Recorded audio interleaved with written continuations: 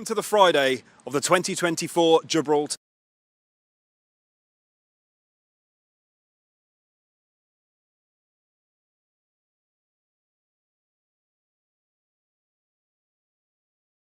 Welcome to the Friday of the 2024 Gibraltar Sevens. Today you have a cracking afternoon of rugby in front of you. We've got the Men's Open starting today and the finals of the Vets. Make sure you stay perfectly tuned to the Gibraltar Sevens. But first, over to our commentary team.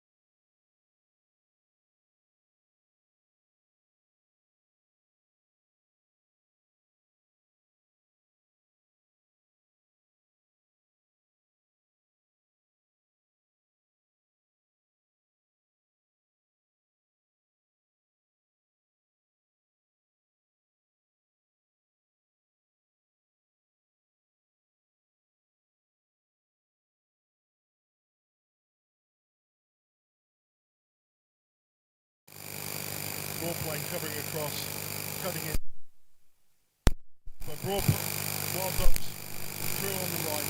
Some poor tackling first.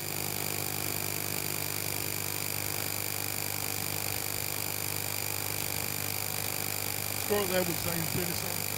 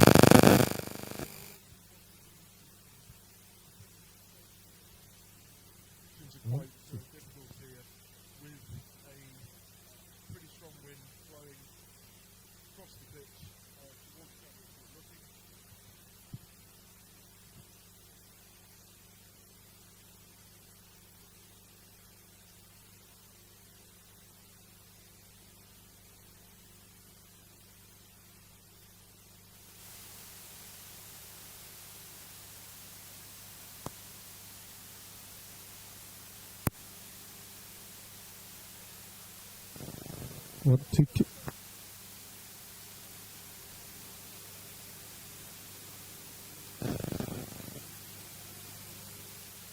I believe there's been some technical issues with microphones. So it's James Watt from Planet Rugby, back on the microphone here as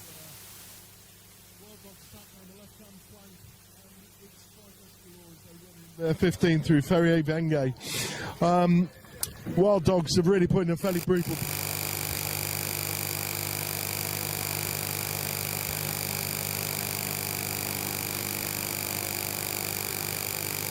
The qualities of any South African side, brutal up front, very strong in contact. They tell me that they're drawn from 17 different countries as a touring side, which is strange as they've only got 14 players here.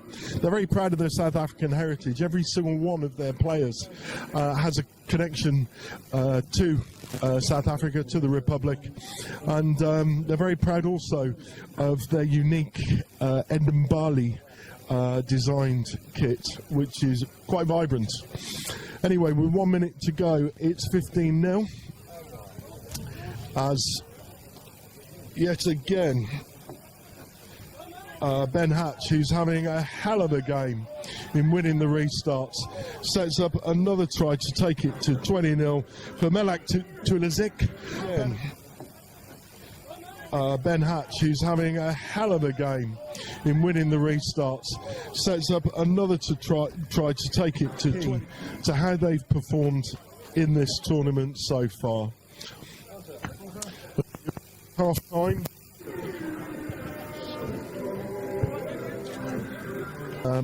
A man who is brave enough to wear a man bun to a Rugby Sevens tournament has been the dominant force on the field.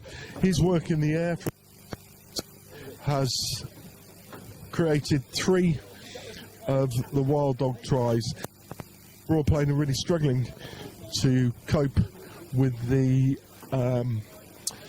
physicality of the South African side. Broadplain had an interesting Sevens tournament here last year. They only formed their Sevens side 6 weeks before they came to Gibraltar. And what was interesting was, despite getting knocked out early in the Men's Open, they then came back to take the Men's Bowl. A real testimony to a club whose first team play in the Gloucester 3 and their second team play in Bristol and South 2. They're very, very proud of their community roots in the West Country, and as we all know, Bristol, Bath, Gloucester, a real hotbed of English rugby.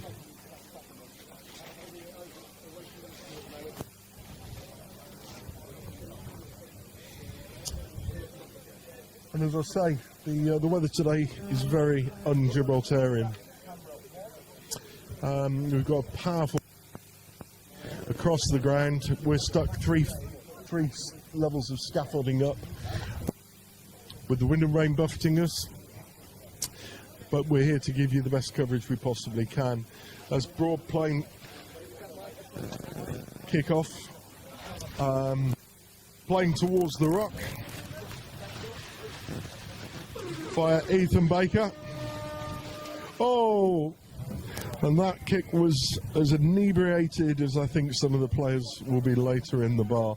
Broadplain very proud of their Hawaiian shirt heritage. They take the seriously indeed. Once again, some really poor alignment in the Broadplain defensive.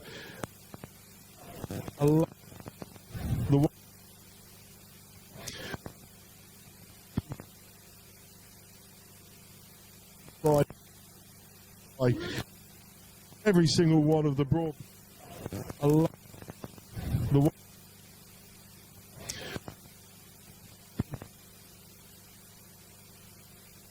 playing have really struggled.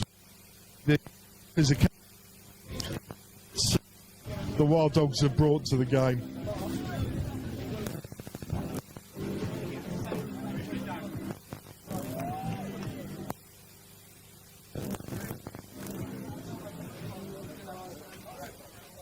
So they've made 4 substitutions. I think they're saving their players for the next round. Probably quite wise. The pitch that we're playing on today has just been recently relayed. Obviously bedding in a little bit as Victoria Park, the football ground Gibraltar, by plenty of a lot of football being played, a lot of soccer being played on. Again, Wild Dogs again breaking through the primary tackling. And immediately we kicked off, the it continues. Score again. Wild Dogs again breaking through the primary tackling. And immediately we kicked off the Baker. Sorry, Josh Wickens scoots over for yet another try.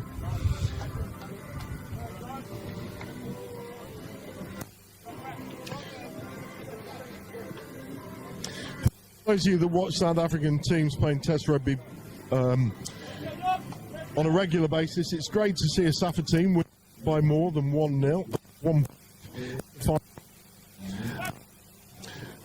But again, you can't emphasise enough the sheer physicality and athleticism the Wild brought to their effort today. And we go again.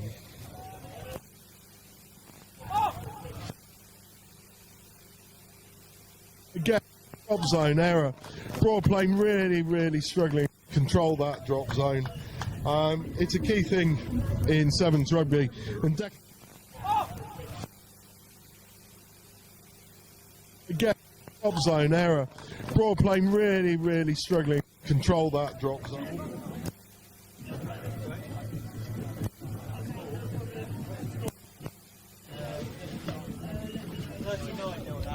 $39-0. It's been all one-way traffic.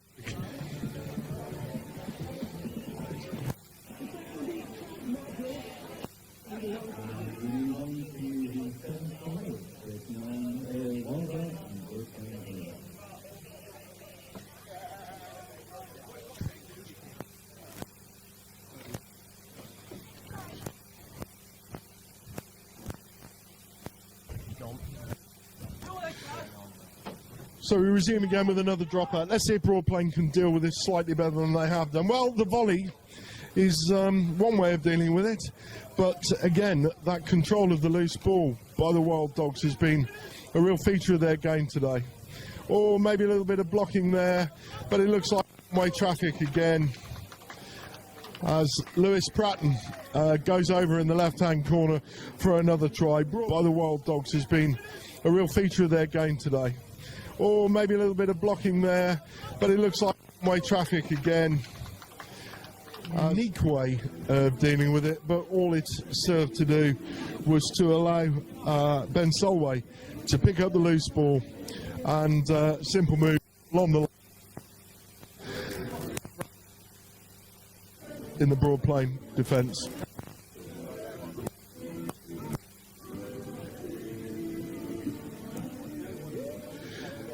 So we're at 46-0, just over a minute left to play. Let's see, and at least make a statement.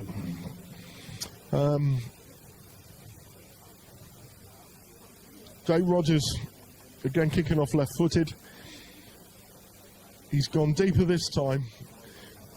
And again, that failure to deal with the restarts has cost Broad Plain so much today. And they're just, again, up against the pump, on their own, struggling with physicality. And a penalty for Hall.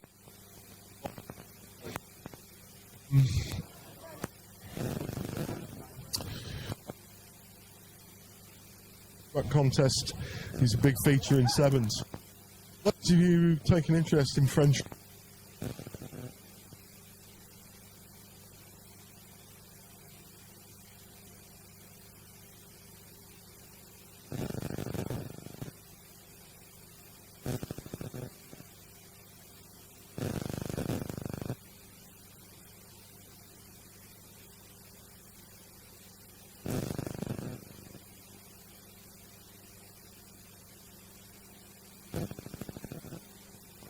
the great Antoine Dupont urged a better play for the.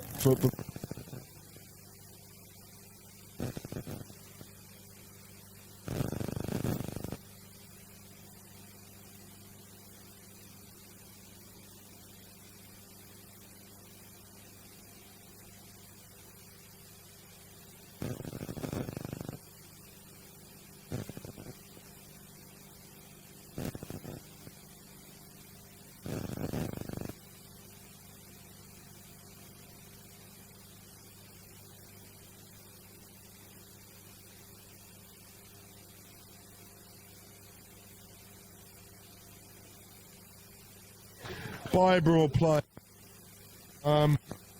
Look.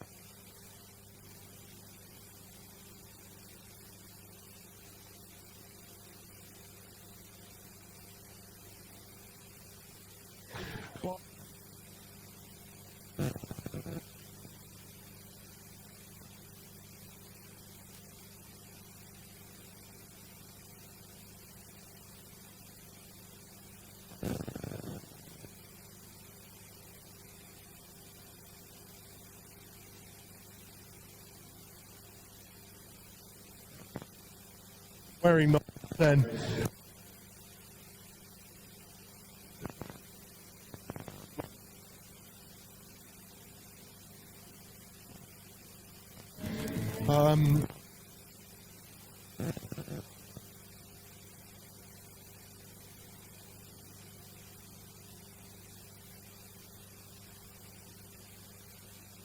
Online in a couple of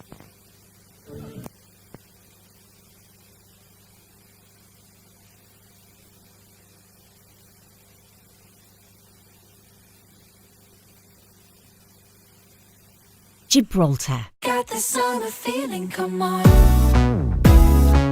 We got the game, cool champagne, light it up tonight. On fire, won't stop, don't stop. Give me the getting down, funky sound, cherry sugar high. Now raise your glass up, hands up. Give me the summer feeling. Got the summer feeling. Visit Gibraltar, where the Med begins.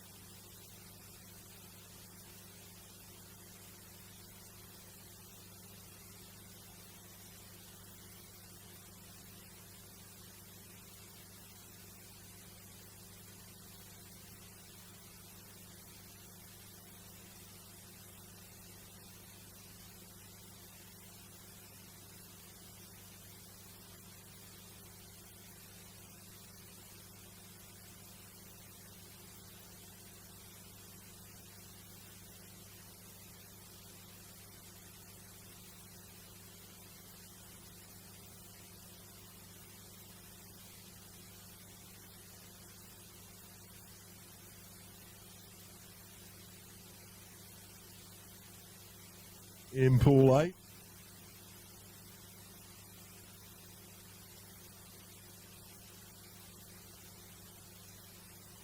in teal green. Interest in Test rugby. The referee today is the great Jonathan Kaplan, until very recently the most capped test referee in the world. 2 test matches, including 2 World Cup semi-finals. Unfortunately, he was slated to get the 2007 final, but his chances were stymied by the fact the Springboks got there and meant he was cup-tied as a referee. So although being one of the finest referees that we've seen in the 15s and 7s game,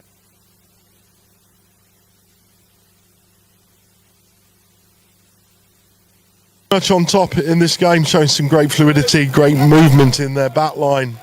But Gibraltar staying wide enough to cause scrappy 7s to reach. And again, Gibraltar, their scramble work has been brilliant, and that's great work over the top, jackling for the ball and recovering an almost situation. That's an incredible piece of scrappy 7s concede by coming around the side, taking the ball out the ruck, and with the eagle-eyed Kaplan on the field, you're never going to get away with that, are you? He's one of the greats. So Gibraltar have been under, and they've got a chance to clear their lines. They clear up to the 10-metre line with a fine kick. The wind and the rain has subsided here at Europa Park, which is great for all of us position, as we were getting absolutely hosed by wind and rain, and the comms team who were under a big blue tarpaulin trying to keep the equipment dry and keep themselves dry.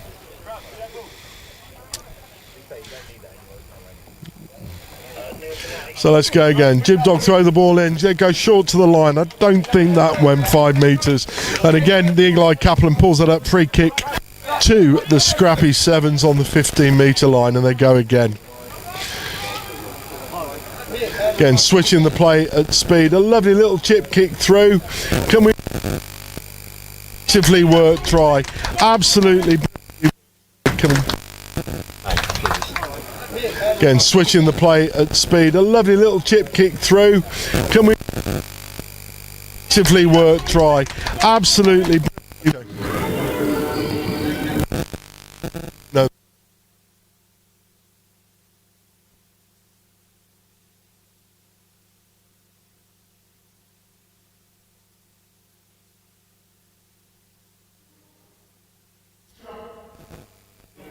Have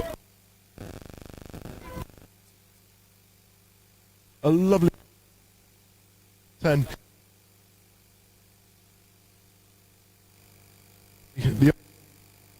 The score, first score of the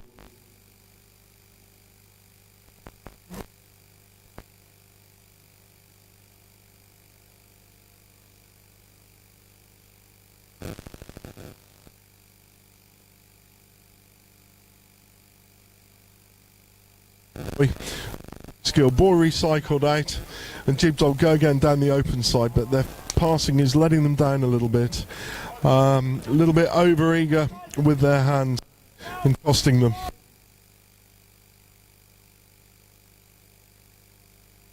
It looked like he's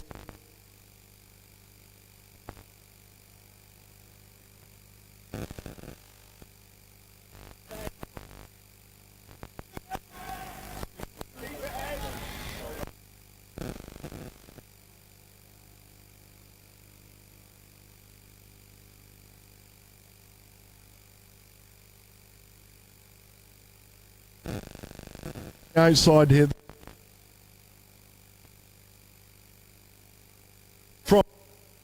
And they go over the post for their second score. Outside here.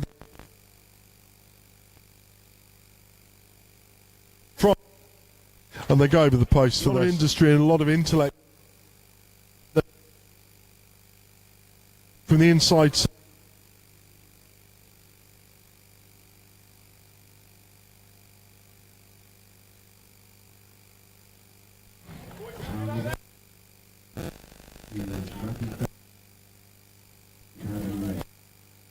So we're 12-0. Got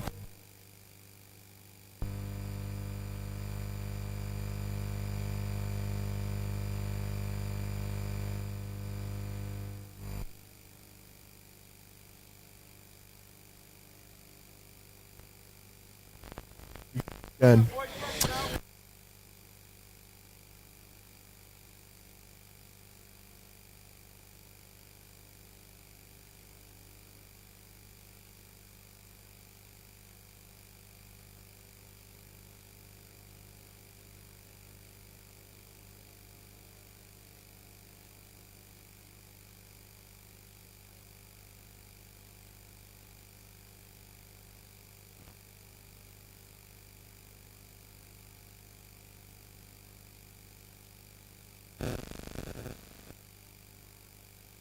In defence, just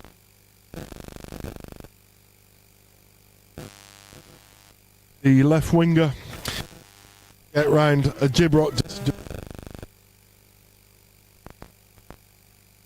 Just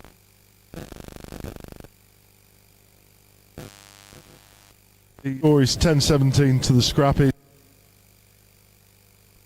From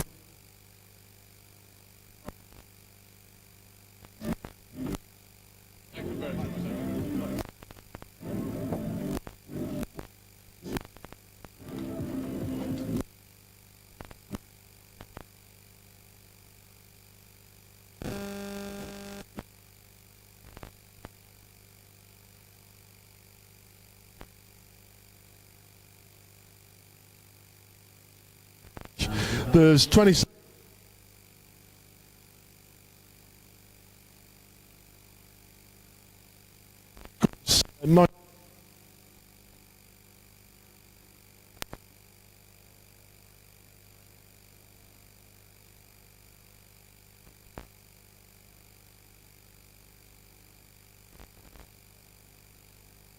Brock flanks the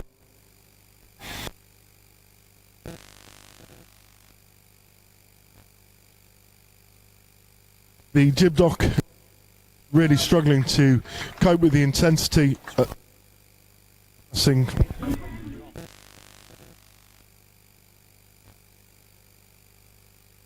The Gibdoc really struggling to cope with the intensity. Yes, perfect. And that is why, Jonathan Kaplan, you are in charge, because you know exactly what to do and when to do it. Yeah. Welcome to Gibraltar. Thank you. What do you think of our little home on the southern tip of Europe? Yeah, I love it. First time here. Been around the world, obviously. My best days are behind me, clearly. The speed of the passing.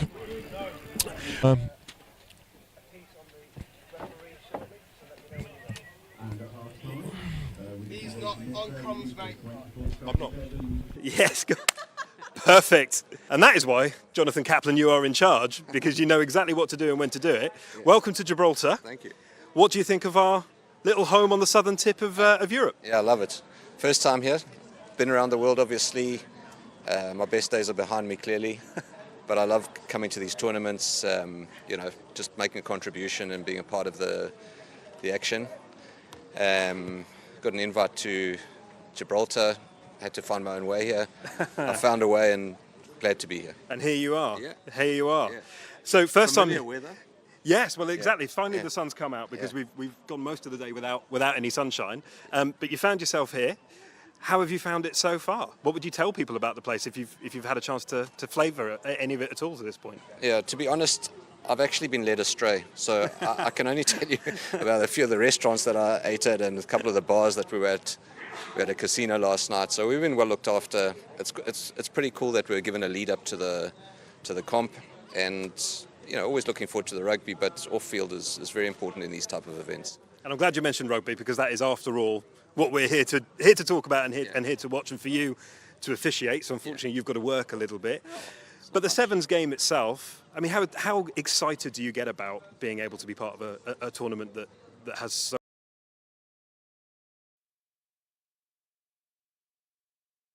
much variety, really, and so much to see? Yeah, look, I'm pushing 58 soon, so you know, when you talk sevens, there's always.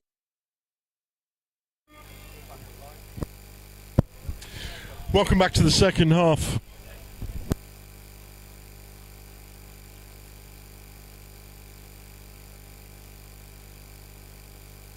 Can you hear me? Yeah, welcome back to the second half as Gibraltar finally mounts an attack down the middle. Lovely little grubber through, but handling confounds the local side. Unfortunately, the ball's knocked on. This has been a thrilling game of sevens. The scrappy team have shown a real level of skill with ball in hand and appetite to run the ball that's been quite thrilling. And they go again with the score at 24-0 after 1 minute of the first half. Feature of their game has been the ability to draw a defender, commit a man and then offload out of the tackle, as we've just seen there.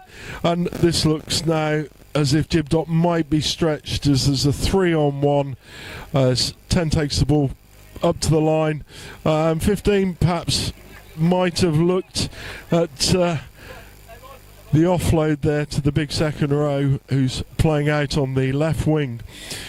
Players in sevens really have to make themselves available, look at what their teammates are doing there, and that really required either the inside centre to cut back and create space for the man on the outside, or the man on the outside to run a line on the inside where there was no cover defence.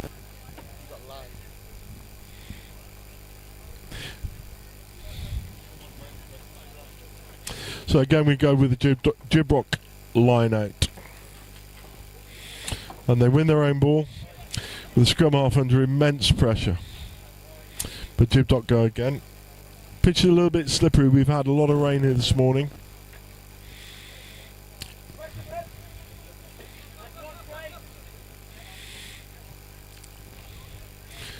And Scrappy are really defending well, putting a lot of pressure onto the Gibraltar boys with ball in hand.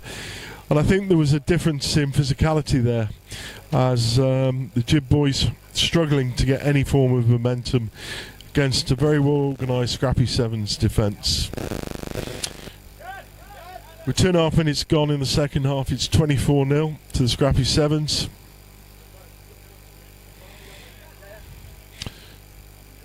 As the Scrappies make a substitution. First scrub of the game, I believe. It'll be interesting to see how this one goes. An eagle-eye South African, Jonathan Kaplan, officiating. A man that loves the scrum, as all South Africans do. Yeah, the Scrappies recycle well. They go left against the grain, and some really poor defence down the blind side allow the Scrappies to go over for their 6th try. Yeah, the Scrappies recycle well. They go left against the grain, and some really poor defence down the blind side allow.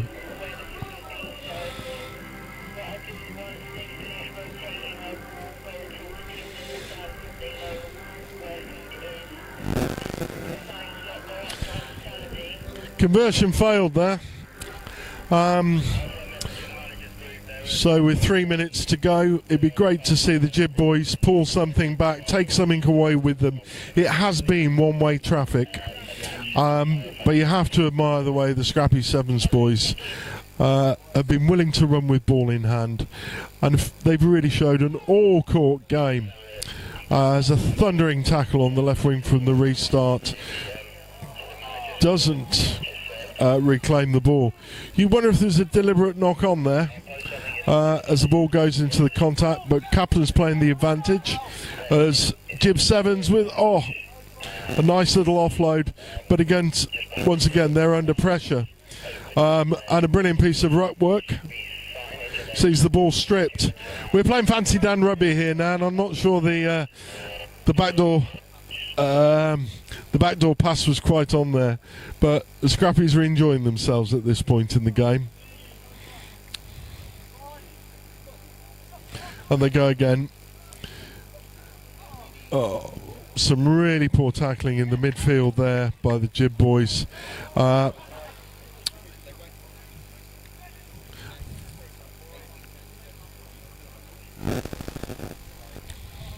And once again, that one-way traffic continues as the left winger goes over.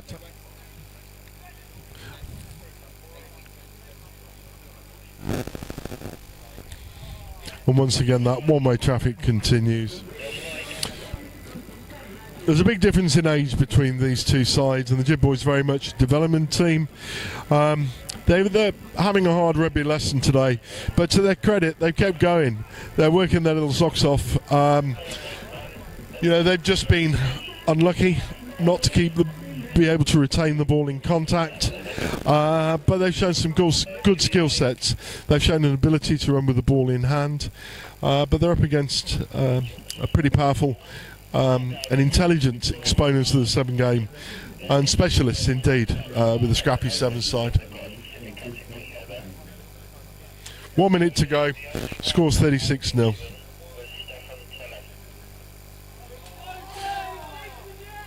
As once again, we can't emphasise enough how much restarts and the controlling of the drop zone from the restarting players. In both the games we've seen thus far, the restarts have been the absolute feature of both teams' win. As again, Scrappies go over for their thus far, the restarts have been the absolute feature of both teams' win. As again, Scrappies, Jonathan Kaplan, he's looking at his watch. Will we have enough time for a restart? I think we should do.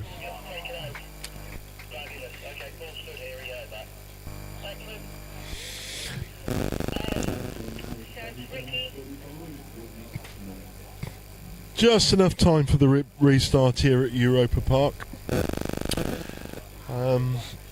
Scrappies are clearly through after a powerful display today as they go right from the restart and they go deep. The Jib Boys have really struggled to get out of their own half from those deep restarts.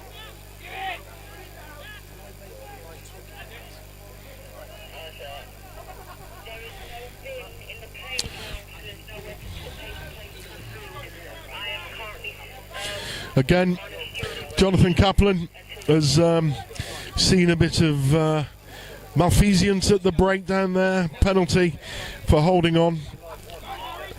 Oh, brilliant piece of tap tackle from number 7 from Scrappy Sevens. But again, Jib Boys have recycled the ball and they go right. It would be really great to see the local lads get rewarded for their efforts today. And now their outstanding player, the fullback, 15 in space. He's pulled down 20 metres short of the line and the ball's recycled. Jib go left. Hands clearly in front of the ball in the jackal there. And Jib Boys go right, but it's going to be a penalty under the posts. Player going past the ball in the jackal, hands on the ground. Jonathan Kaplan, a test match referee, he's not going to miss that, even with his failing eyesight at 57. Jib go again. And they go left at pace. And they squeeze over for a consolation try. That's a Jib go again. And they go left up and they squeeze over, crossover for a consolation try. Final score is 43-5 here at Europa Park, and Scrappy Sevens have got a pretty memorable victory with a conversion to come. Oh, and that'll be a lovely moment to remember for the Jib Dog Boys. It takes the score to 43-7. We'll be back with the first Pool B game in about 20 minutes.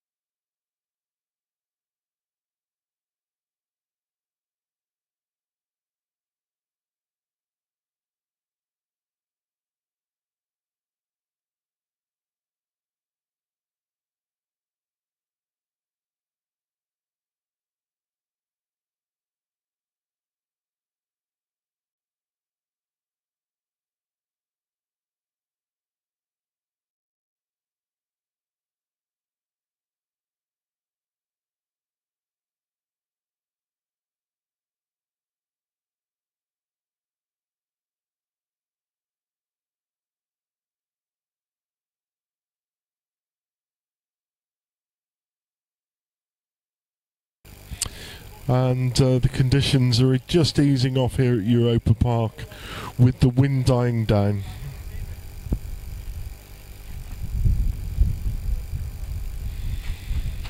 Try has the restart. It means that pressure's just maintained. And the Army Intelligence Corps attack through the centre of the pitch. Buccaneers primary defence stays strong, and the Intel Corps recycle going right. It's a game of good contact. There's some really good collisions, really good defensive work. Rather less so accuracy in passing there, but the Buccaneers' defence has held strong. Intel Corps looking for an advantage on the right, but poor handling has let the ball go astray. But referee O'Neill adjudicated that the Buccaneers were offside in defence there, and the Intel Corps have a penalty on the 22-metre line. And they go with ball in hand, right to left. Very direct line by number 4. But the tackler not rolling away, not releasing, going for the jackal. Surely that wasn't 5 metres. There's some robust clearing out there as well. Nice to see in a sevens game. And as they try and go inside, the Intelligence Corps aren't living up to their names here, as they're not using their intellect. They're going very, very sideways, very lateral across the pitch. They need somebody to straighten it up.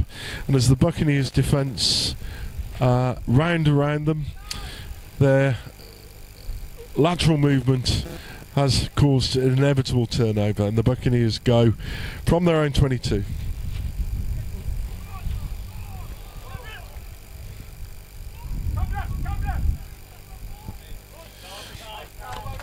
This game's been fought really, really well in terms of the contact battle. And that breakdown has become a real feature of competition as, again, referee O'Neill adjudicates that the Buccaneers have not rolled away in contact, and they go again left to right. Another breakdown. This is like watching the Springbok Test match. It's become the key battle within the game. Probably the teams are evenly matched, and I think you get more contact in sevens if the teams are evenly matched.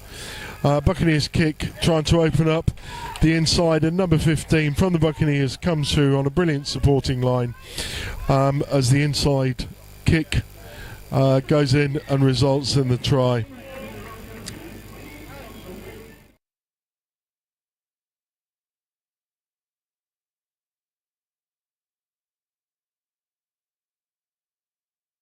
In front of them,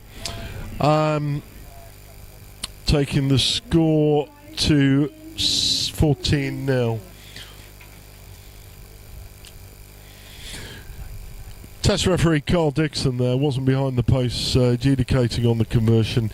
He was actually on the touchline speaking to some of his many fans. And our producers just said, and his mates, but I know Carl pretty well. I know he hasn't got any.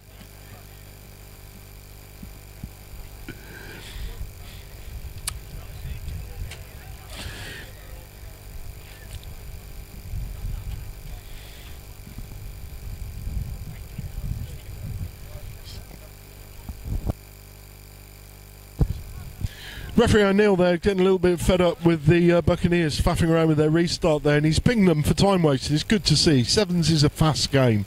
We all like a great game of sevens, but a good game is a fast game. As again, that contact area comes into play with the Intelligence Corps player penalised for rolling on the ground and preventing sealing off from the tackle. We go again with the Buccaneers going right to left. A brilliant piece of handling and regathering by number 6. Again, another ruck. This game's had more rucks than a test match.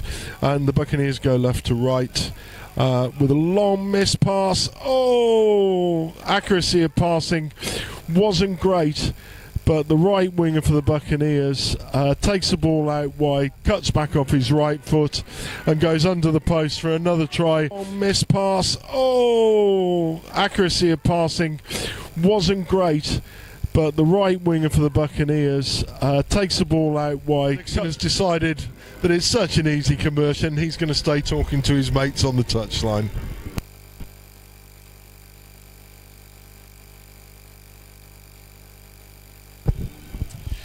Conversion was missed, 19-0.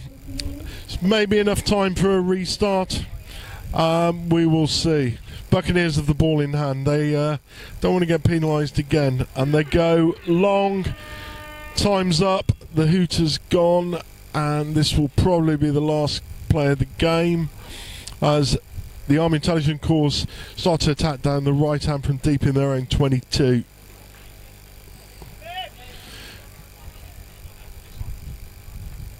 Great rope work by the ball, great ball retention as the Intel Corps go right to left into contact. If they recycle the ball here, surely there's a man overlap. No, they can't, and they cut back inside and they start back going right to left. Brought down on the halfway line. The ball's recycled with a 3-on-3. They can hold their line now. Yes, they can. Brilliant offload out the back. To take the ball on 10 metres, a cut back. Oh, great bit of work by the Buccaneers in terms of the tackle. But again, hands on the floor before the jackal. Hands on the floor before the jackal has cost them. This has been a feature of their jackling. They're jackling past the ball. And in a sevens game where the ruck is a very exposed environment, it's very easy for the referees to see players going behind the balls and not supporting their own body weight. And again, one of the features of sevens as a sport is when there isn't so many players at the collision and pile up, maintaining your own body weight and supporting your body weight at ruck time is a very important part. So brutal piece of handoff by the loose head prop from the Intel Corps. See him go over to open the scoring for the Army. Important pass. So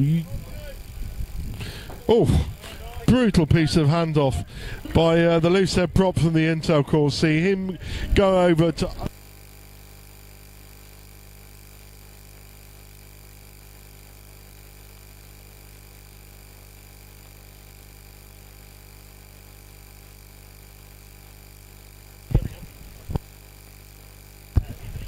conversion goes over. It's 19-7 to the Buccaneers. This has been a really thrilling contest.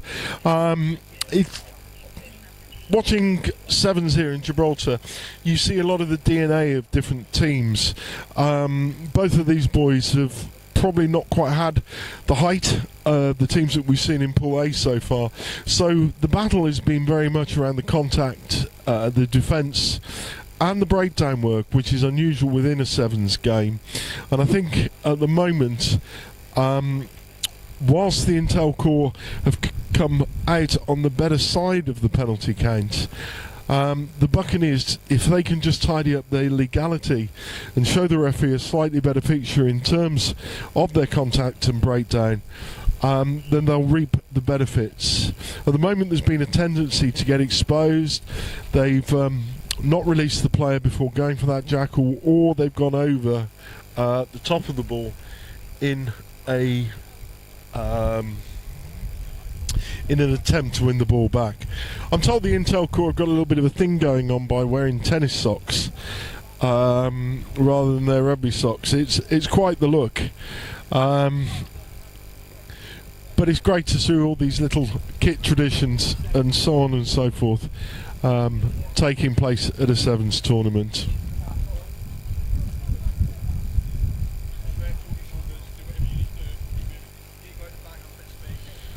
So second half restarts. It's 19-7 to the Buccaneers.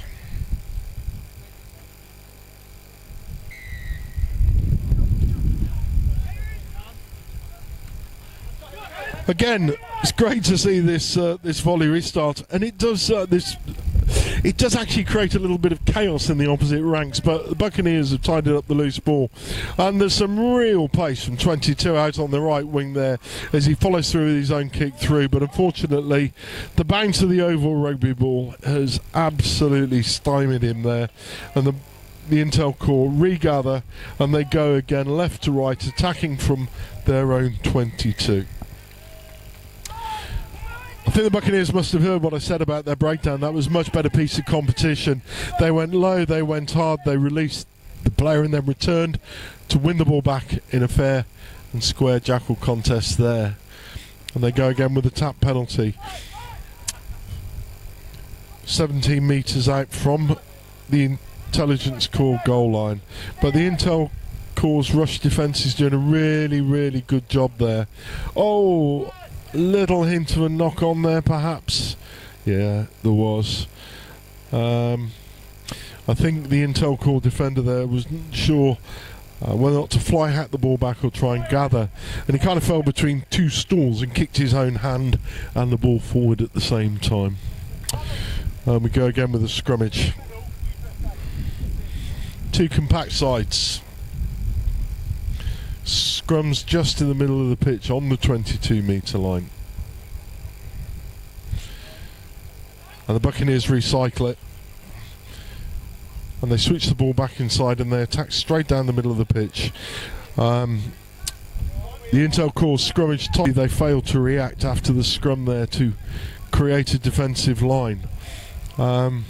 Maybe starting to feel a little bit fatigue here as the Buccaneers attack hard on the line. Surely that's a penalty for tackling on the floor. Really, they failed to react after the scrum there to create a defensive line. Maybe starting to feel a little bit fit in the second half.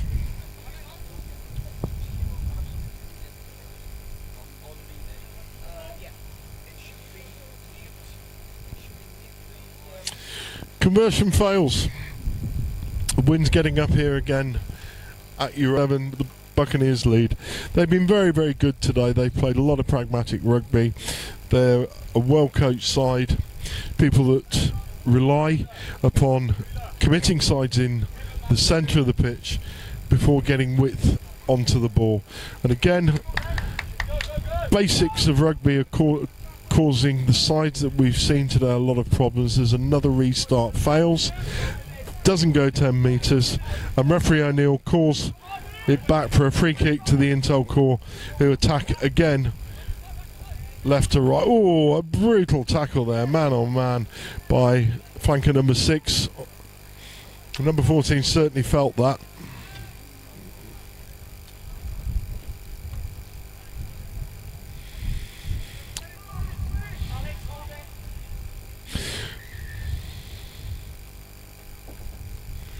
Got a player down here. There's been some brutal tackling in this game. It's been an incredibly physical game.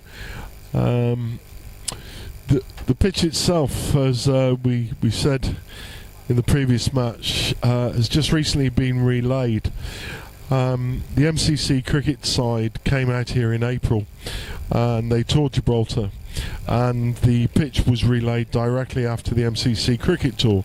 In fact, the commentary position is just adjacent to the cricket pitch here at Europa Park.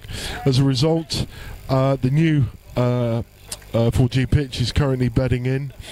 It has a little bit more length and a bit more a little less grass coverage perhaps than the old one did, but this is a result of the local Victoria Park being redeveloped by UEFA, and for the next 5 years Europa Park will be shared on an allocations basis, both between the cricket, the rugby and the football teams. 3 minutes left to go as the physios are on here. Was a leg injury, player down, player safety is of paramount importance. 24-7 to the Buccaneers.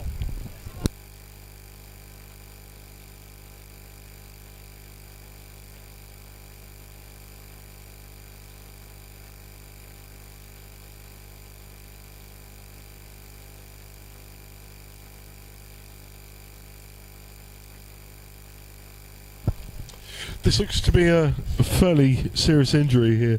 Player's down, he looks as if he's twisted, torn his ankle ligaments. It's never good to see a young player at the start of a sevens tournament go down. and suffer an injury, but looks as if he's going off here and he's been carried off by his teammates. For those of us of a certain generation who played sevens, many of us, especially the forwards, will know the strategic pull of a muscle, so that we could enjoy ourselves in the stands. But I think these boys are big enough and hard enough not to do things like that, and this looks pretty nasty injury, strained ankle ligaments, and we restart with a scrum to the Buccaneers on the 10-metre line on the right hand side of the pitch.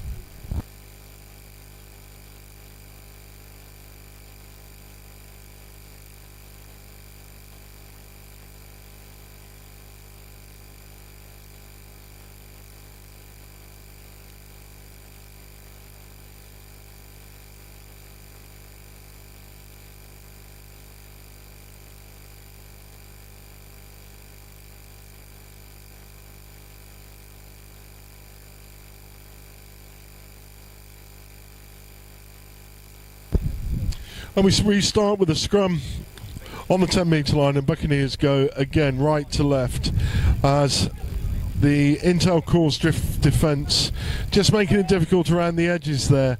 They got up fast in their face, but boy oh boy, number 15 for the Buccaneers, he has absolutely gassed the Intel Corps defence there. A brilliant individual try, probably is there. They got up fast in their face, but boy oh boy, number 15 for the Buccaneers, he has absolutely gassed the Intel minutes, with conversion to come right under the posts. And yep, that one's gone over, taking the score to 31-7, and there's just over a minute to go. This game's been a little bit more even than the scoreline suggests, but I think the Buccaneers just have that little bit more gas in their backline, their bit of pace, and they're unloading their bench now as they make three substitutions. It's been a brilliant game by number 15 for the Buccaneers. He's been an outstanding contributor to the Buccaneers, and boy oh boy has this guy got some pace. We restart again, a minute to go. Oh, and yet again that wind is creating havoc. Oh, there is a penalty, clear penalty there, tackling man without the ball, but the referee says play on, as the Army Intelligence Corps clearly have an advantage. However, poor passing in midfield allowed the Buccaneers to take the ball over. Surprisingly, referee O'Neill considers he's played the advantage there.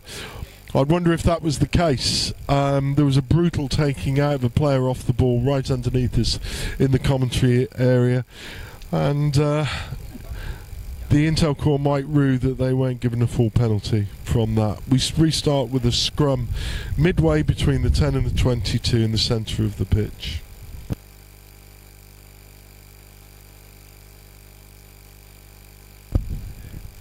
Buccaneers go again as they win the scrum, going right, down the right. The hooter goes for the end of time, and once again the Buccaneers have moved out of the back line. It's that 15 again, whose pace has been the hallmark of this match, who goes over for his third try. The hooter goes for the end of time, and once again the Buccaneers have moved out of the back line. It's that 15 again, whose pace has been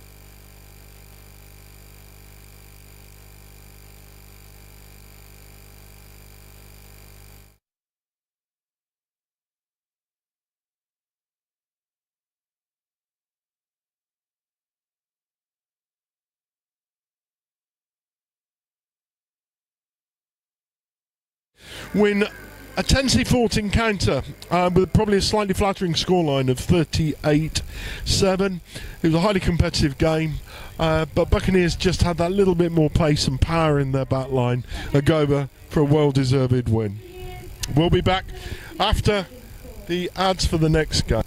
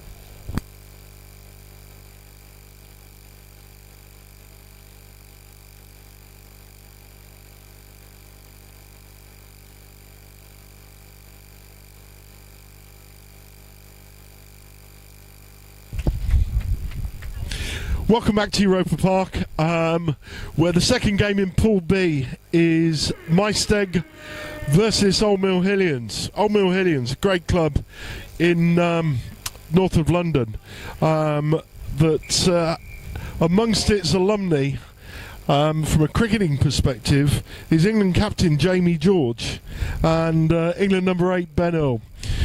It's a club owned by Nigel Ray, the benefactor of Saracens Rugby Club, and the Sarries boys see it as their home cricket ground and have a lot of fun playing there. This is England versus Wales. It'll be one that goes right down to the wire. And here we go.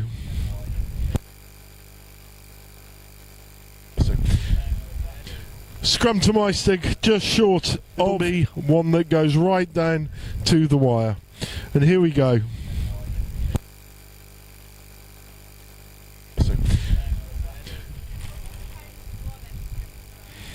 From the last game, 38-7. Local referee, Paulo Vitas, calling the shots as Miesteg go down the blind side. Brilliant piece of work by their scrum half. But Old Mill Hillians are up to it, and their scramble defence keeps them in the game as Miesteg win the ball on the floor. But it's gone forward, it's knocked on. A referee VS calls for a scrummage. 2 Mill Hillians deep in their own 22, just north of the 5 metre line. The sun's warming the pitch up here in Gibraltar, but we've got a lovely breeze circulating around the stadium. The players really suffering the heat over here. It can be a brutal day, but Miesteg scrum, well, they had Mill Hillians on the rat there, but Mill Hillians managed to control the ball at the back, and they go breaking out of their own half. Oh, there's a high tackle there, and some brutal defence by Miesteg. They're not holding back here, and the ball goes forward. You might wonder about the height of one of the tackles there, but referee Vias believe it to be legal, and he's closer to the action than I am.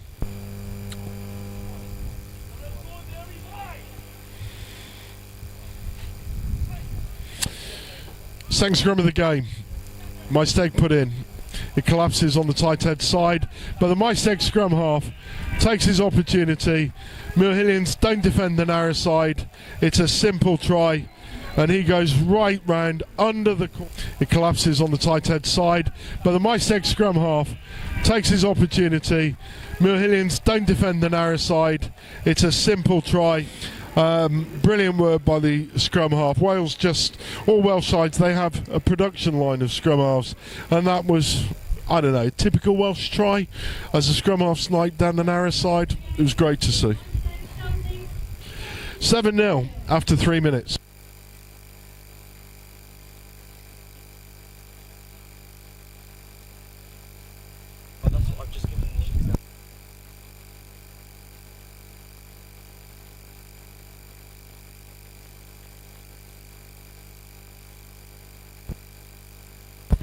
We go again as Miesteg kicked off deep onto the 22 metre line. Mill Hill have the ball on their 22, coming out as we hit a ruck. Player fails to roll away in the tackle, and Mill Hill go again right to left. Oh, an unsympathetic pass there, but referee Vias concedes that doesn't go forward. Mill Hill look as if they're holding on here, but they recycle it, and they go again, going left to right on the 10 metre line. Some great power through contact. Number 10 for Miesteg fails. I think referee Vias has said he's gone behind the ball, placed his hands on the ground and failed to support his body weight there. And Mill Hillians go again with a tap penalty, literally. Nope, they're going to go and kick deep. They're just short of the 10 metre line. They've got the wind behind them, and they've made probably 15 metres out of that. Probably says something about the Miesteg defence that Mill Hillians have decided for the penalty and line out there. I'm joined by Tom Reed, the development director of Gibraltar Rugby, here on the mic up in the scaffold. Tommy, enjoying the day? Is it going well for you? Yeah, it's been really good fun. It's been great to see so far. Obviously, the sun coming out now as well after a bit of a overcast patch we had at the start of the day. But it's really great to see the rugby really kicking off now. We had the Vets obviously yesterday as Old Mill Hillians just try and dink through and cover in behind, but it does come well from Miesteg, who have the pressure put on them here by Old Mill Hillians. Great work to time being won there by Miesteg in. As Miesteg now go through now, just hitting off those first two tacklers, getting that pass away, and now some space down that far side. Has been brought down now. Still in play despite the best efforts of Old Mill Hillians. Looking to now move that ball down. Some big pressure coming on from Old Mills here, but it's creates a bit of a staggered defence. And the pressure coming on, what a hit. And the pressure from Old Mill here really, Miesteg, they've got some good options. They try to find the space around the outside, but just couldn't quite execute. I think what's been interesting, Tom, is when you look at each game, you get a different DNA of each fixture we've played. Over the 4 games we've seen so far, we've seen the first 2 in Pool A were very much dominated by restarts, by big men in, with great aerial skills. And I think within the Sevens game, if you have a side that competes brilliantly at the restart, you're an incredibly formidable side. And as we look to the 2 Pool A fixtures, they've been games that have been won by speed and ability to compete for the ball on the floor. Completely different. So what's really lovely is you've seen the full range of 15's skills, but in the microcosm or the framework of Sevens.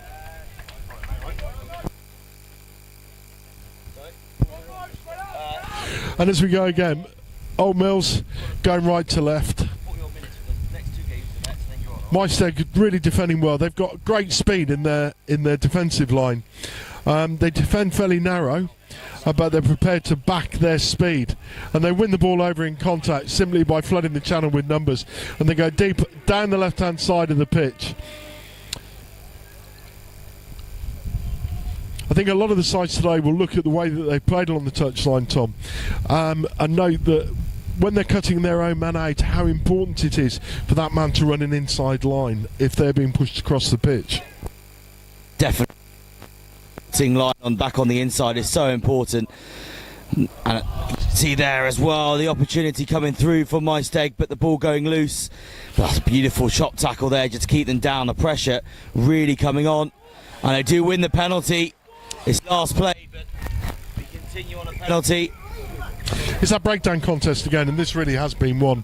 Well, it's been great fun by both sides. Great commitment to the breakdown, and there's a little bit of shenanigans going on between the two. Yeah, it certainly is, and referees really got to get a handle on things like this. This is where the game of sevens, time and space is so important.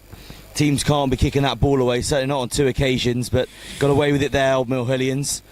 But it will only just infuriate Miesteg, and it will drive them on to punish them on the scoreboard. It's the Welsh howl coming through, and I think it's always those things. Whenever a Welsh side play an English side, you're always going to see a bit of niggle at the breakdown. And here Mill Hillians break out of defence, and they reclaim the ball on the 10-metre line.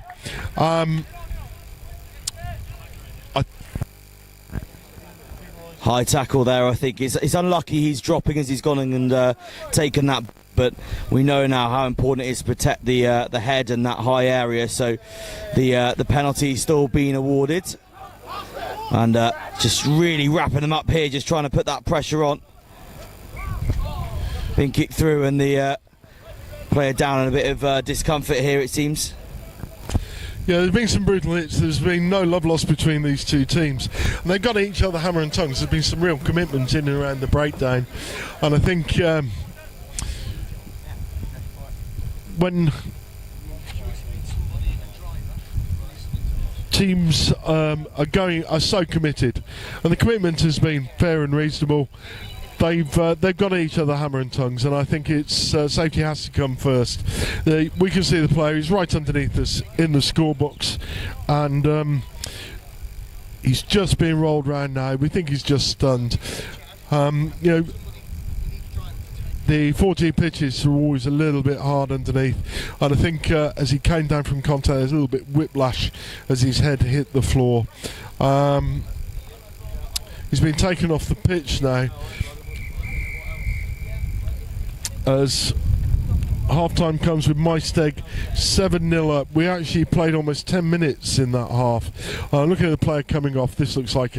Actually, no, it's not whiplash. This looks very much like a dislocated shoulder or a subluxed shoulder. For those of you who've done it, it's one of the most painful injuries going, often landing on your elbow. You'll push your shoulder out, and number 8, Gorry, looks to be in a lot of pain there. It will be ice. Rest ice compression and elevation for this young man, and he'll be off the alcohol, as all these fine athletes are. We'll be back for the second half very shortly.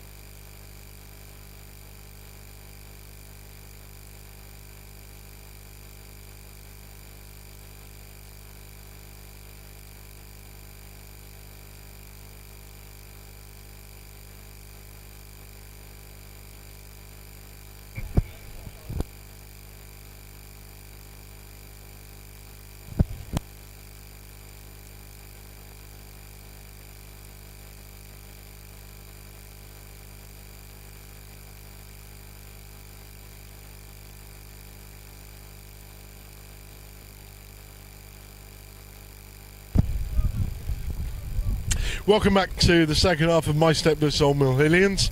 It's 7-0 at half time. It's been a brutally contested game, very even one. A lot of power in midfield, big emphasis on the breakdown.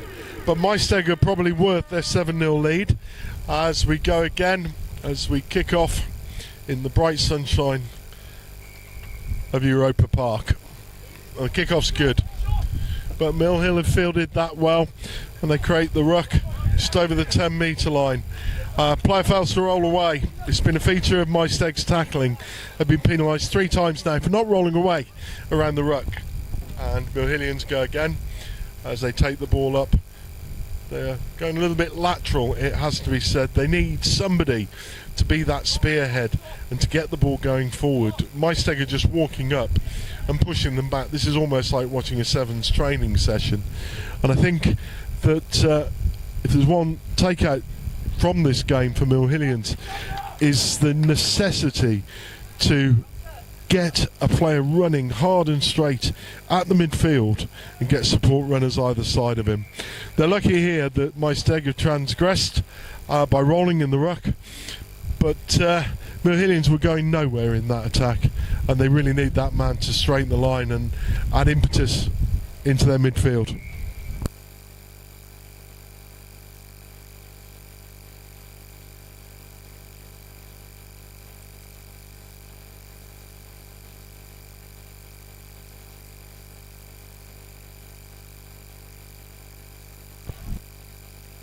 Mill Hill again, they attack down the left-hand side of the pitch, really struggling to get any momentum or go forward as they drive it up just short of the 10-metre line. Surely that must be offside at the ruck there, but eventually they finally realise a way of breaking that Miesteg defence as number 10 for Mill Hillians chips through, regathers and goes under for a brilliant individual. Must be offside at the ruck there, but eventually they finally realise a way of breaking that Miesteg defence as number 10 for Mill Hillians. Chips a little bit of intelligence to see how fast the Miesteg defence were rushing up, to use the boot, get through and rely upon the service to regather his own trip. That was an outstanding try by the Mill Hillians number 10 that takes the score to 7-all with the conversion good. There's 5 minutes to go at Europa Park.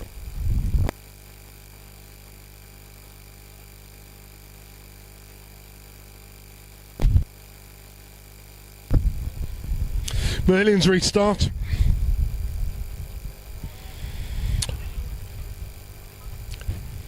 Four and a half minutes to go with the scores level. Sorry, 3.5 minutes to go with the score level. Everything to play for. As the restart goes high into the sunlight. But Miesteg deal with it well and get some real momentum up off the carry, but then spill the ball in contact. Oh!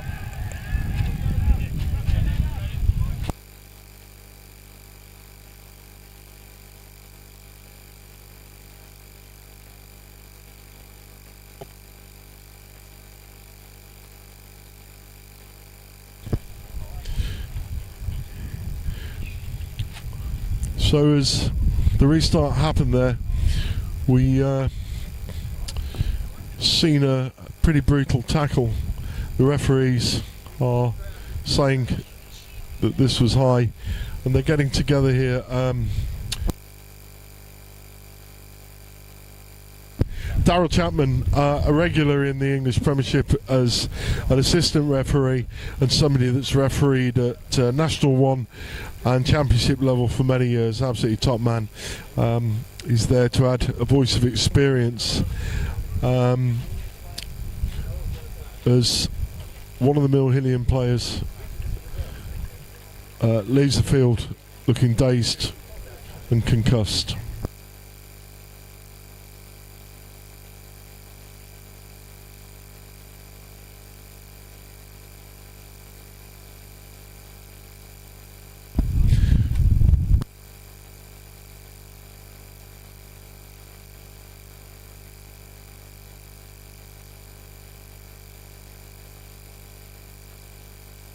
So Mill Hillians, despite the injury there, have had a player sent from the pitch.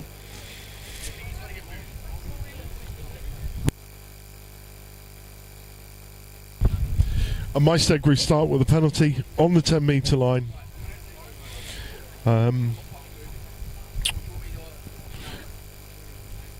As there's been a long break in play here.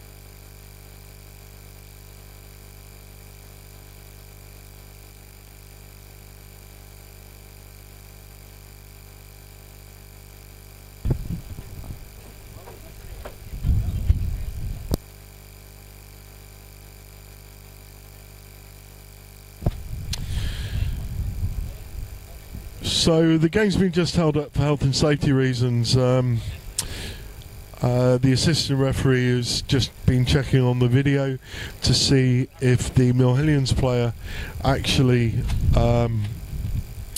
was unconscious before he left the pitch. Health and safety being taken very, very seriously at the Gibraltar Sevens, and eventually Mill Hillians get their replacement player on. They're down to 6 men after the yellow card for a deliberate knock forward, making it almost a mountain to climb against a fast and pacey Miesteg side who now attack down the left hand side of the pitch. The score is 7-all with 3 minutes to go as Miesteg, as their prop finds the ball in open space in midfield. Not away at place a prop wants to be, but Miesteg attack down the left as they gas.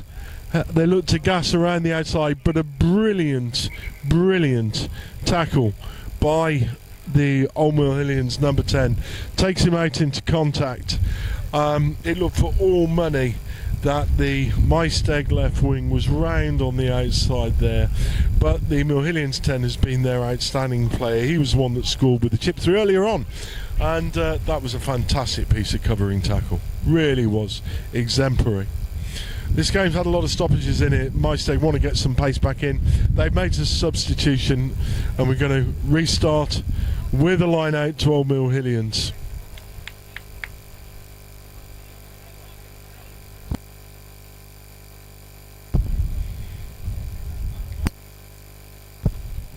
Miesteg really struggling underneath the pressure of the Miesteg defence there. Some poor handling under pressure, and I think we might. Oh, Miesteg are incredibly lucky not to be penalised for holding on the floor there, and remarkably,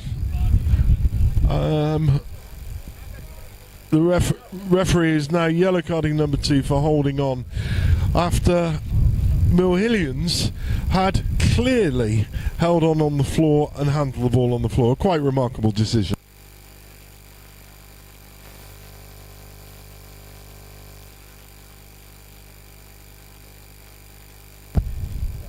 And we go again. Miesteg attack down the middle of the pitch. The score's still 7-0. There's all to play for as Miesteg break out of their own half, down the left-hand touchline.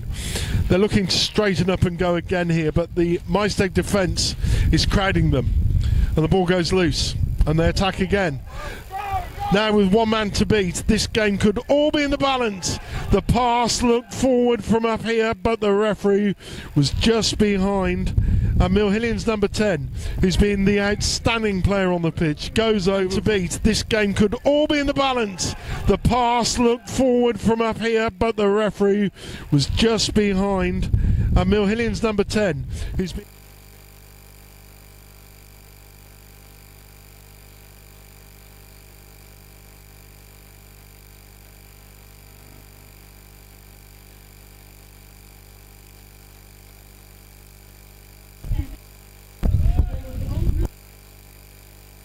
Conversion goes over. It's 14-7 to Miesteg. This has been a wonderfully fought contest.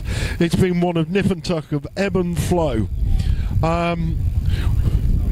It's always great to see the Welsh and the English go hammer and tongues, and that tradition's being held up to its utmost here at Europa Park.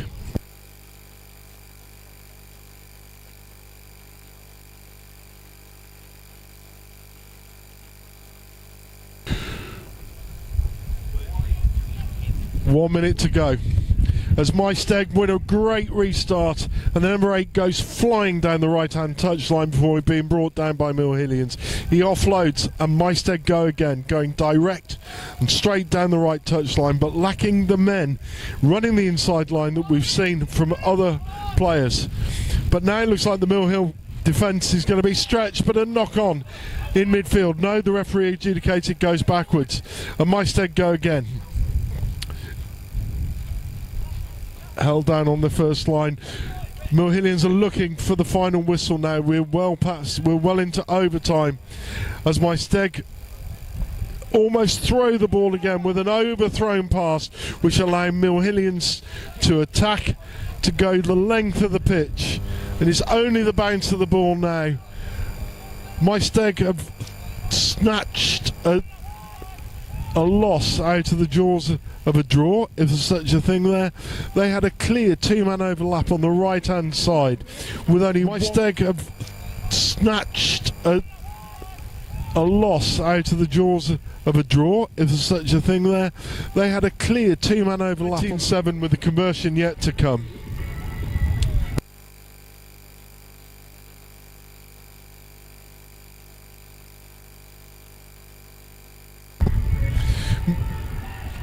Miesteg convert. The score is 21-7.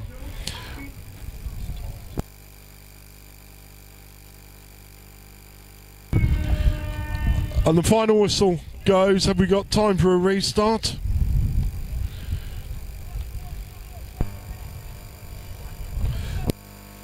The referee believes we do, so Miesteg will kick off. Playing towards the rock. And they go deep into Miesteg's 22. Miesteg come back in defence, come back out of attack as they pass the ball on the line, and manage to get some width out onto it. It's a foot race now for the line. Great sidestep by number 4 for Miesteg. He's turning 10 inside out. And then one of the big forwards comes in and does what big forwards do and knocks the ball on after all the work by the man in the back line. Final score is 21-7 to Old Mill Hillians. A really spiky game, a game that's been very entertaining, and we wish the best for all the players that were injured in that game. We're signing off for a little bit. We'll be back for the next round of games in about half an hour or so.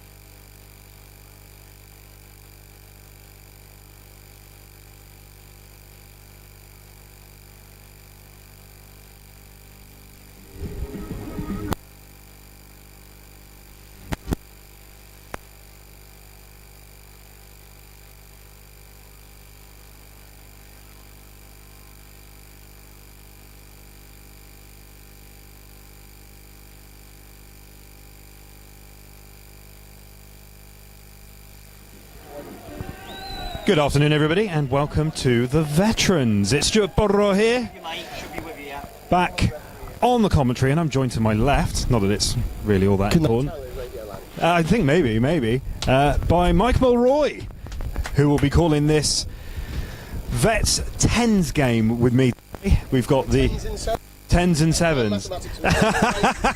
I'm not sure if that works. It's divisional Pythagorean theorem, I'm not sure. Fractions were never my strong. Yeah. Definitely not. But we've got in front of us, we've got the mussels from Brussels. You've actually as well as the other guys, because they suffered so much in day one. They're now they're borrowed players, shall we say. If you have a look at the socks and the boots, they're a little bit bar than they were before. It's a very bar. So we've got the Brussels Barbarians against the Barbarian Old Boys in the stripy red. We've got the Brussels Barbarians kicking off the game right there. There's some class rugby to be played in the Vets, and the great thing is they don't care. They just love having fun. They do. And it was a bruising encounter that you've just been watching, and this will be the silky skillful. Well, I actually think that the thing that's going to be bruised most this today is the ball from the time. But one thing's for sure, we've got a great conclusion to the Veterans Tournament coming up over the next to 50 minutes. So thank you very much for joining us. And 2024 Gibraltar Sevens. This is the CGIce Veterans here live from Europa Point, the most southerly tip of Europe. Played in this lovely Europa Sports Complex. If you joined us yesterday, you'll know that I like talking about rugby and I like talking about history combined with a little bit of Gibraltar. So you've come to the right place. But we have some bruising encounters ahead of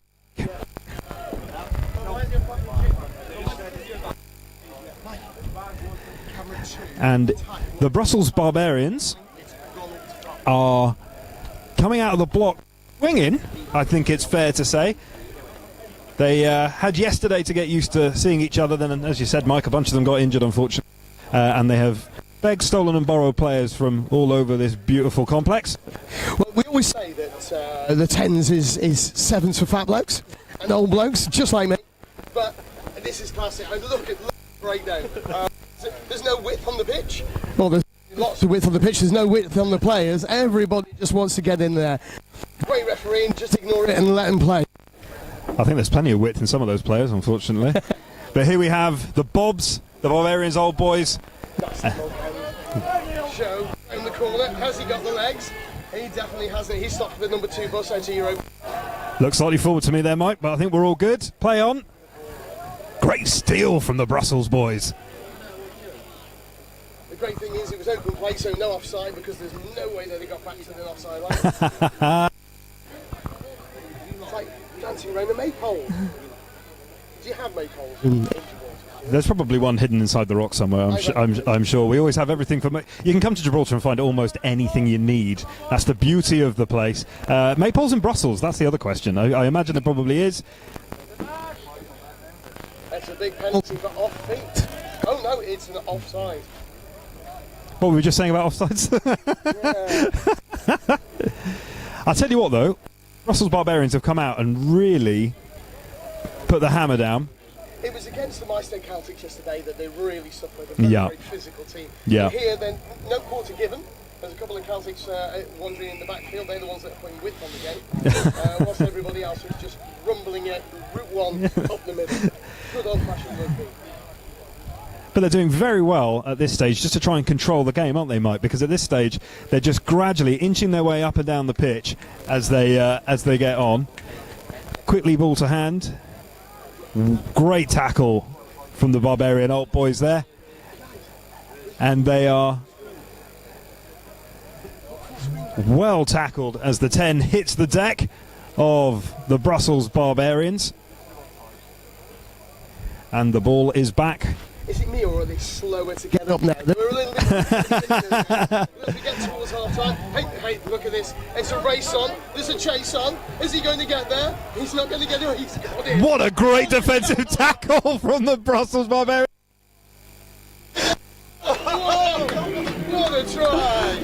Race on. There's a chase on. Is he going to get there? He's not going to get there. He's got it. What a great defensive tackle from the Brussels Barbarians. Defensive effort from the Barbarians. Great stretch over the try line there. And just a reminder for everybody at home, it's 10s aside and 10 minutes a half, I believe. No, We've changed it. We did change it. Oh, no. It's the first one. It fits in nicely.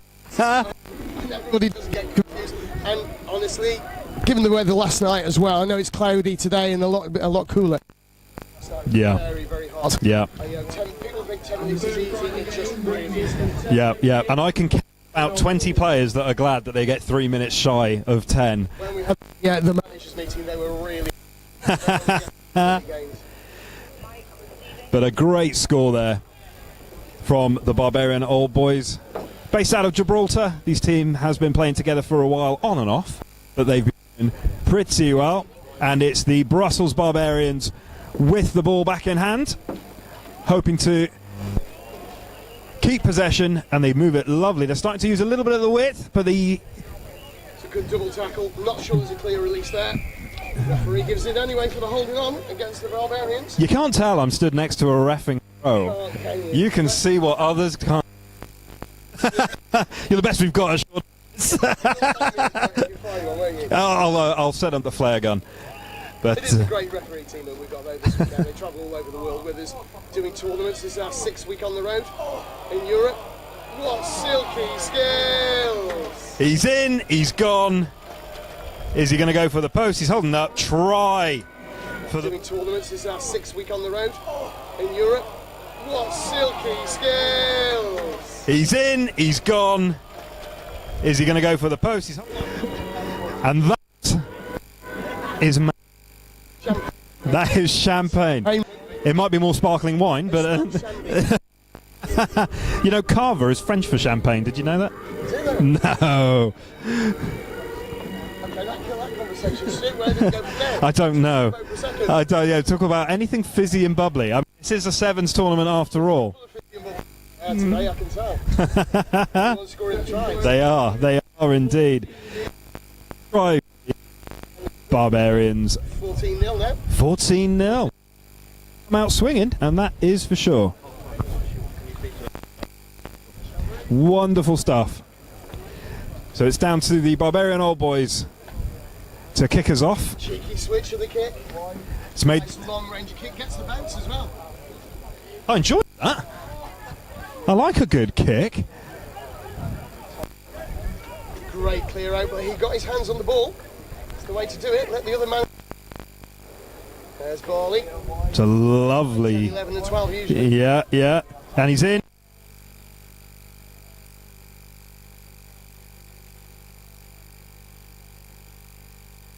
Cheeks there as he puts the ball. Lovely. 11 and 12 usually. Yeah, yeah. And he's in.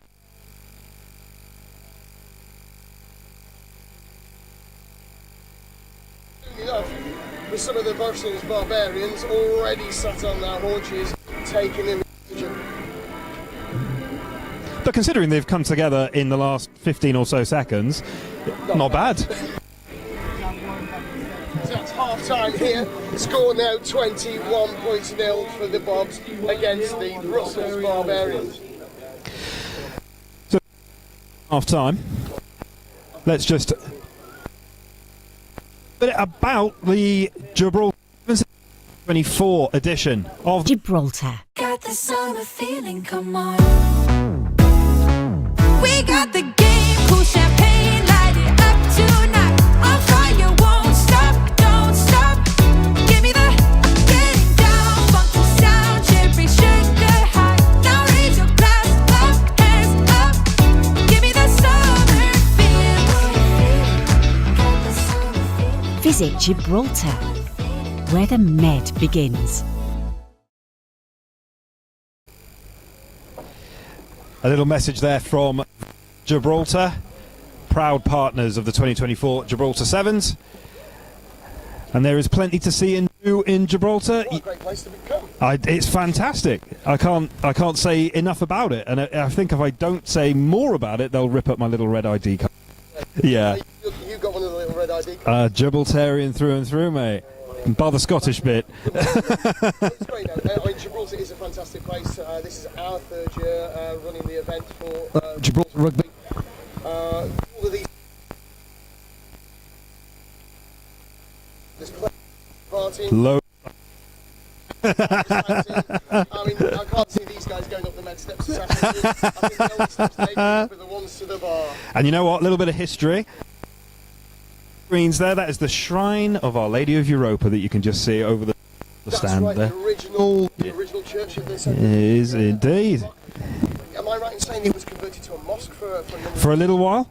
For a little while, and now there's a nice big shiny one. Just yeah, exactly. They built a proper one overlooking the Atlas Mountains just to the south of us, and which are coming out to play because they are. Clouds are blowing away finally.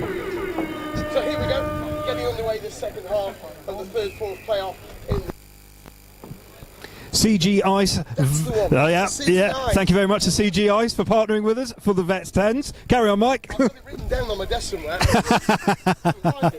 So CGIce, thank you very much for all your support. In fact, thank you to all our sponsors and partners for all their support helping to put together the 2024 Gibraltar 10s brackets. yeah, the 10s that we're watching right now, but they're doing 7-a-side, which is, as we said earlier, probably a godsend for these chaps. But the Barbarian Old Boys have started as they finished the first half, and they're passing it around ball in hand quite well, Mike, I must say. Yeah, it's unfortunate the kick didn't quite go into touch there, and then they've got the numbers out wide. Simple pass. Show and go, wiggle the hips, and do a little conga. Passing it around ball in hand quite well, Mike, I must say.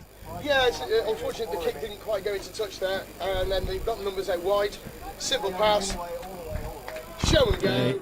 Off, gliding over this turf. Certainly showing the king pair heels. Heels later. I've seen the duck already. I've seen the princess. I've seen the king. Not seen anybody in heels just yet, but the day is young. Converted.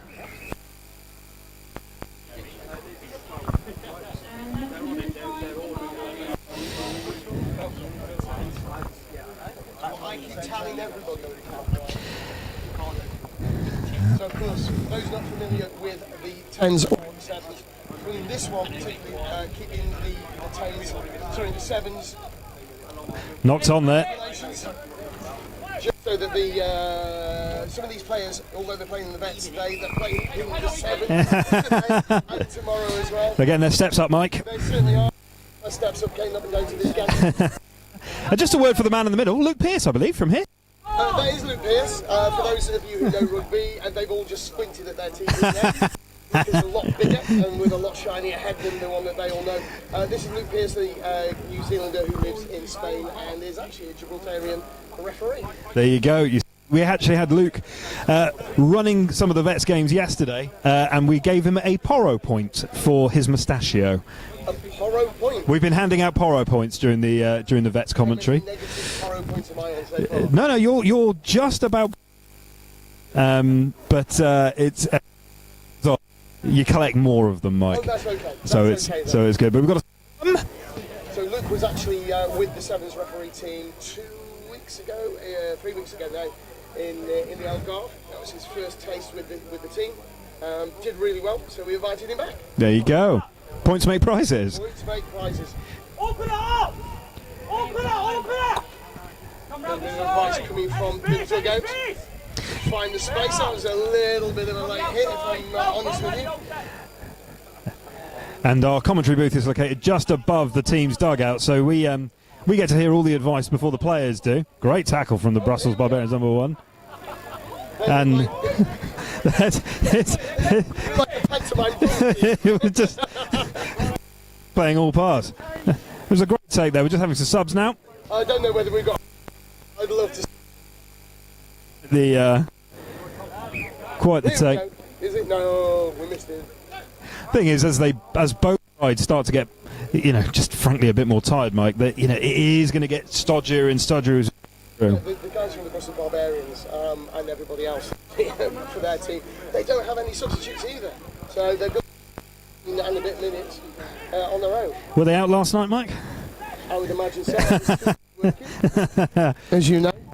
But here we have the Barbarian old boys trying to break on the offside and just couldn't quite collect it and knocked on. But it looks like some of those hands are tired. Yeah, and we actually saw this yesterday. The boys out there were finding it a little bit difficult, just ball in hand, which is just an interesting issue to have. Normally you associate that with conditions, wet and windy conditions, exactly. And we don't have that here. We do have the wind a little bit, and it does go up and down. We have a little bit of moisture on our hands as well. I mean, you can see how these players are sweating. Yeah, you wouldn't yeah. It is quite cool up by Algantry. It's very windy. It is windy up here, yeah. Go down onto that pitch, and although the wind is still there, the heat is rising. The humidity today is quite high as well. It takes it out of you.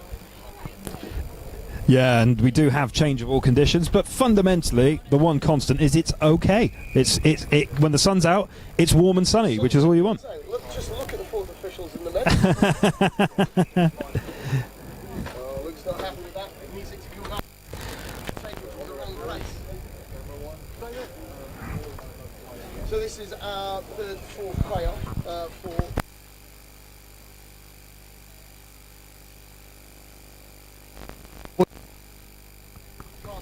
Cementing any smaller than the Rock of Gibraltar for the Brussels Barbarians to climb. It really is. As the Barbarian old boys 28-0 ahead at the moment, Mike. So off the penalty, the crossfield kick bounce, and the ball down for another try. And that'll make it 33 around ball in hand quite well, Mike, I must say. Yeah, unfortunately the kick didn't quite go into touch there, and then they've got numbers out wide. Simple pass. Show and go. Even with the wind, I think I might smell the cheddar. You are downwind. That's it. So we're approaching the last minute of this game. If this one goes over, it's going to be 35 points nil. Surely unattainable. There's Barley. That's a Barley special. I've seen one. Off the outside of the boot. Dave, you can thank me later for back, don't you? Oh yeah. This will make it show real time. Oh yeah. What he lacks in talent, he makes up with in wearing the shirt to play. Is that a saying? It is now. That's a long kick. Determined to keep these guys in their own 22. In the danger that he didn't want to take that tackle, did he? And as the clock ticks down the final 10 seconds of this second half, Is this what when they're tired? I think it's a bit of both. This is the beauty of this kind of tournament. You see just new ways of interpreting the game. What a clear out. That's a full-time klaxon. The play will continue until there is a break, natural or otherwise. It sounds like there might have been a break there. That was a big hit. Not rolling away, Mike. Not rolling away. Great call. And look, they're going quick this time. We're all rooting for Brussels at this point. They're a magnificent team. I mean, they didn't bring a huge amount with playoffs, but they said, do you know what? We're coming anyway. They've been great. Some good secure ball here. And they're just taking their time, rightfully so. That's on the big guys.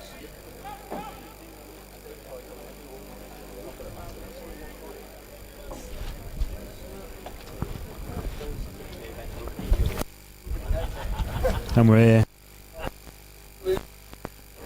It's bouncing, it's all over the place, but it is fun rugby. It's great to watch. And this is what I love about rugby. It doesn't matter how old or there's always a team that will welcome you. Do you know what? And the wider point there, inclusivity, the community, for every wide, not so wide, something for everybody. You just described me. Apart from the tall, but the short, the wide one, maybe. It's all relative. Oh, their hand off. That's a certain trip, sir. Come on, referee. Bipartisan. Oh, the other way. Sorry, catch me.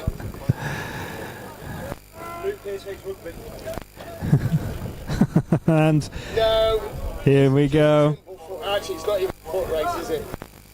In the park. You got to tell Luke Pearce, the man in the middle there, thinking about lovely bit of showboat in there. we weren't thinking it. We weren't thinking. Passing it around ball in hand quite well, Mike, I must say. Yeah, it's unfortunate the kick didn't quite go into touch there, and then they've got the numbers out wide. Simple pass. Show and go. That was fourth playoff there.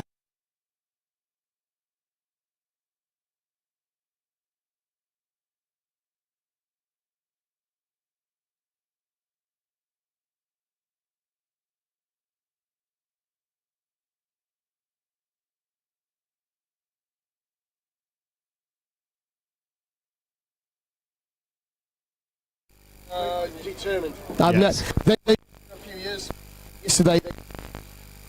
Vim and passion and power.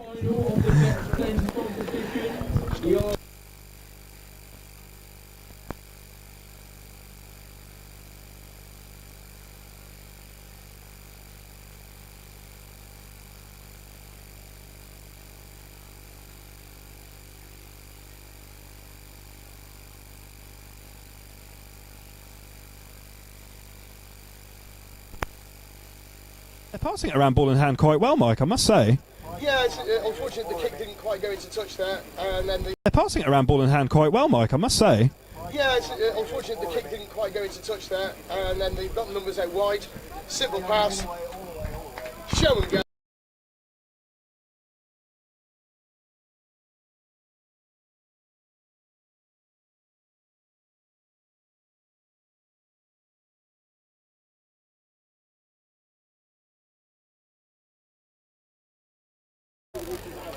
Bet 10s is going to be fantastic. Just a reminder, 7 minutes a half, rolling substitutions. A short break at half time. And we have Jonathan Kaplan running the line. Legendary referee. He's been there and he's seen all of it. And this is going to be fantastic. The veterans 35 plus, which makes me feel young and old. At one point, we all trip into that veterans category, I'm afraid, and I have well and truly stumbled down the stairs into it. But thank you everybody for joining us for this 2024 Gibraltar Sevens. That we've been watching the Men's Open as well, which has been fantastic.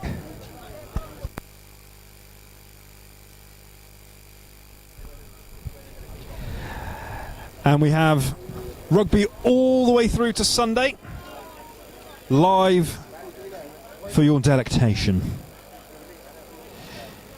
And you can see the teams lining up in the tunnel there.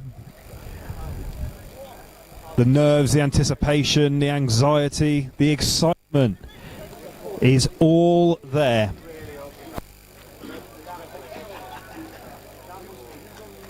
And we're just waiting for the Brussels Barbarians, who've just finished their game, to leave the pitch to the right-hand side of the shot. And away we go for this Veteran 10s, CGIce Veteran 10s final here at Europa Point in Gibraltar. One of the best places to watch and play rugby in the world. I am somewhat biased, but I genuinely think it is. And that's the Brussels Barbarians applauded off the pitch by our West stand there. And they're just soaking up the applause. And fair play, wouldn't you? Should absolutely take every drop of that applause out. So just a reminder, we're playing rugby live here at the Gibraltar Sevens all afternoon. We're talking you through it until the very last moment. Remember to head over to the Gibraltar Sevens social media and get involved. If you're here in the stadium and happen to be watching on your phone, I don't know why you'd be doing that, but please feel free to share your photos and Gibraltar Sevens. But now we have the CGIce Veteran 10s final here at the 2024 Gibraltar Sevens as the Miesteg Celtic Vets and the RAF Vipers come onto the field. And I am joined once again by referee extraordinaire Mike Mulroy, tournament director. I got a new badge today. It looks very nice, and I know I've got to behave myself now. Well, here we go. This is going to be the game of the day. It's going to be. I think there's going to be some big hits and some silky skills. I think this guy's still got to get his water off the pitch before we can kick off. There's in no hurry there. I'm not going to tell him that. He looks rather bigger than me. He's definitely a Hercules pilot and not a fast jet jockey, isn't he? I think those days. Here we go. A high ranging kick. Nobody seems to want it. And the Miesteg Celtic heading out to their title, but the ball is with the RAF Viper Vets, and they've started very strongly. Look at that, over the top. Boot to ball, ball to boot, and the chase is on. The 14 yesterday was fantastic. All the good play for the RAF Viper went through that number 14. There's a lot of anticipation for this final. It means an awful lot to both teams. Ball in space. Fullback, number 15, exchanging kicks now, and it goes into touch for the first line out of this game.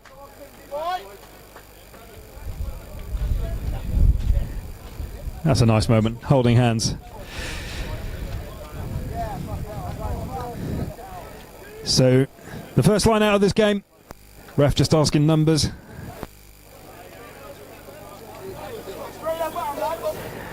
Now, 10s, you tend to see an attacking play come straight off the line out, which we do. Found a bit of space, weaving, winding. Looks like a knock on in there.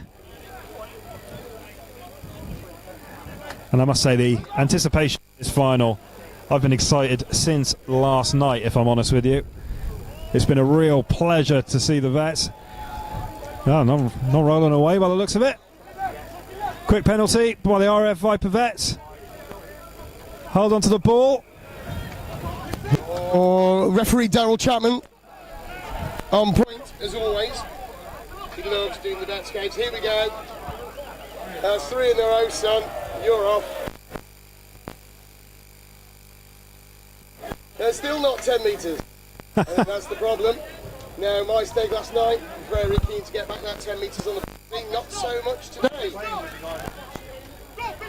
we go. Through the gap. Takes aim.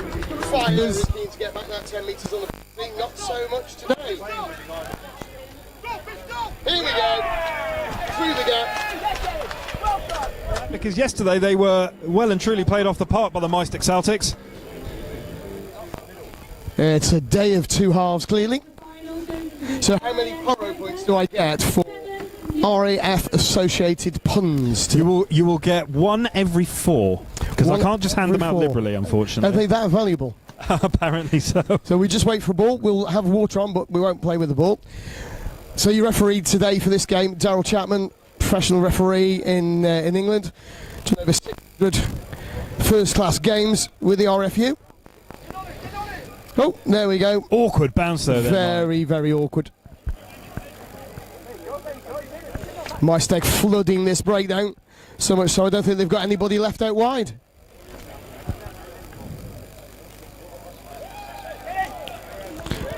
It's a step, it's a go, it's a show.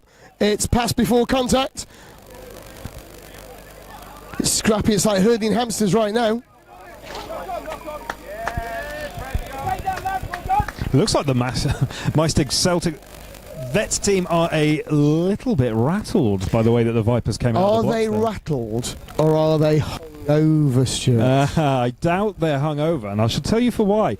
They take this very seriously. They are taking this seriously, very seriously. They were enjoying themselves last night after their first round, and then they all. Yes, they did. Some of them need their beauty sleep, I'll tell you that. Here comes the Air Force. He goes through the bar of soap today. Very tough tackling from the RAF boys. And we can hear the contact slapping from here. And there's a little bit of good-natured jostling going on. Yeah, that's what I like about Vets Rugby, is they all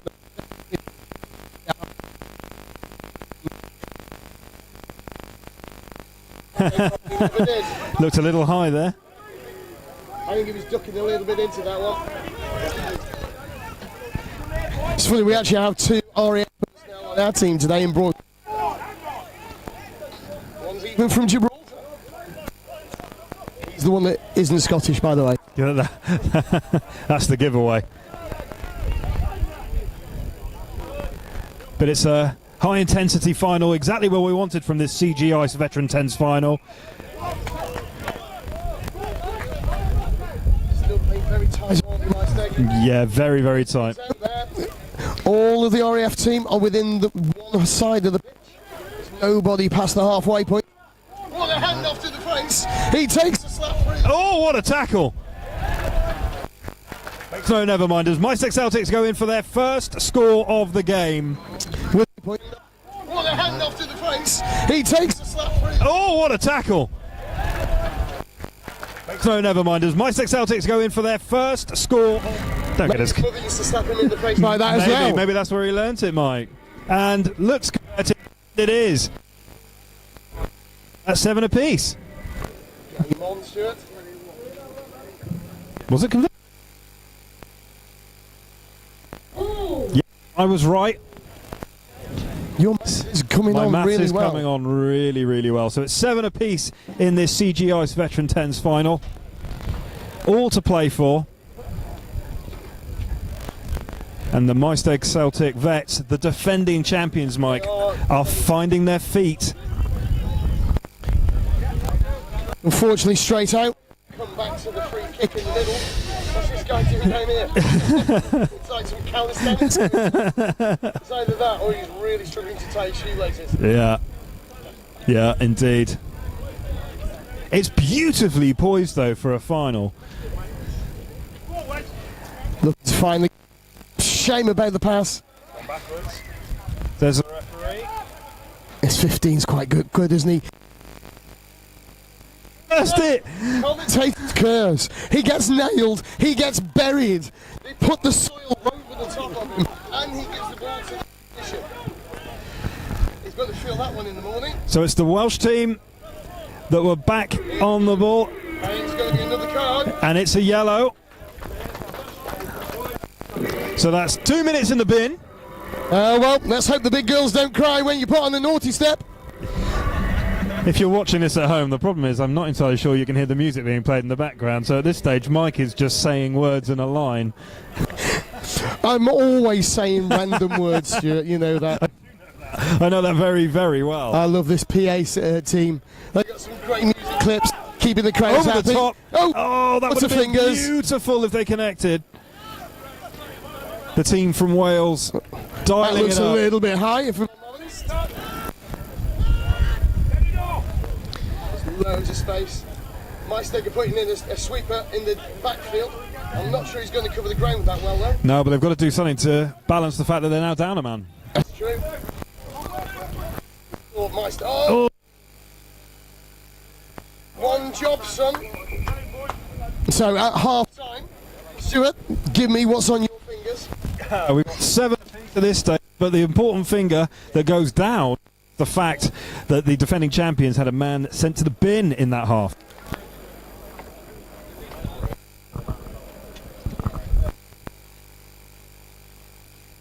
And what's even worse, it's the RAF got a man sent to the bin.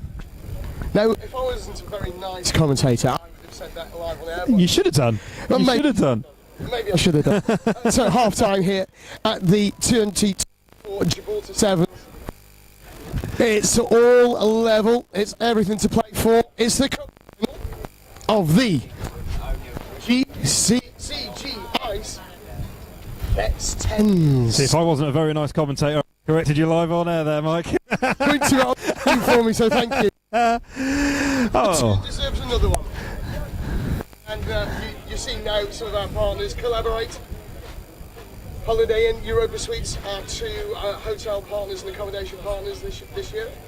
We've got a really good team that's supporting the Sevens this year, haven't we? Yeah, we can't thank our partners enough for making this possible. And In particular, Tom Bolt.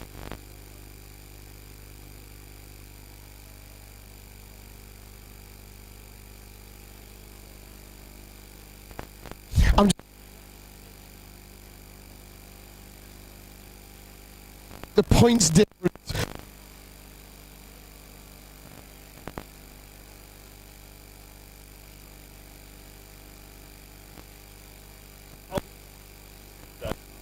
myself, it's just, there's never such thing as a sure thing in any sport, particularly rugby. But you just, there's always a but. And I thought, oh, they've come back, they're strong. 10 is showing that played, and we are. It's final. It's the Viper Vets of the RAF kicking us off. I think we need to check that. Not sticking today, is it? It's not. It's not. Lovely balls though. The match play balls here for the Gibraltar Sevens are fantastic. Here we have those famous Sevens balls where it doesn't really do anything. Balls away, thankfully, from Miesteg. Must have had a chat at half time because they're using the width more. Through the gap, 2 men to beat. Oh, lovely step, Mike. If it stays in the hands, the RAF defence is scrambling back. It's tally-ho, chaps. Bandits at 12 o'clock. This is what it's about. This is the game we love to see. The 10 is in. It is a try. Come on, ref. And he's going to his pocket for his whistle, presumably. 12 o'clock. This is what it's about. This is the game we love to see. The 10 is in. It is a try. Come on, Master. But that's what happens when you've got one way width and then use what you've earned. Yeah. We were talking yesterday, mathematical curves. There's almost like, and it's in the 7 game as well, where you can just see, it's almost like that perfect point where they start to head for the corner. I didn't know where I was going. Like, I'm astounded. Bringing mathematics into rugby. me.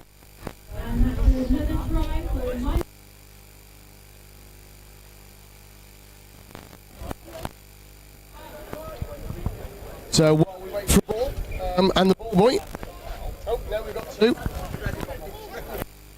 Out to the crew and the volunteers that are helping out the Gibraltar Sevens during the course of this competition. We Our commentary position. The RAF defender. No, that's not an aeroplane. They tried to make that last tackle. Got injured in the process. good to see him up and about though, Mike. The referee Ball is check. loose. Yeah. So close, Mike. Need to hold your If being feet. the case. Hold your feet there. Celtic. Attack now. What a wonderful run. Ball is into time.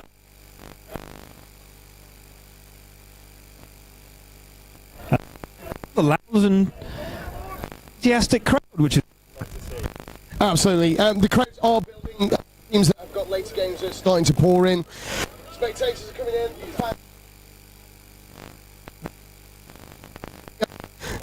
Fell over. That was the beer truck opening.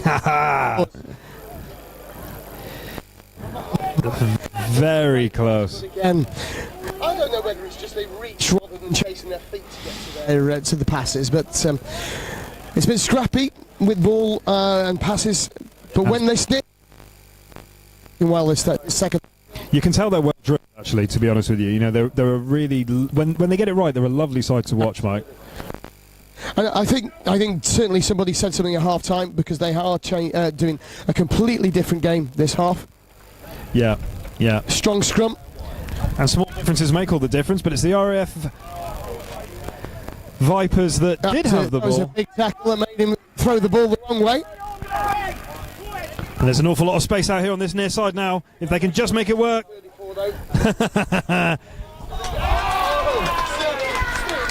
Sublime, superb, and a try. That was lovely. Out here on this near side now. If they can just make it work.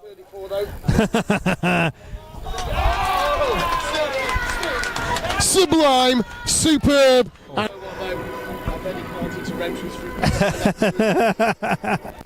he would give you his last. He would. He's that sort of guy. He is. But lovely, almost Polynesian. Oh, jouet over the top there. This is a fantastic game of rugby. We really should. Oh, Mike.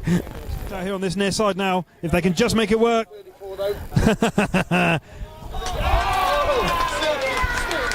Sublime, superb. Veteran 10's final here at the Europa Sports Complex in Europa in southern Gibraltar. And it's 17-7 now for the defending champions, Mike. You have to make the difference. I'm a north sider if anyone's one. Again. Didn't want to look at the ball. He wanted to avoid the tackle. I think Miesteg have worked that out. If we kick it to him, we're going to win it. And the Miesteg boys really don't want to let it go now. They are going into every tackle, Mike. Penalty for me.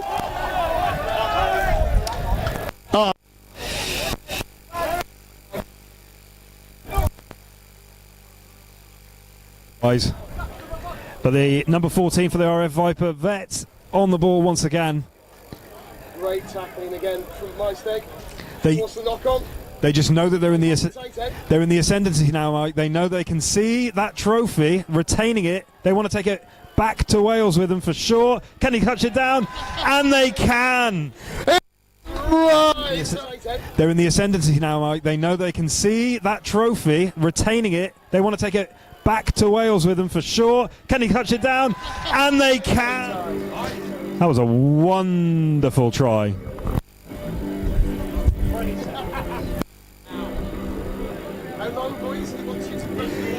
We've got 15 seconds left of the CGIce Veteran 10's final here in Gibraltar. We're just getting a few instructions from the RAF Viper Vets management asking just how long's left. They wouldn't mind getting themselves having a beverage. But I've got to say, the RAF Viper Vets have put in a wonderful performance in this final. They have, you know, they really were very, very strong. I feared the worst for them after the repeat of this fixture yesterday, but they've really come out and dialed it up, and it's great to see. And it's the 15 of the Miesteg Celtic Vets, handling 10s. Didn't quite believe his own eyes that he had the ball in his hands, and they're through. And it's the 15 of the Miesteg Celtic Vets, handling 10s. Didn't quite believe his own eyes that he had the ball in his hands, and well done to the Miesteg Celtics, winners once again of the Vets 10s this 2024 CGIce Mens Veterans title. Gibraltar. Got the summer feeling, come on. We got the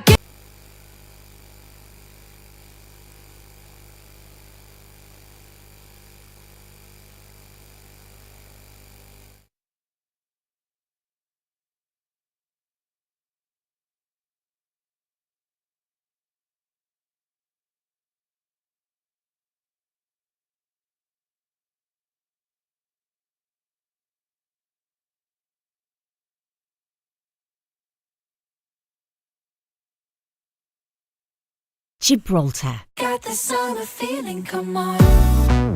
The game, cool champagne, light it up tonight. On fire, won't stop, don't stop. Give me the getting down, funky sound, cherry sugar high. Now raise your glass up, hands up. Give me the summer feel. Got the summer feeling. Visit Gibraltar, where the Med begins.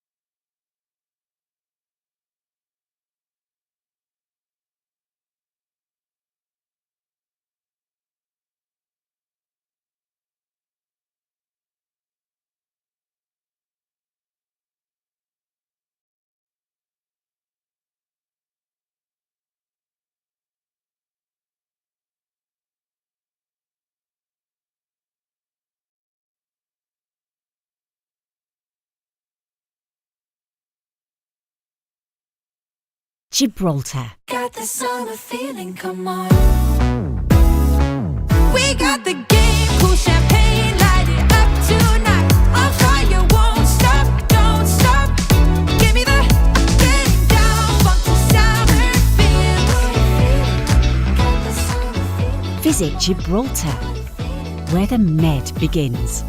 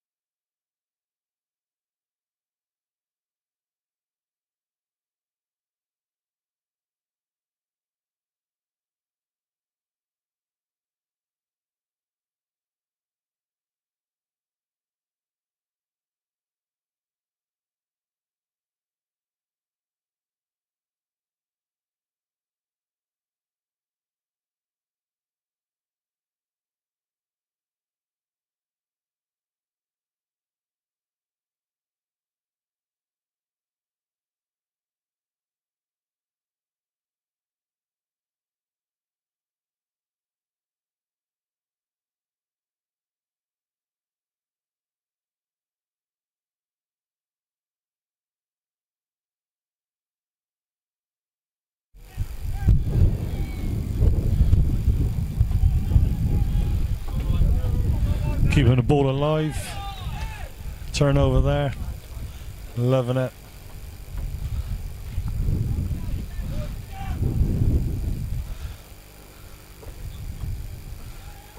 Oh, so the silky skills on the show.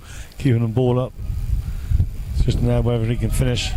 So still some great defending going on.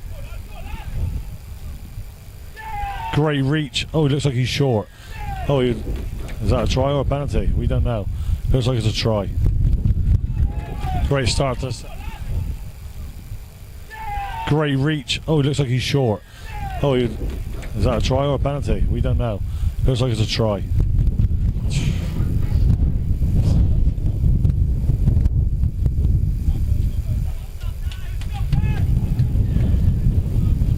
Conversion successful, so let's now see what will happen in the rest of the second half.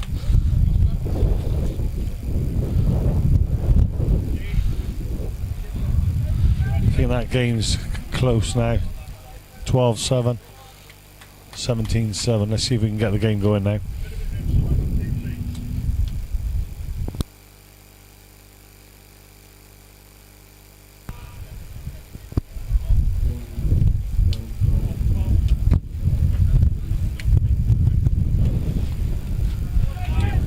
Great hanging kickoff to the Wild Dogs. Good take. Loving it. Contest at the breakdown. Let's see if they can keep hold of the ball and let's go forward. Nice. Oh, it looks like lots of space on the blind side here. Just execution of the pass.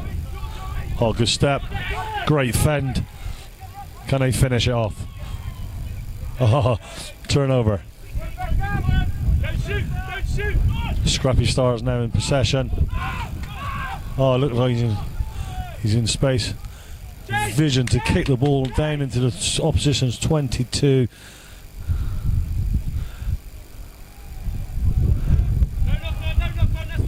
No.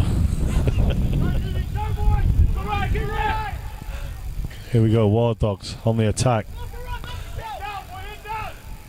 Oh, good tackle there in defence, dislodging the ball. There's a penalty though. What can they do now? As a rolling subs come onto the field. Just goes to show that how hard and tired some of these boys are working.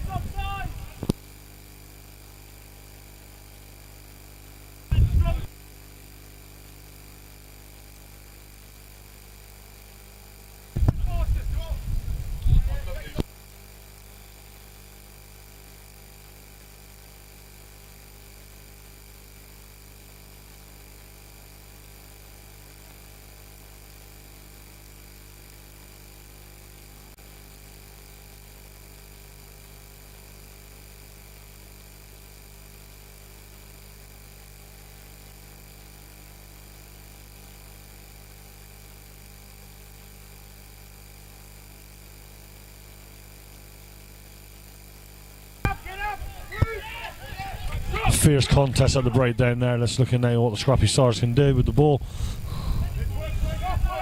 Keep that ball alive.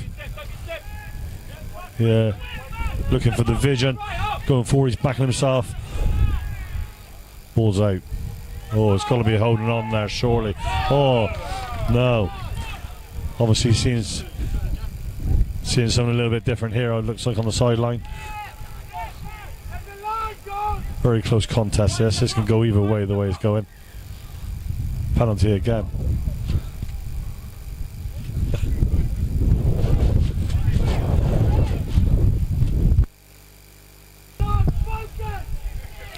Lots of noise on the sideline, encouraging their teammates to play and go forward. Obviously in a tight game, anything can happen. Could be that one bit of magic to get it going, or a mistake that can cost them the game. Nice overhead. Oh, good shot there indeed. Seems like he took a bit of a knock there in that tackle. Hopefully he's all okay and he can get up and carry on playing. Ball's loose. Yeah.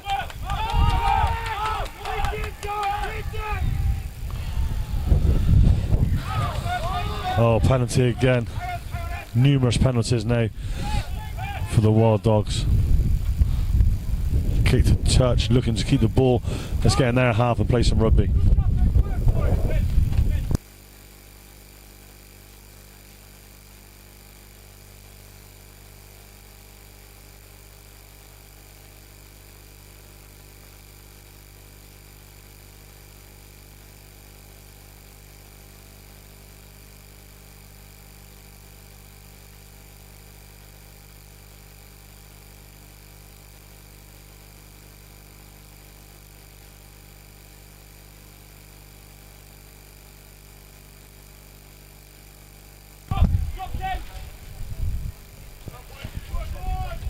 Obviously coming to the closing stages of this game now, anything can happen. I think it's 12-7 still to the Wild Dogs. Scrappy Stars looking to keep this ball alive, go forward, keep the momentum. Oh, looked like a knock on there, but obviously different in opinion. Great contact. Oh, wow. Scrappy Stars still on the attack. Can they make use of this ball going forward to either win this game or level it up? Some solid defence from the. Step up! Step up! Lots of encouraging from the side here. Pressure!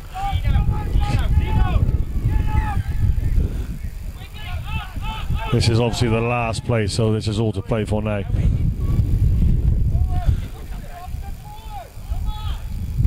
Oh, loose pass. Can he keep hold of it? Keep the momentum. Go forward.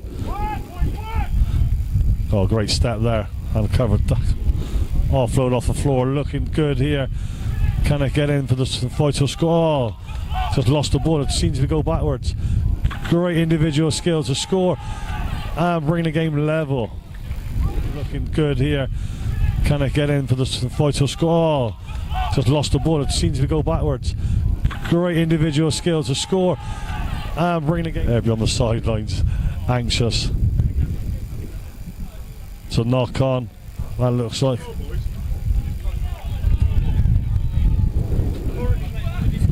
No. No. Try's been disallowed here. Yeah.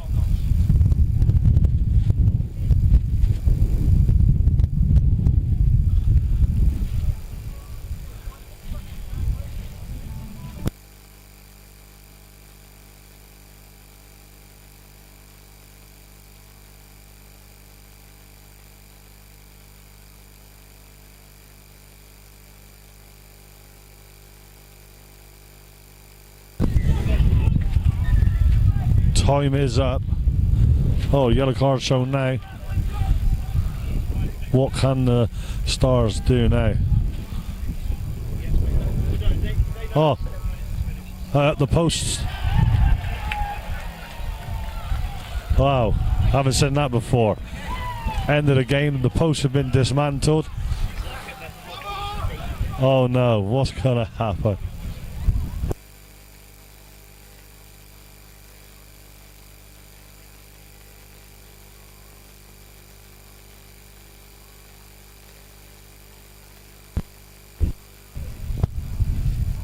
Wow, looking on there, the posts don't look very good.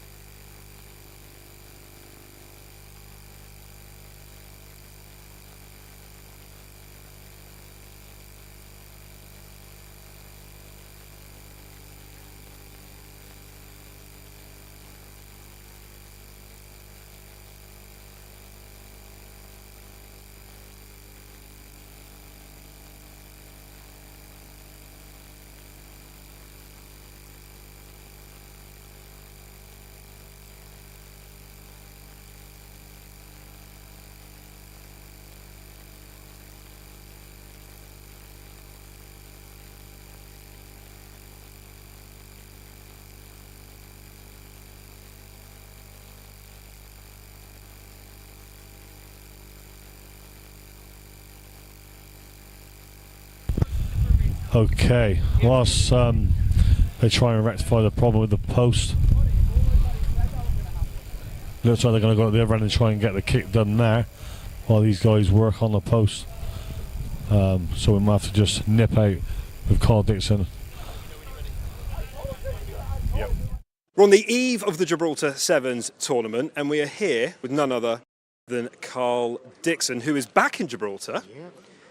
And you've decided to go for it again. Tell us a little bit of why you've come back and how you found it so far. Well, obviously last year was a massive success. Really enjoyed it. And to be honest, it's a week just before we travel away for our July international tests.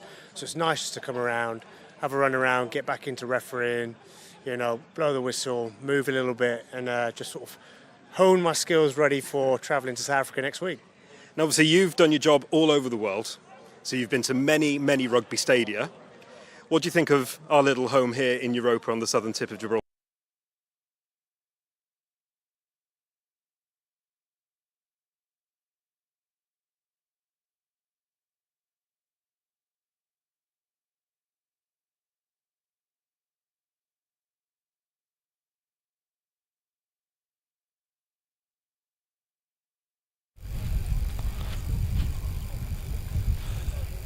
Probably don't appreciate the strength of the wind. It can't be 12-all. It was 12-5, and then they scored the try. Yeah, 12-10. That's it.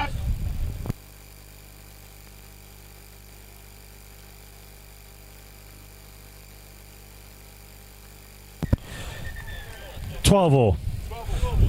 Draw.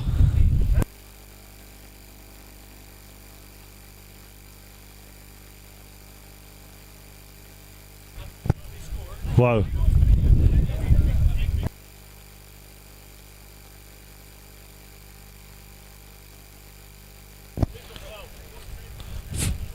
Scrappy Stars 14, Wob Boars 12.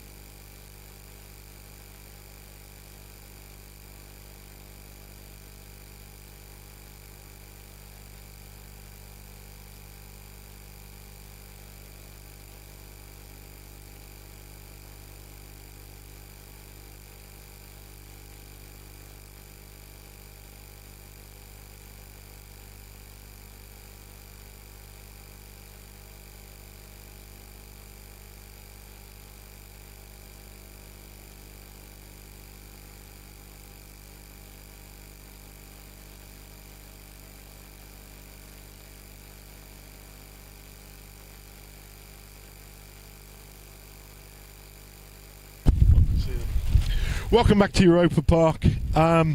We've had a little bit of a disaster here, as in the last game. The posts appear to have become a casualty of warfare. So, just for those watching, to explain what's going to happen here, if a try scored within the area of where the post would have been, there will be 7 points awarded. If it's scored outside the boundary of the post, it will be 5 points awarded. And to make it even for everybody, that will happen both ends. Test referee Carl Dixon, an absolute legend, probably has never experienced anything like this before. And I know Carl pretty well, and he's a man of great pride, and I'm sure he'll be scratching his head at what he's got to look at. He's certainly, in all the matches Carl's refereed, I doubt if he's ever come across a situation like this. However, rest assured to those viewing, Gibraltar Rugby will be everything they can to rectify the situation.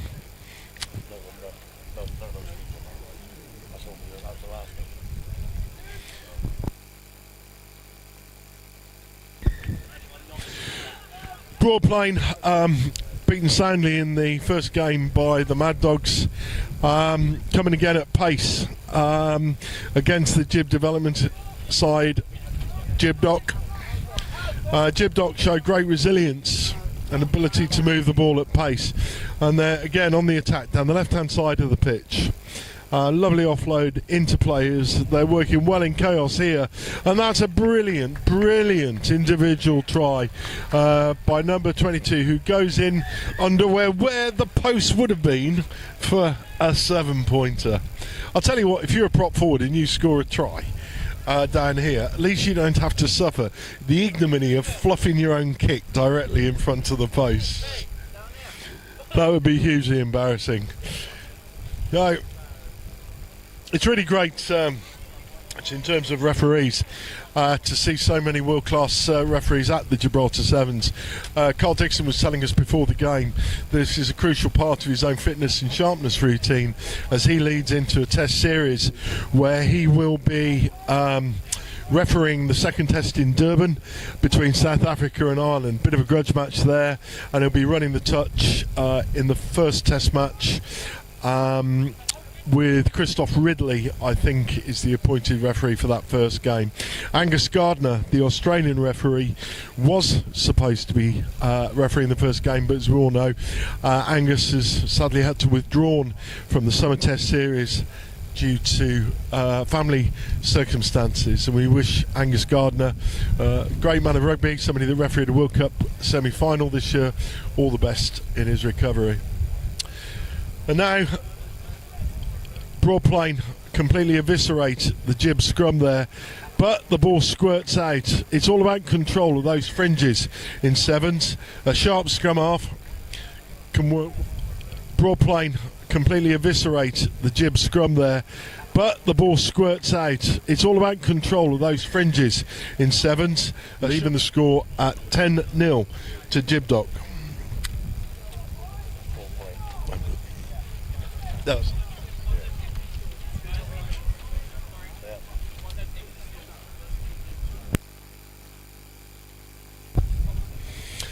so, bright start for the Gib Academy. They go again, restarting deep.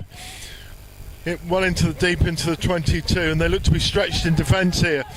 Pass might have been forward here, but Gib are tracing down. This is a last tackle. Oh, a little bit high there. The referee might want to have a look at that. Stretched in defence here. Pass might have been forward here, but Gib are tracing down. This is a last tackle. Oh, a little bit high there. 5, sorry.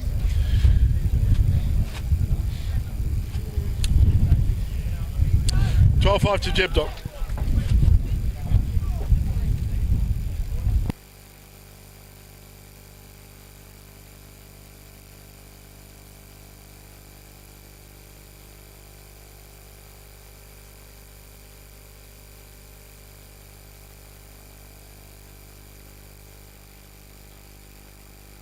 And we go again with Broad Plain kicking off deep into the Jib Dog 22. It's well fielded there in the midfield, and Jib Dog recycling goes straight down the middle of the Broad Plain defence. Referee might want to look if the Broad Plain players come in the side there, but no, Carl Dixon rules. It's a fair jackal, and Broad Plain go again with a kick through. It's all onto the bounce of the ball here, and Jib Dog managed to field it, stay on their feet. This might be held up for a ball, but no, they recycle it. The ball comes to ground, and Jib Dog go again, going right to left inside their own 22 deep. They're daring, they're running it, and they've created a little bit of an overlap here, and away they go. Lovely inside pass, up and over. That's a wonderful piece of work by Broad Plain, as their number 9 with a textbook tackle back up to his feet, releasing the man and jackling for the ball. Excellent work. And they go again. Broad Plain attacking down the middle of the field. He gets their hooker, a big man out in space. He's like a wildebeest browsing in the prairie. The Broad Plain take it to the far side 22. Jib Dog defend well, and the ball goes into touch.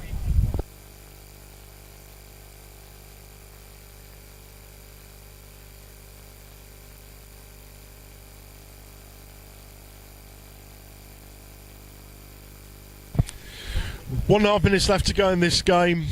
It's a line out to Jib Dog deep in their 22. Broad Plain have really made a fist of this. Their work around the contact area has been absolutely outstanding. But Jib Dog have shown real flair. They're a young side. They are Gibraltar's development academy, and they're playing with a bit of joie de vivre. There's a real sense of ambition in terms of their attack. It's their line out now. It's very windy here at Europa Park, and I think that lob throw to a high lifted man might not be the way to go through this game. Broad Plain, interestingly, opt for the line out rather than the scrummage. Yeah, this wind is really swirling around the ground, and I think that if you're going to hit long, high throws to a pod moving backwards, you're asking for trouble.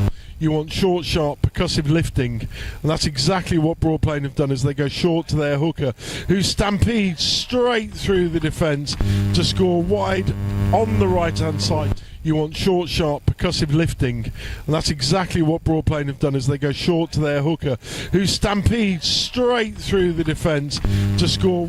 No, referee Carl Dixon calls half-time.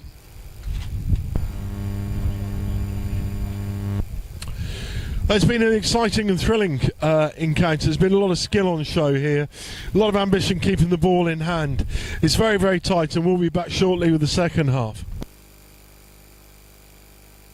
Gibraltar. Got the summer feeling, come on. We got the game, cool champagne, light it up tonight. On fire, won't stop, don't stop. Give me the getting down, funky sound, cherry sugar high. Now raise your glass up, hands up. Give me the summer feel.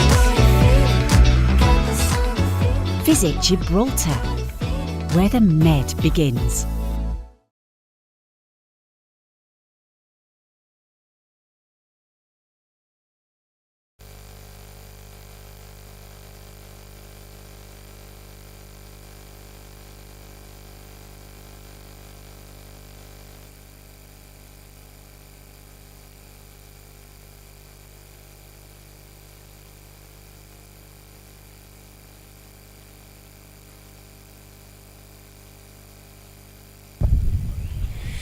We're hearing from the organising committee that every attempt will be made to reconstruct the posts down at the Rock End. It's a very difficult situation as a result of the rebuilding of the ground and the importance of UEFA soccer on the ground at the moment. We understand there's been a little bit of a contretemps over static posts, and the cantilever posts that you see down at the Sea Point end are really a compromise that's been reached by the Gibraltar Rugby Committee.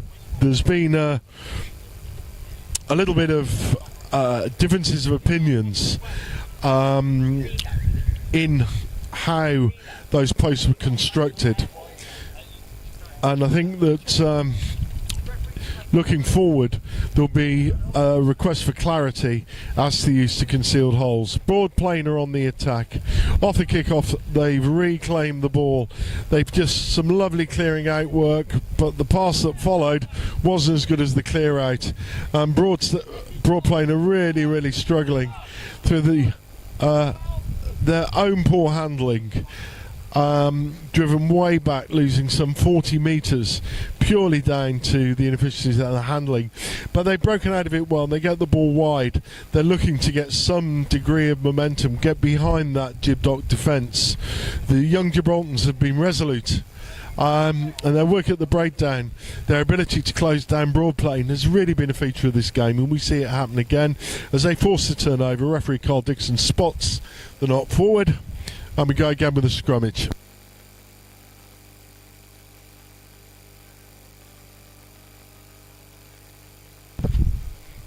It's a wonderful balmy day here down at Europa Point. Clouds now rolling in from the Spanish side of Gibraltar. Broad plain also appear to be rolling in from the Spanish side of Gibraltar as they absolutely trolley the Gibdoc scrum, but they retain the ball, they move forward as the scrum half yet again does brilliantly to clean up untidy ball. The ruck's formed and Gibdoc go left to right. Perhaps they should have gone there, but no. 22 for Gibdoc, he recycles the ball off the floor. Brilliant support play. Sevens is all about great support, and they crash over for their third try, taking the score. 22 for Gibdoc, he recycles the ball off the floor. Brilliant support play. Sevens is all about great support, and they crash over for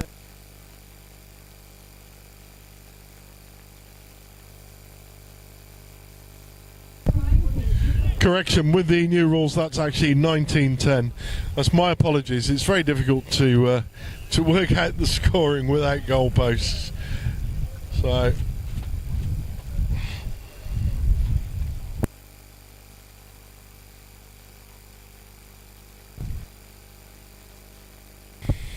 we go again with Gibdoc kicking off. 19-10. 2.5 minutes left to go in the second half. These young Gibraltar lads can be really proud of the effort that they put in today. Big performances from them. They're probably out-muscled. They're conceding quite a bit of size and weight. But their skill, their rush in defence, and so on and so forth, they've been technically very powerful in defence and in and around that breakdown. And again, they hold on in the scrummage, and the scrum half breaks down the narrow side. He's clear, he's through, he'll be under the post here, there's no stopping him, and he scoots over for Gibdoc's fourth in the scrummage. And the scrum half breaks down the narrow side. He's clear, he's through, he'll be under the post here, there's no stopping him, and he scoots over for Gib.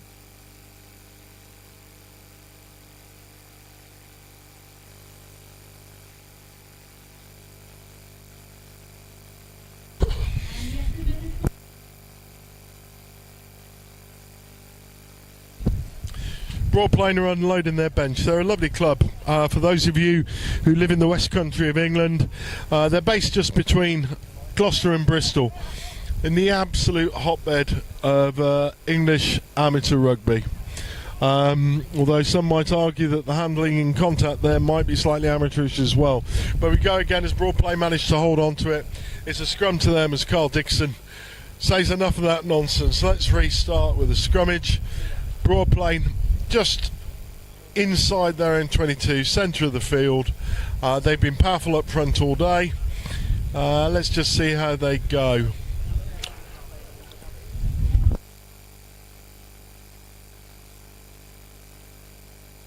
The ambition was there, the execution wasn't, as the ball squirted out the scrum. A wild pass was thrown out, and once again that Gibdoc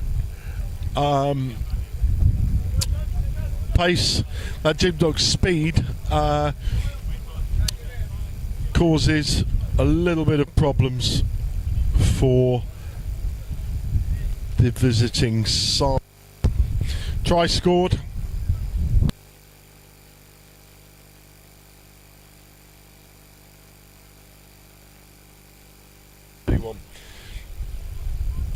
taking score to 31-10 with a minute left to play. Referee Carl Dixon consulted with his officials there, and they concluded that a try had been scored. Brilliant piece of work, a great piece of individual work, and he's like a giraffe on the burst. Unfortunately, he can't unload. He tries to tackle off the floor. What a brilliant piece of restart work. Eventually, as a result of the mayhem, the chaos, referee Carl Dixon adjudicates that Gibraltar have drifted offside, and we go again.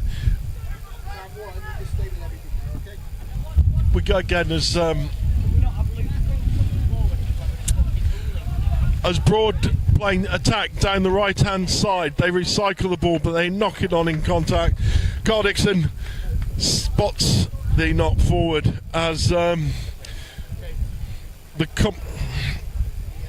commentary team have just been showered by an exploding bottle of Coca-Cola from the rafters above them.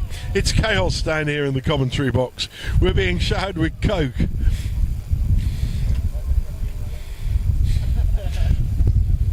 Yeah. There's some humour going around from the production team here as they're asking what type of Coke it is, but I can assure you it's the soft drink. Ball thrown in. Gibraltar compete well at the line out, but Broad playing habit. They drive forward.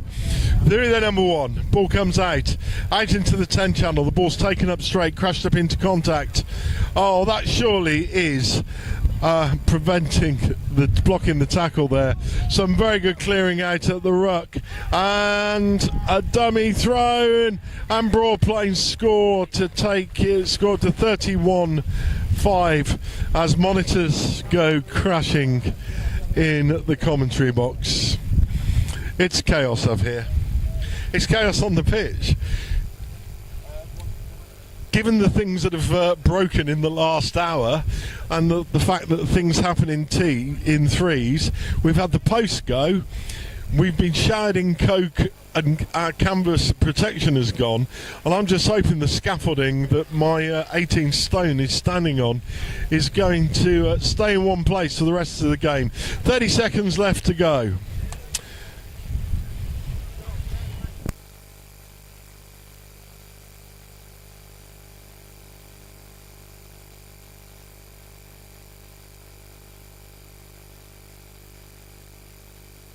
(31-15), and we're in the final throws of the game. Free kick because the ball didn't go 10 at the start, and the Gibraltar boys are up. They want to finish the day on a high. They attack, going right to left through their fly half. He's created a lovely little mismatch, a show and go, a lovely backdoor offload. It's a lovely way to finish the game. They get another 5-pointer. Score goes to 31-15. Carl Dixon blows his whistle.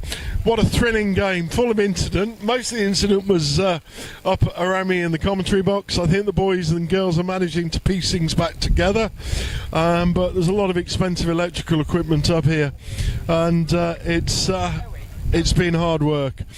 What a lovely, thrilling game. That really was one of the most open games we've seen here at Europa Park. Absolute thriller to commentate on, and we'll be back shortly after a comprehensive win.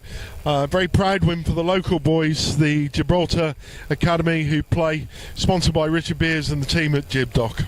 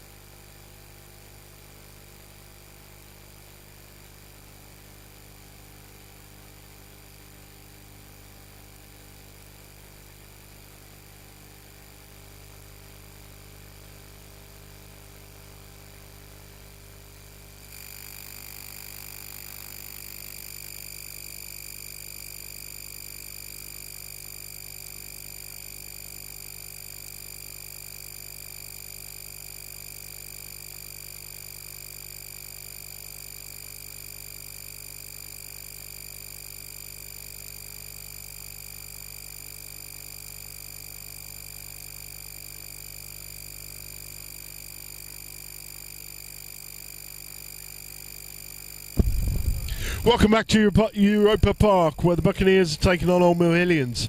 Old Mill Hillians looked a really, really powerful side in the first game, characterised with a really attacking running side. Local Spaniard referee, really lovely guy, Juan Escudero, is the man with the whistle, the man in the middle with this one. A young ref who refs locally within the Spanish Premier Leagues, also specialises on the Sevens circuit.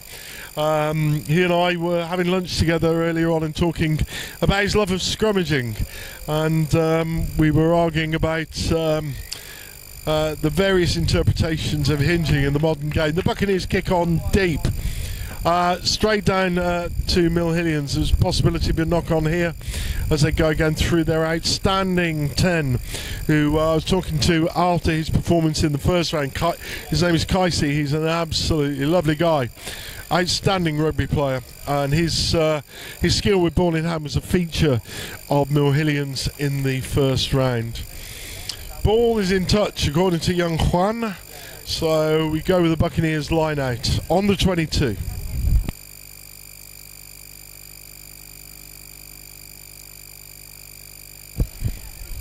Oh, really wonderful work from the Buccaneers scrum half. There's more dummies than Mothercare there as he goes in, out, right. Oh, really wonderful work from the Buccaneers scrum half. There's more dummies than Mothercare. If Rugby Gibraltar sell beer like he sells dummies, they'll make a lot of money tonight. Absolutely outstanding piece of work. A real classical piece of scrum half sniping. Great to see.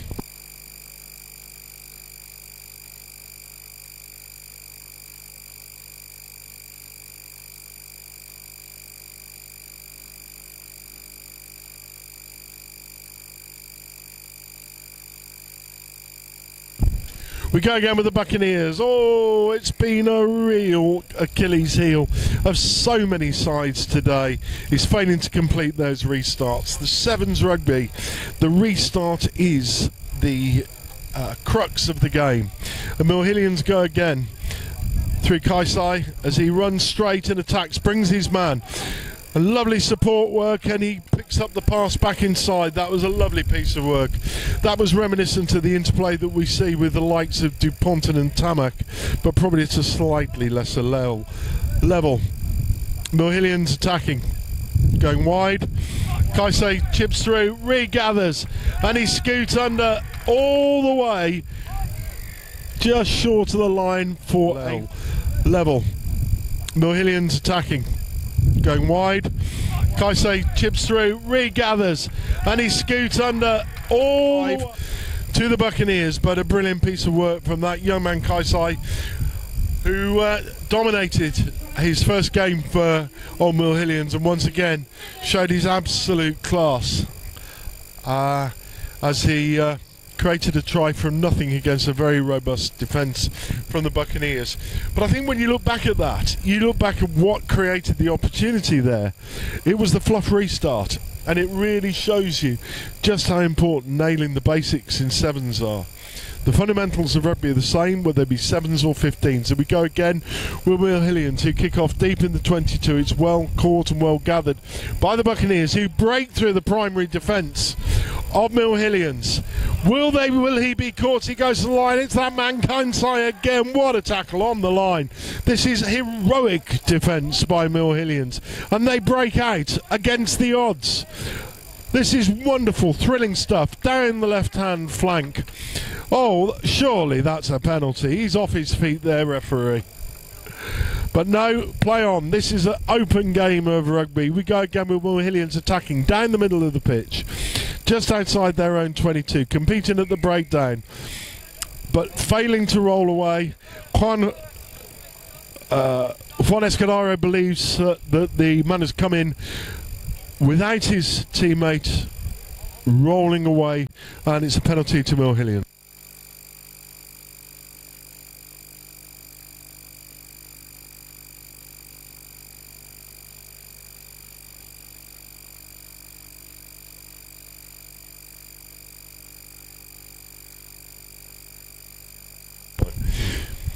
So we go again with a scrum to Moorhillians. What a frenetic passage of play that was. It's great to see these youngsters enjoying themselves in the sunshine. Scrum with the Buccaneers put in. Moorhillians have struggled to deal with the pace of the Buccaneers scrum half, especially down the right hand side, or the left hand side for the Moorhillians of their scrum. But the Buccaneers are set up and they're moving their attack to attack that side once more. They've enjoyed a lot of success down there. The dummy switch move, 19 goes round, he's hauled down just short of the line. Oh, that's a harsh decision. There's a difference between a seatbelt tackle and a fair tackle around the shoulder to me, and that looked a fairly fair tackle.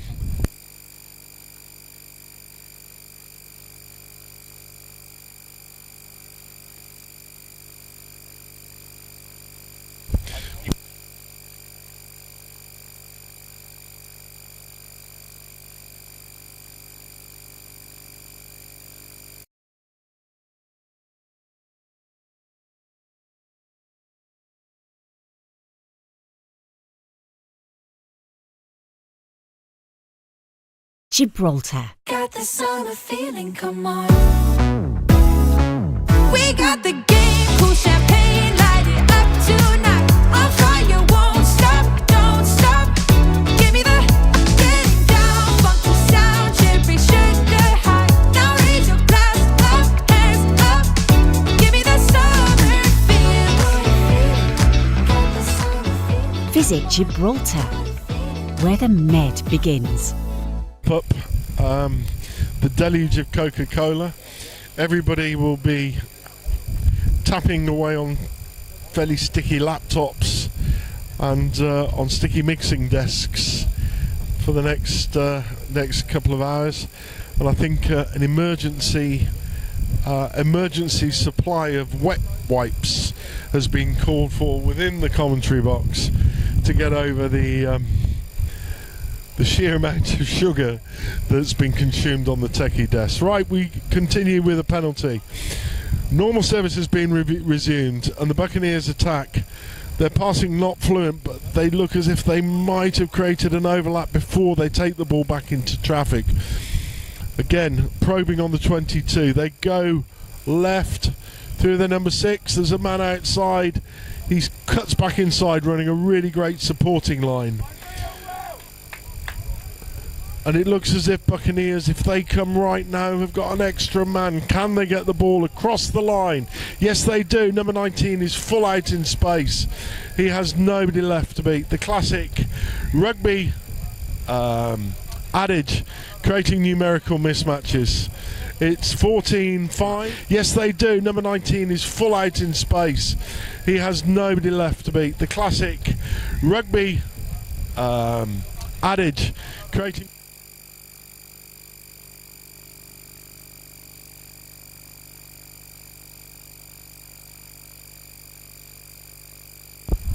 .50 seconds to go. We've really been treated to a little bit of a feast over the last two games from two very young sides. It's great to see these youngsters embracing sevens. There's clearly a lot of talent here on show today. It's been a thrill to watch them in the sun. Buccaneers start off with the grubber, something they employed in the first match with great success, but failing to roll away in the tackle. And just to compound matters, Moorhillians have failed to tap the ball when taking the penalty. And referee Juan Escudero calls them back for the scrum. I believe in that instance the rule is a free kick and a scrum, and the referee has adjudicated that to be the case. It's a scrum to the Buccaneers, 15 metres from the touchline, on the 10 metre line. Buccaneers scrum goes forward. They attack down the left hand side, a chip kick over the top. It's all down on the bounce of the ball. And Kenside walks away with the ball, and he's put it down for a goal line dropout, but the time was up. clever, intelligent play from this young man. He really is an outstanding player. Right, we'll be back with the second half in a couple of minutes. Stay with us.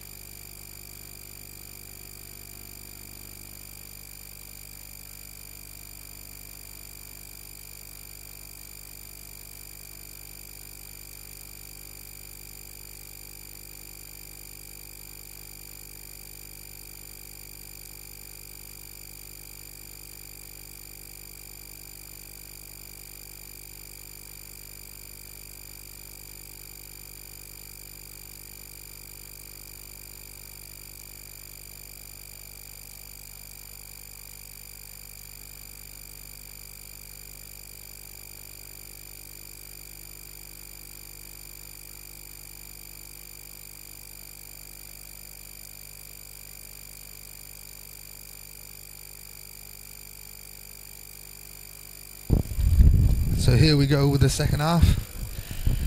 Old Mill Hillians 5, Buccaneers 14 at the moment. I'm Creeko. Hello everybody.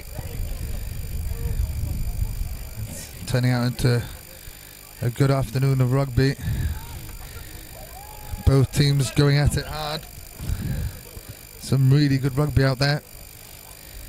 At the moment we've got a line out for the Buccaneers deep in their own half.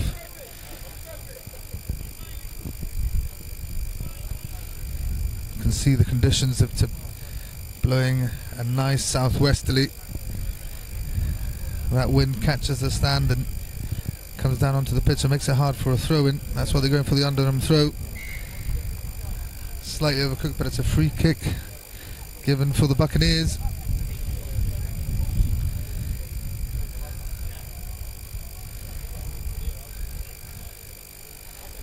It's a good dumb and a good run. Still going, looking for the offload. He finds his man. There's space out here if he wants it. Buccaneers with a kick through. Old Mill Hillians need to get back, and it's a push from behind. The Old Mill Hillian players protesting, but they've got the penalty.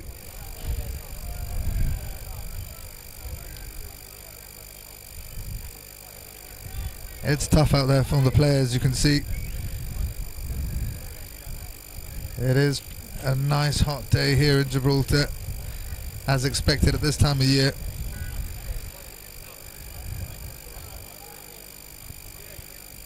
Oh, that's not a good pass. That looked like a tire pass by number 10. I think the Old Mill Hillians might be thinking about making a substitution there. Line out again for the Buccaneers in the shade, or at least for the throw up.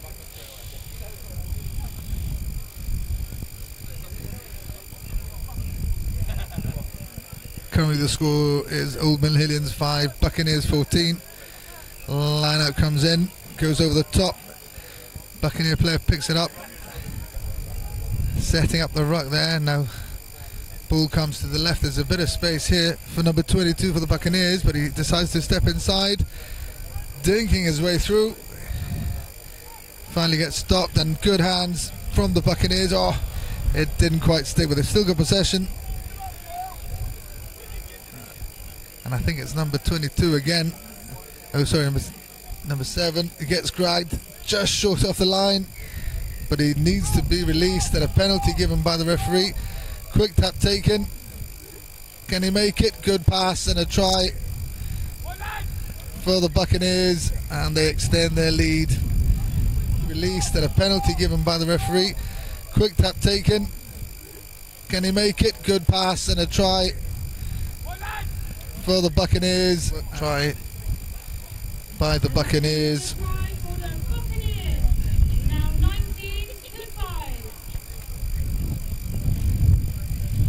Buccaneers 19, Millfield 5, and a well-worked try from the Buccaneers.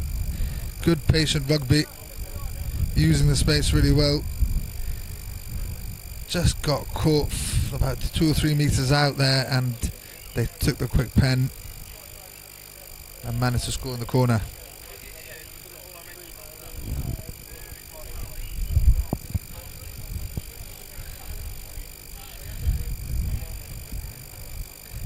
It's a good fight for the ball from that kickoff. The ball, chance to go wide if they want to. Number 6 looking for the pass. He finds his man. Number 9's got a bit of space. The defence is good by the Buccaneers. Oh! And he gets picked up and dumped, and I think he went over the horizontal, and it will be a yellow. Fortunately enough for the ball carrier, he landed well, but referee didn't like the fact that the defender picked up those legs, and it's a dangerous thing to do nowadays. You're not allowed to do it. So penalty, and Buccaneers down to 1 man, 19 points to 5. So the team in the maroon and white have a chance now with the numerical advantage to get some points on the board.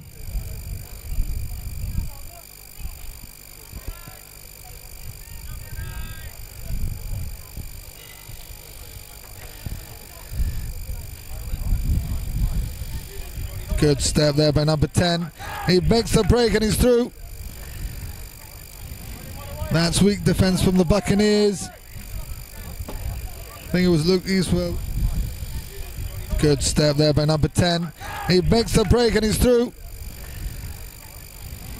That's weak defence from the Buccaneers. Score now, and anybody's game here at this stage.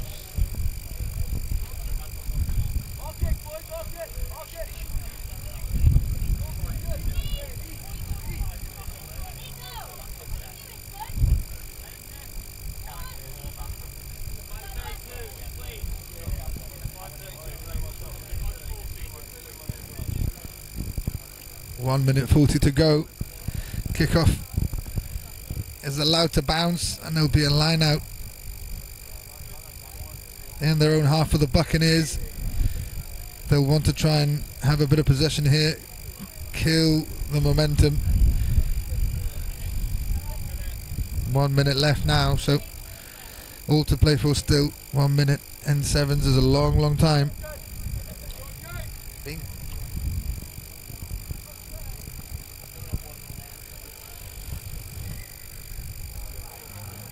Referee said it's a knock on, so it'll be a scrum.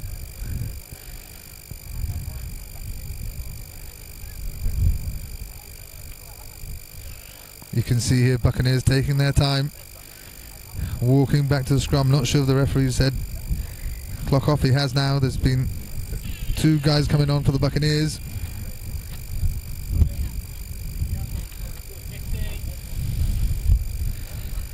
They're still down to 1 man to 6 players. I know the Buccaneers are back to the full complement now. There's a chance here for Moohead to try and snatch the game at the death. 10 seconds left. Big scrum here. Buccaneers putting good pressure on, and I think they've got the ball back. Do they know that's it? Do they know it's full time? Oh, they've asked them to kick it out, but they don't realise that, and they're playing. It's a chance here if we can get it. There's a bit of space, but Buccaneers are back well. They've caught him. The Buccaneers defence is set, but here's a straight run, but he's knocked on, and that should be it. That's the win for the Buccaneers. Good result. Another great game of rugby.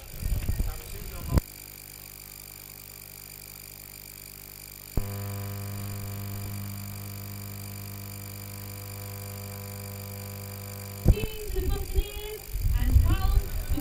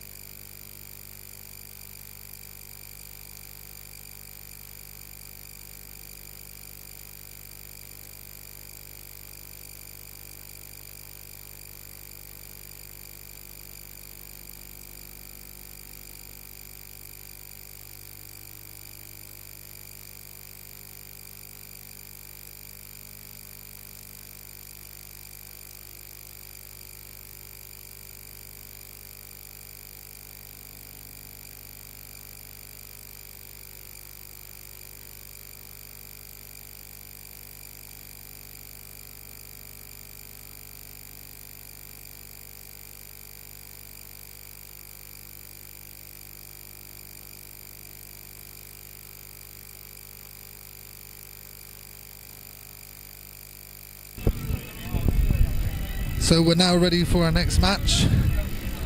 We've got Miesteg in yellow against Intelligence Corps in the green. This should be a cracking match. Two fit-looking teams going head to head.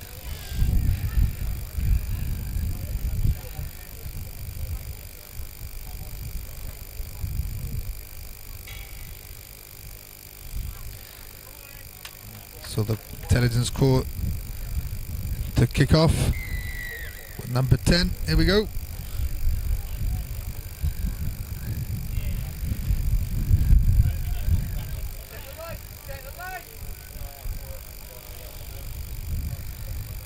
Miesteg looking to put some width on the ball. Going from side to side. They've got an overlap here. And it's a good run. Oh, he can't get caught.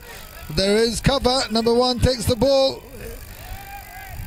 And he will score in the corner. Good try. Good start. Oh, he can't get caught. There is cover. Number 1 takes the ball. And he will score in the corner. Good try. Great support there by the winger. Good try by Miesteg. 5-0 is the score.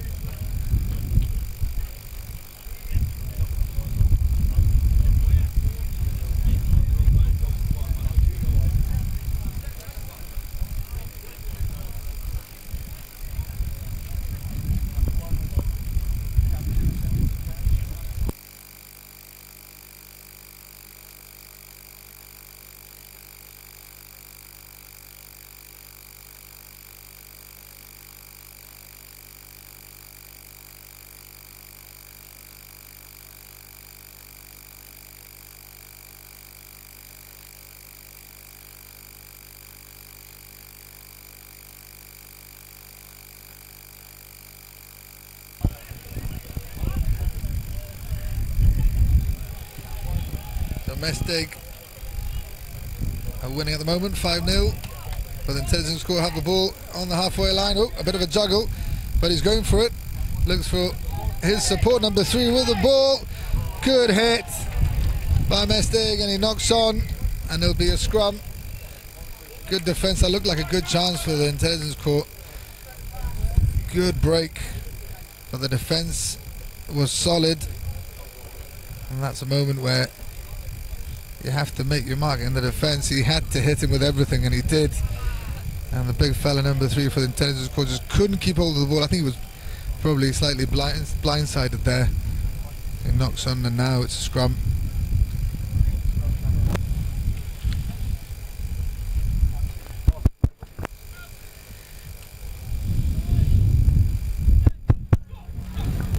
Good scrum of Miesteg. Now good step in the middle. Number 7 hounding him. 7 on 7. He kicks through. For number 8, can he get hold of it? I think the ball's going to win that race. And it goes into touch.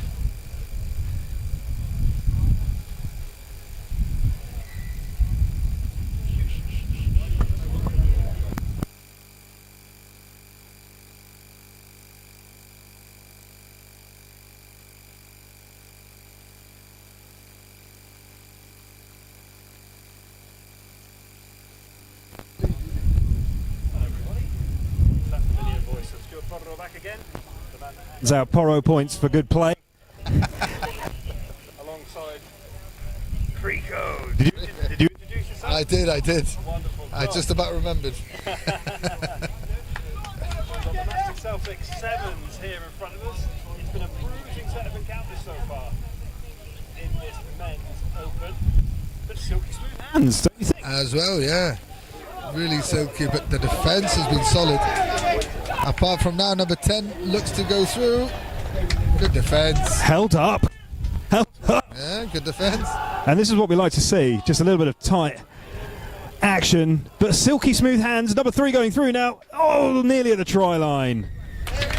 And we have a try. Nice try. I'm a good luck charm, clearly. Good patience there by the Intelligence Corps, and a good Just try. a little bit of tight action. But silky smooth hands. Number 3 going through now. Oh, nearly at the try line.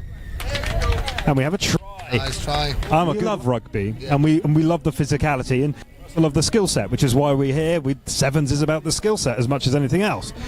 But we have seen the medical staff probably being used slightly more than they want to be at the moment. I think it's. Yeah, and I tell you what, as we get older, at least as I do, it even hurts from up here. We're lucky. We've got nothing in front of us, so we can hear the crunching tackles. We don't want to see anyone injured, obviously, but it's a reality of the game that we love, and which is why we have such amazing provision from the medical team that are with us all weekend, thankfully. He does look in a little bit of discomfort, but we'll draw the attention away from the unlucky chap. Commentary team? Yep. How are you feeling about it? Yeah, good. Last year. I've been looking forward to it this year.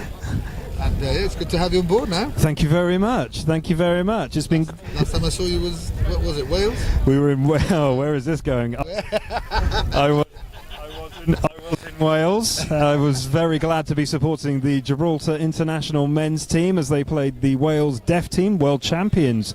They currently are. It was great in Bridgend. Yeah.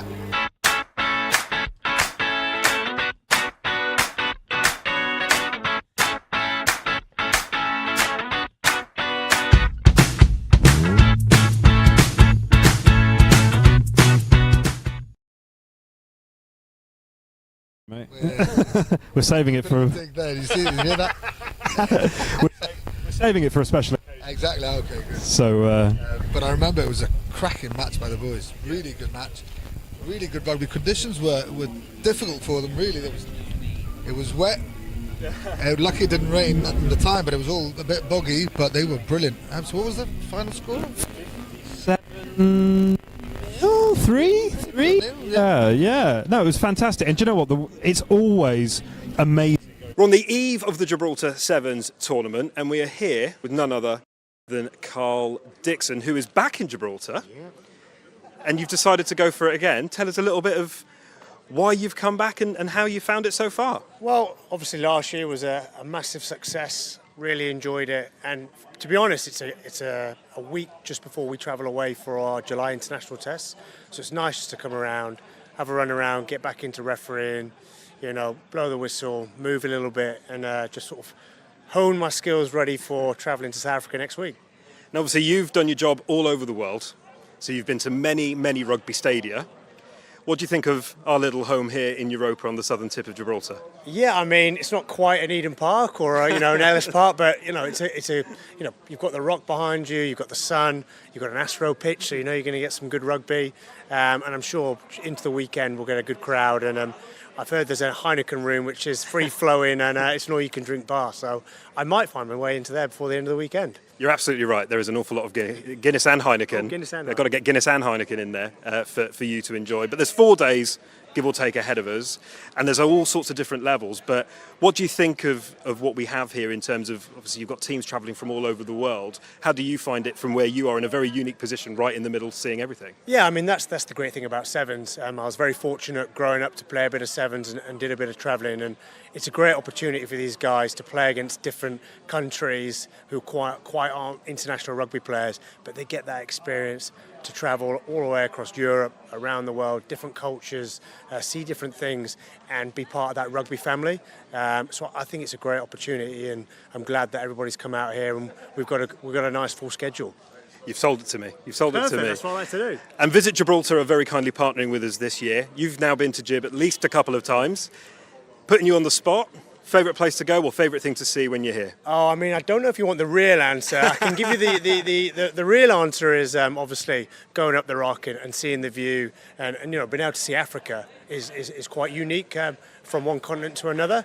But I've done well in the casino the last few times I've been here, and I kind of enjoy there. But to be honest, down by the port and into the town, it's just nice to get a bit of sun and enjoy a little bit of culture. I was going to say, your pockets look a little bit heavier, so you've clearly done better in the casino than me. I've done all right. The last couple of years, I've done all right. The last 2 nights, I've done okay. Well, congratulations. Thank you very much. I know we're about to head off for the competition, so Carl, best of luck for the weekend ahead. Cheers. Thank you See you later. much. Cheers. Carl Dixon there, a incredibly decorated referee, and we're very lucky to have him here in Gibraltar. But the most important thing is the Gibraltar Sevens tournament is about to start on this pitch behind us. Enjoy.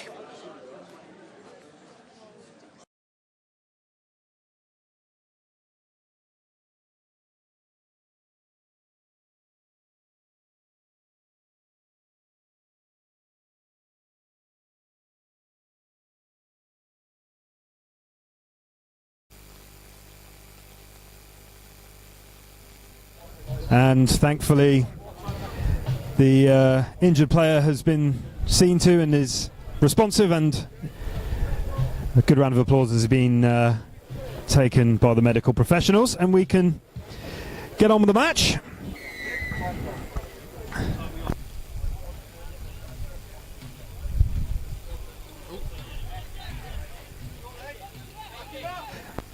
The intelligence corps with the ball.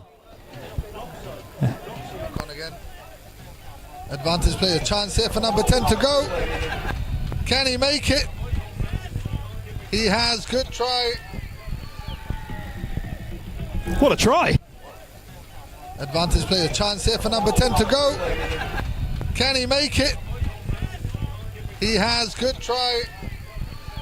And the cause knocked on as well, so the referee said play on, and then they go and score. Awesome. I've got to say, the officiating throughout the course of the tournament has been consistent. Yeah. A great team of referees. Here, really good. Supporting the as expected. As expected. And it's so vital to the game as well. You know, if you haven't got good officiating, you haven't got a game as much as exactly. As ex-players, we might not necessarily agree with that. But you know, they are important, and they're Lovely chaps and chap heads as well. Exactly. what we want. And I think the players respect them as well quite a lot.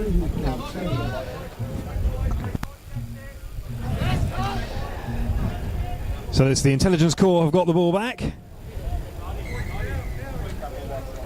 Whistle goes. Knocked on. Both sides. And line set. And we're going to have what people sometimes don't. Yeah, me too. And we've got the half-time klaxon, so we'll go through this passage of play, and that's Always a bit of a surprise because boys out there hear the klaxon and they go, well, hold on a minute, we've got a chance really just to stick the boot in here and get something done. Exactly.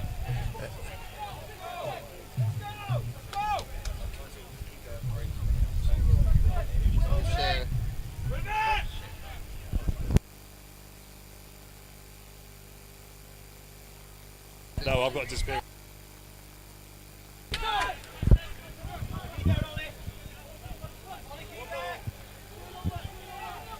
Good defence there, good defence. Oh, he's offside.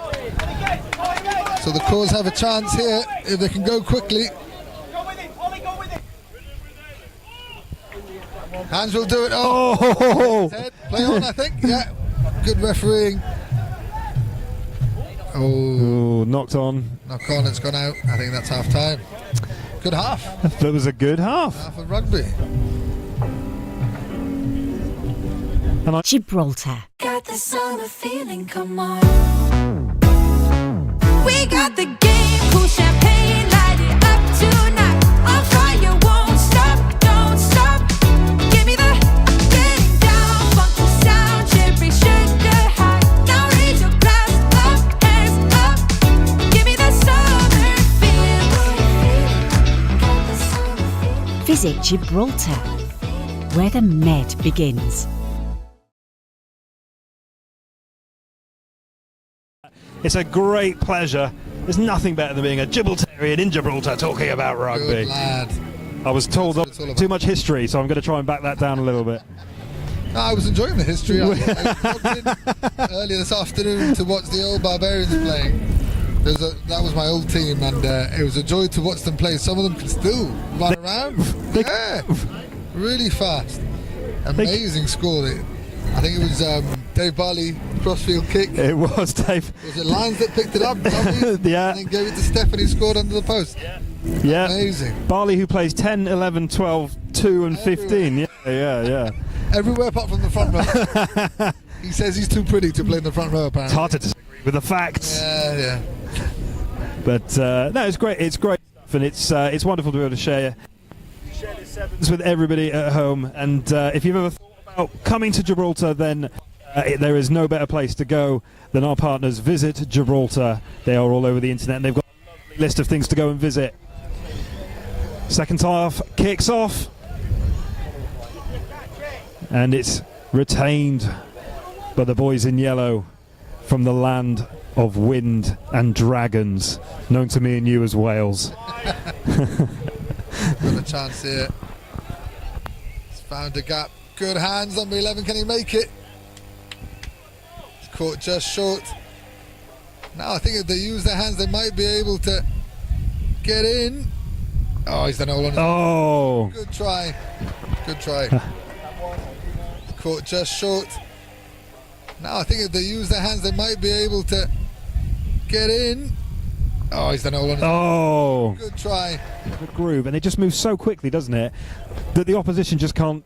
They just cannot get hands on. You can't grab an ankle or an ear or some hair, and mainly it's air. They just grapple and can't get through. I think what's hard for the defence is once the player's been tackled, whether to actually contest the ball or stand off. Yeah. And then obviously trying to stay on side at the same time. It's very difficult game. But the Welsh boys are playing really well at the moment and extending their lead.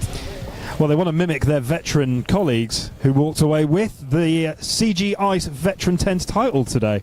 Well done to them. I did try to catch up with them with a chat, but they'd already hit the buffet/bar. So we're going to have to wait for an interview later on tomorrow, I think. A buffet? Yes. No one told me that. Sorry, mate, there's a buffet. Cajun chicken, if anyone's interested. And I was. So I was all over it. It was fantastic. But we do have a game of rugby going on in front of us. And we've got a band out here as well. It's all happening.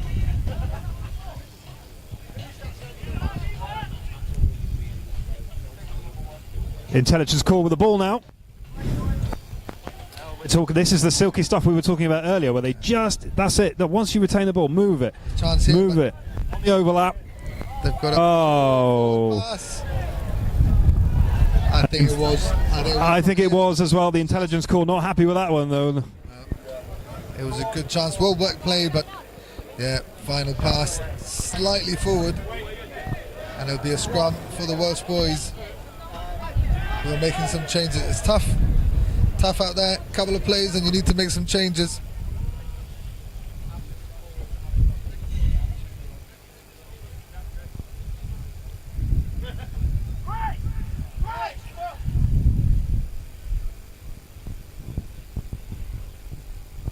Both teams making some changes.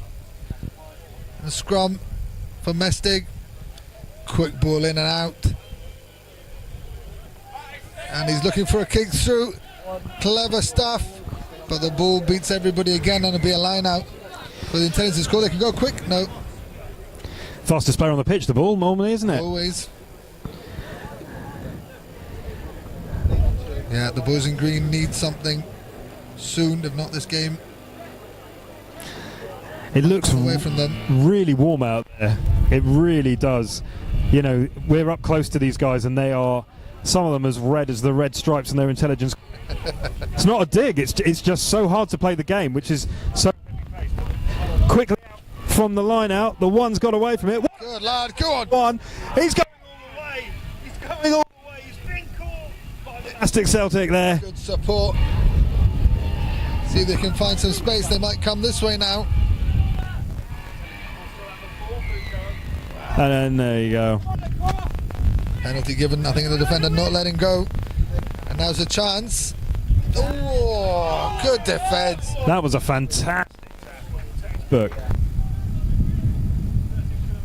Yeah, he tried. Oh.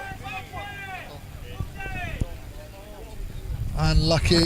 Yeah, unlucky. He's very close to being a very... Yeah, I think the number 3 should have passed earlier. Yeah. He just got a little bit hogging of the ball there. He did really well with his footwork. He did draw the 2 defenders to him, and his winger was free, but he never found the pass. I think he wanted to hit and then pass, or maybe score himself. Yeah, well. I would have done that probably. I would have gone for it. No, go to 9! He would have gone for it. But it's been a fantastic Masbro Men's Open. There's been wonderful skills. See, There's been some big tackles. And, I'll tell you one thing that. No, it's been something. back to play now, Rico. And the intelligent corps do not want to give up. That's the danger with playing deep in your own half. You can give a penalty away, and now Intelligence Corps have a chance to try and get a score, but their hands are not good. Knock on given by the referee scrum. Welsh boys have another chance to try and get out of their half. But I think their philosophy is to play from deep. They did it early in that first half, you missed it, but they started off the match deep in their own 22, went from one side of the pitch to the other, and then managed to find the holes and score. I think they're probably looking to do the same now. And that's the way to do it, right? Stretch the play. We did an awful lot of it, but people are playing really tight, and it just doesn't make sense. As you say, here we go again. Exactly what you said, Rico. Yeah, that's The boot. bounce to the ball. Oh, lucky. What's the ref saying? Ref said play on, so it's good. It was fine. It was fine. Can he what? Has he got the pace? We're in here. Good rugby, good rugby. Fantastic. Can he what? Has he got the pace? We're in here. Good rugby. I wonder how warm it is in South Wales, because the Miesteg Celtics there. I keep saying Celtics and Celtics, I mix it up. And I'm going to get in trouble. Either way, I tell you one thing: you can't mix up how good they play. They're playing well at the moment. Really well.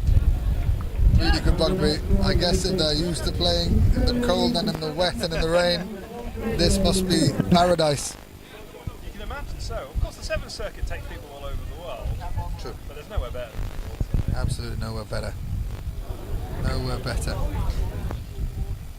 A couple of substitutions made by Miesteg, and they want to keep the pressure on. But the ball doesn't go 10. Yeah. But this Masbro Men's Open has brought an awful lot of incredible action. Masbro, Local insurance provider, Crico. Word. say about Masbro? You like them? Yeah, they're good. They're my insurance providers, actually. There you go. No joke, it's true. Always very helpful whenever I crash the car. Which happens almost never. Never, ever. But a massive thank you to our partners, Masbro, For making this Men's Open possible. and there's your full-time whistle. Great match, Crico. What did you Yeah, think? wonderful game, yeah. Game, I think the Welsh boys a little bit more silky with their skills, trying to make some space and use it.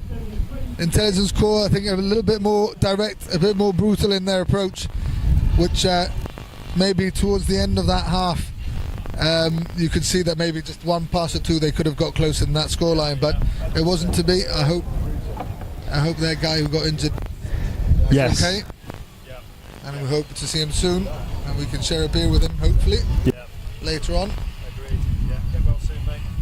Looked like a sore one. But as he was taken off, So he looked like he was about to walk it off, to be fair to it. Ah, good. boys are Tough, aren't they, Crico? Very tough. very tough lads. It's great to see. Can't wait for the next one. Let's see who's next. That looks like Local. stars. Yeah, Yeah. I can see one there. I think is that Jibdoc? Jibdoc team? Looks like Jib Doc. Massive shout out to Jib. I guess, because that's where that Yeah. sentence was going. I guess you're welcome. Invoice in the post. We're giving Jib Doc A sign, a bit of a pointer.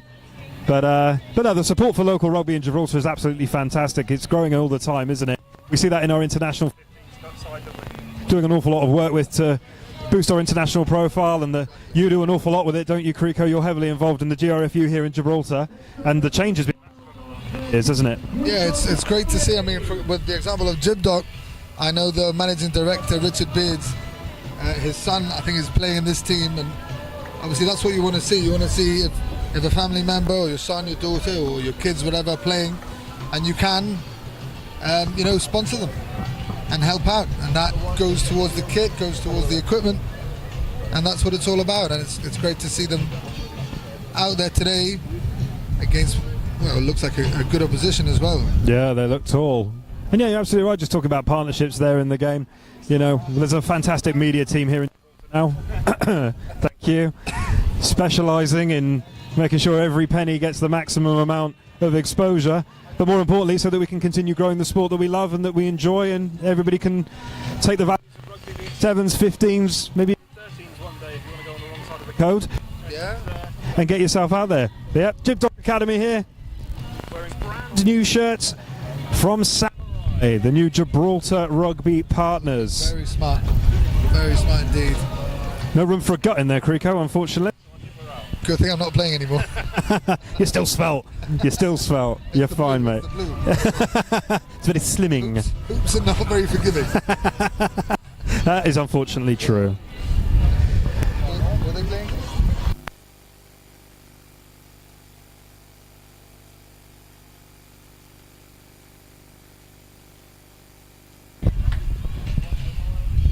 So Wild Dogs on the right, kicking off. It hasn't got 10, so it'll be a free kick for Gibdog. Jack Eccleston. No E on the end. Is there not? I don't know. Oh, maybe. We were talking about it earlier. He had a crack in Wales, actually. He did. He had a very... He was absolutely brilliant. He scored a brace of tries. His dad used to play with me at the Stormers. Did he now? Yeah, and I can see why his boy is such a good player, because his dad was an awesome player too. Stormers are one of the teams that play here in the UME. UME, another partner here of Gibraltar Sevens, and we're forever thankful for their ongoing support and their encouragement of the local game. Straight to touch, Creeko. Right. Straight to touch. What a boot. Using the wind. It's gone a bit cloudy now. No clouds. No clouds. No clouds allowed. Creeko. It's wonderful all year round, and you know it, son. I think the players would like it though. Yes, it's very warm. It's very, very warm. Line out for Gibdog. It's difficult conditions to throw the ball in against that wind, but I'm sure it'll be all right. Has he gone 5? Ref says play on. Nope. Didn't go 5, so free kick for the Wild Dogs. The Wild Dogs are a serious outfit, Creeko. They know.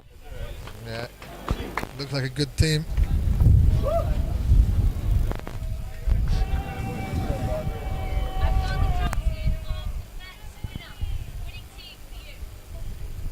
Was it Lions? I know.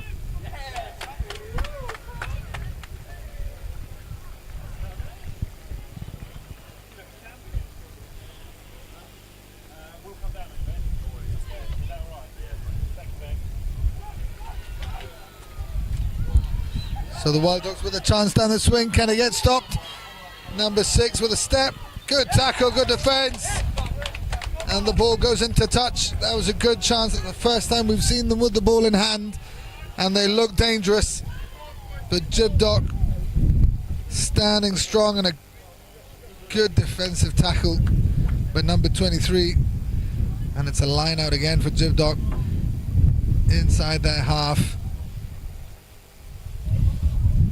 Good line out. Ball to the middle to Jack Eccleston. And he goes for the kick through. Anybody chasing that? Number 4 for Wild Dogs has got injured. Thank you.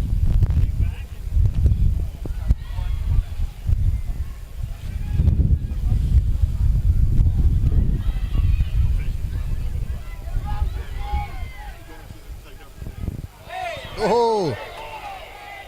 Referee did not like that. Wild Dog player trying to kick the ball out. 2 minutes. Let's see if Gibdog can use a numerical advantage. This is what it is. I've got to leave you now. Have you? I know.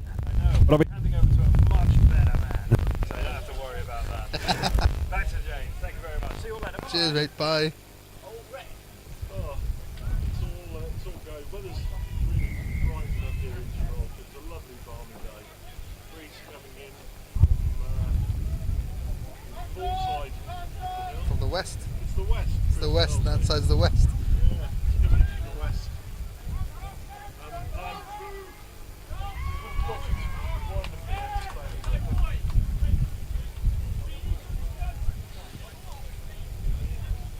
Yeah, this game's still 0-0, James. Looking like a tight contest. Yeah, for me, I think it's fair to say, Chris, that the Wild Dogs have been an outstanding side. I think they rested a couple of their top players for this one. Ben Nathan, number 10, for the Wild Dogs, performance in the first 2 rounds, his ability to win restarts, been a real feature of the tournament for me. And I think one of the things that, when you look at the Sevens game, with the advantage of the team that scored kicking off, winning that restart is the absolute key to confidence in Sevens. Yeah, absolutely. I mean, we see it as well with the 15s. It's so important. Well, in this case, as soon as you concede, to get the ball and try and have a go again. Yeah, it's that continuity of the game. Yeah. But the Gibraltar boys, I think in the 2 games that I've worked on already, whilst they're not the biggest side of this tournament, one of the things that they have is they play as a team. Defensively, they've been very strong. Yeah, absolutely. I think these boys have been playing together for a long time. I think maybe not as a Sevens team, but as youngsters coming through the ranks. I can see a few guys there who've come through all the age grade rugby here in Gibraltar, and you can see that there's a sort of cohesion together. But there's a good chance here for the Wild Dogs now.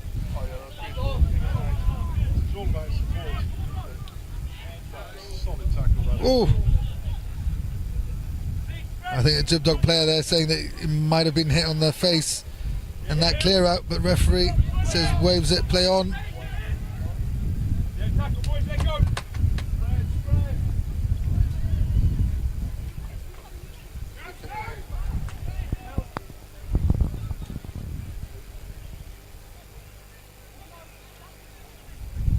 That's good rugby, patient rugby by the Wild Dogs, looking for holes, and they've found it now, and a good try.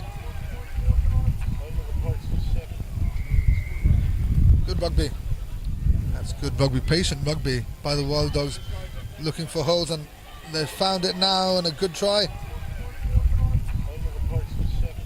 think that what we saw then was Wild Dogs just moving them around to the point of fatigue. Yeah. And that little space just opens up to them. Yeah, absolutely. And the other game before, in the intelligence corps, we're trying to do the same thing, but the Welsh boys' defence was strong, was good, and they never lost their structure there. You could see they lost a bit of a structure there, and the Wild Dogs using their pace and their strength to get through. But it's anybody's game still. I think that was the first try of the match. 7-0. Yep. A bulletin from the organiser's office is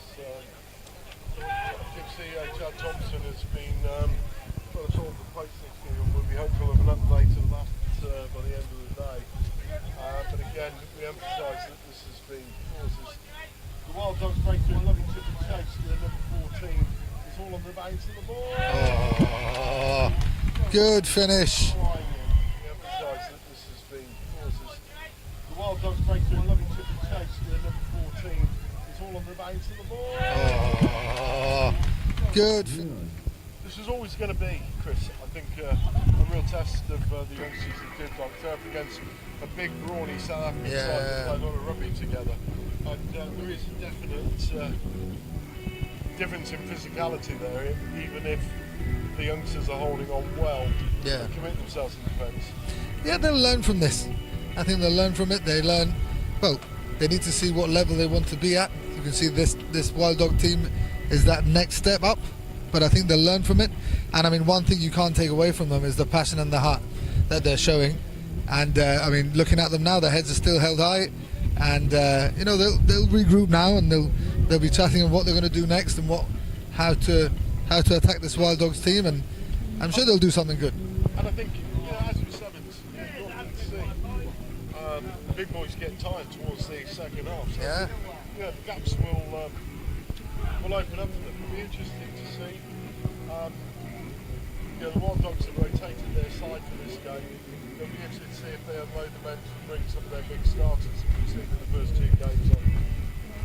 Yeah, there's a chance that might happen. Give them a bit of a run towards the end of the match once everything's maybe perhaps they've won that. But I'm still hopeful. I think that Gibraltar guys can do something here. I think if they can get the next score, who knows what could happen. The ball is oval, bounce to the ball. Yeah, exactly. Great to see former Test referee Jonathan Kaplan, a man who officiated in 70 tests from 2002 to 2013, just coming in under the commentary box. JK's he's known to everybody in the game. He's got a little bit less hair than the last time we saw him on the pitch, but I think that's the same to a lot of us in and around the officiating commentary area. But a world-class referee and a man that in 2011 I think a lot of people in the game know he was robbed of a World Cup final. 2007 Jonathan really was robbed of a World Cup final when he was favourite to do there, but unfortunately South Africa rather peed all over his strawberries by getting to the final and leaving him cup tight and unable to progress. But a great referee. A great referee. Also engaging and at times controversial character if ever you engage. I had a chat with him or even chatting with him on social media. I think I remember listening to Nigel Owens. He said something similar. I think he said something like, "I wish I'd never done the World Cup final because then Wales would have meant that Wales would have been there." We can all hope things like that. Yeah. Wild Dogs, a little bit poor handling in midfield, just letting them down there, not forward, right in the middle of the pitch. And a scrum to Gibraltar. And I think one of the other things that Gibraltar has done very well around the scrumming is I've watched 3 games of their day, Chris. They're very good at controlling the loose ball, popping it out around the scrum. And I think that's a really key thing, people go to the contest. Or difficult scrum to control. I think exactly right there. penalty. Control of that bobbling ball. It's amazing how many tries you can score just by keeping your eyes open. Yeah. This is just now Came from the scrum. Muscling their way forward. Yeah. Using their size and their strength in that scrum. It's amazing how many tries you can score just by keeping your eyes open. Yeah. This is just now Came from the scrum. 17 different nationalities, 17 different countries they come from. But the unique thing that bonds them together is they all have South African heritage despite where they live. But their touring party comprises 17 different countries as locations, which I think is quite astonishing. Yeah, that's really astonishing, yeah. Us in Jib, we're always sort of proud about, from our heritage and the fact that we're from people from all over the place. But these guys, well, they've won that competition too. 17 different places. Amazing. And if you're in any doubt of their South African heritage, the way they relish the set piece and contact, it's in their DNA. That's the proof, yeah.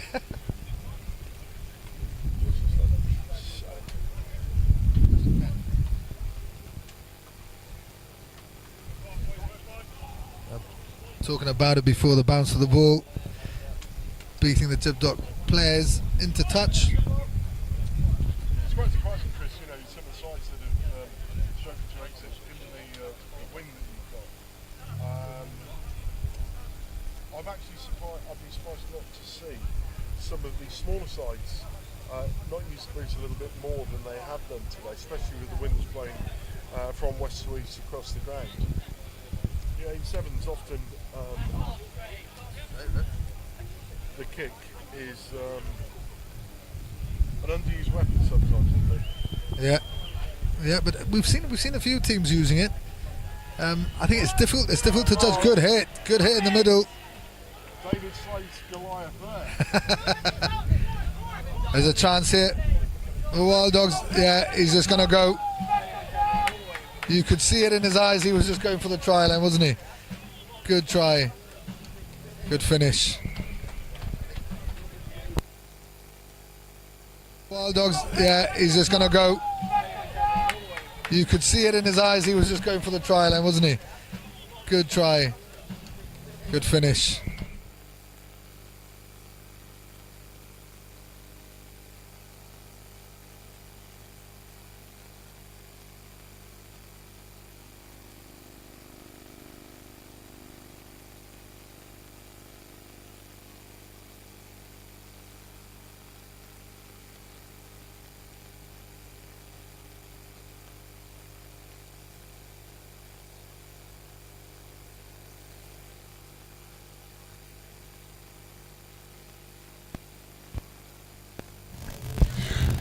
For those of you that are, we're well aware of the sound issues here. Chris, friend of Chris has actually sent in on a mobile phone. For Christ's sake, sort the sound out. So we're doing our best. We're doing our best. We've suffered everything up here today. Coca-Cola showers, gale force winds, rain, sunshine. It's all happening. And again, the Jib Dot boys have put a lot of pressure on in defence. But the sheer power of the Wild Dogs, when they execute and they maintain a little bit of calmness with ball in hand, they're a real joy to watch. But Jib Dog holding on well at the moment.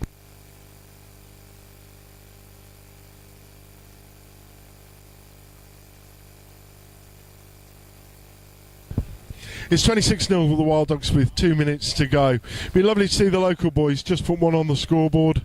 They've got a scrummage in the 10-metre line, and again, they've cleared that up really, really well despite a repeating scrum. They've won the penalty there with the player not releasing in the tackle, and Jib Dot go again straight in the middle onto the 22. And again, over Avaricious. Are they 5 metres there? I would doubt that they are, and I think that's going to be a yellow card. There's twice they've not retreated 5 metres, and I think that's a perfectly fair call there, Chris. Yeah, it all came from a good scrum. The ball comes out, and I think they've scored. Oh, no, referee's calling for a retake. But yeah, Jack Eccleston getting the ball and just thinking, forget it, I'm going all by myself, and he made the right call.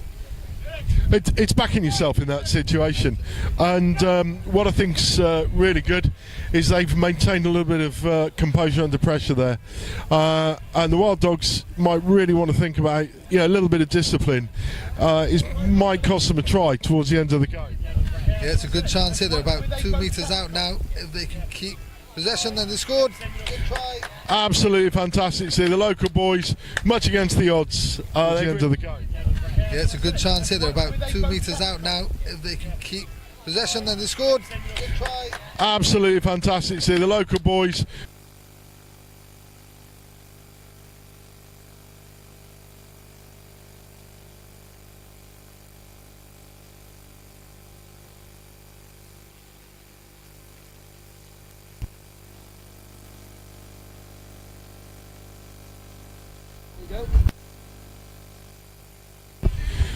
Wild Dogs are now down to 6 as Jib Dot restart. Bounce to the ball, and the Jib Dot boys are coming up as Wild Dogs break out of defence. They've got a clear overlap. There's a big defensive job to do here as Jib Dot come across and they close the angle down. Really good, great defensive work by Jib Dot there as they were a little bit exposed on the left-hand flank. It's great defensive work there, Chris. Yeah, what we said earlier, it's good to see so much heart, so much passion shown by the Jib Dot boys, and they've still got a bit of work to do here. Wild Dogs wanting to get a score before the end of the match. We've got one of the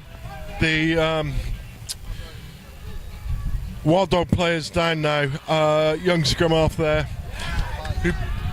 He bears a... For those of you who are music fans and are fans of either Peter Gabriel, King Crimson or Pate Floyd, this guy is the living image of Tony Levin, the great bass player. This guy, he is Tony Levin. And if you don't know who Tony Levin is, Google him and you'll see exactly what I mean. Do you know Tony Levin, Chris? I've no idea. I'm going to show you a picture after the comp stint. I believe you though. Here we go again, and I think the Wild Dogs are knackered. Excuse my language. Oh, they've gone to clear for touch, and the ball stayed in touch. They were looking to close the game off. It's given Jib Dot Boys little entry into the game, and they've actually got an overlap here, but they've taken the ball into contact. Poor decision. And if they get the ball wide now, through your legs, mate. Oh no, it goes forward, and it's all over Red Rover.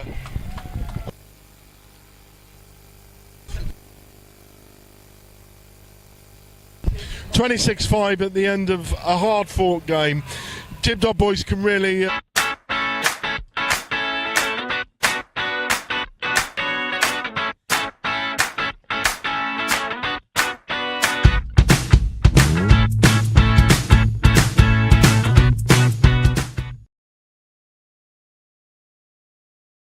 And another, but hey, the boys played hard, they played well, and like you said, they've learned a lot from this match, I'm sure, and they'll take it on to the next match. We'll be back in 2 minutes for the next game.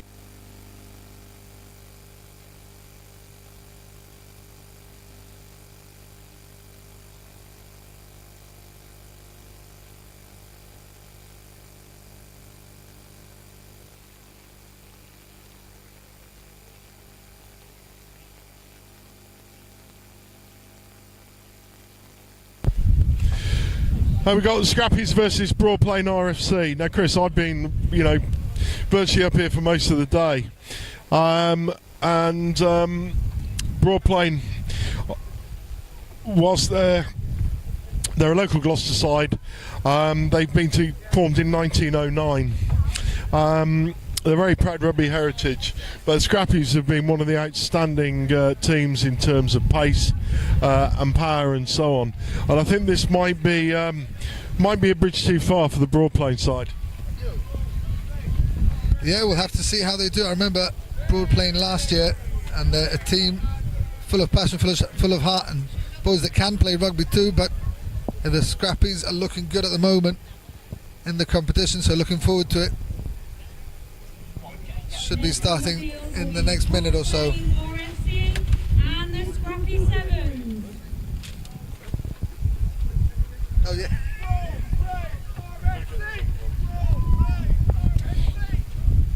So at the conclusion of that last game, I was saying that the Wild Dog number 9 was the living image of Tony Levin. I've just shown Chris a picture of the great bassist himself, Peter Gabriel, King Crimson. How close is that? It's spitting image. Absolutely the same guy. I think it's the same guy. He's come back to play rugby now. Yeah. Although I think he's probably a better bass player than he is a rugby player, in all fairness.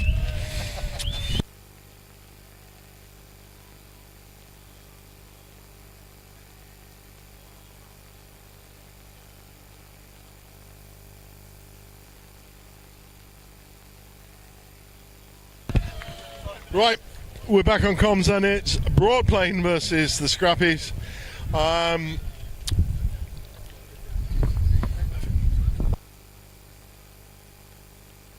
Broadplain versus the Scrappies. We have England Test match referee Carl Dixon, the man who's refereed in 29 internationals, refereed in the World Cup this year, ran the touch for Wayne Barnes in the World Cup final.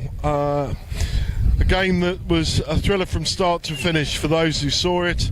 Carl said to us, it was one of the greatest experiences of his life. He's very hopeful that one day he'll get the opportunity to play the main role. Once again, errors at kickoff. Again, we can't emphasise enough just how important the restart is at sevens, and Scrappies overhoofed their kick. It's gone directly into touch. They start Broadplain start again with a free kick on the halfway line, and they attack left to right as we look.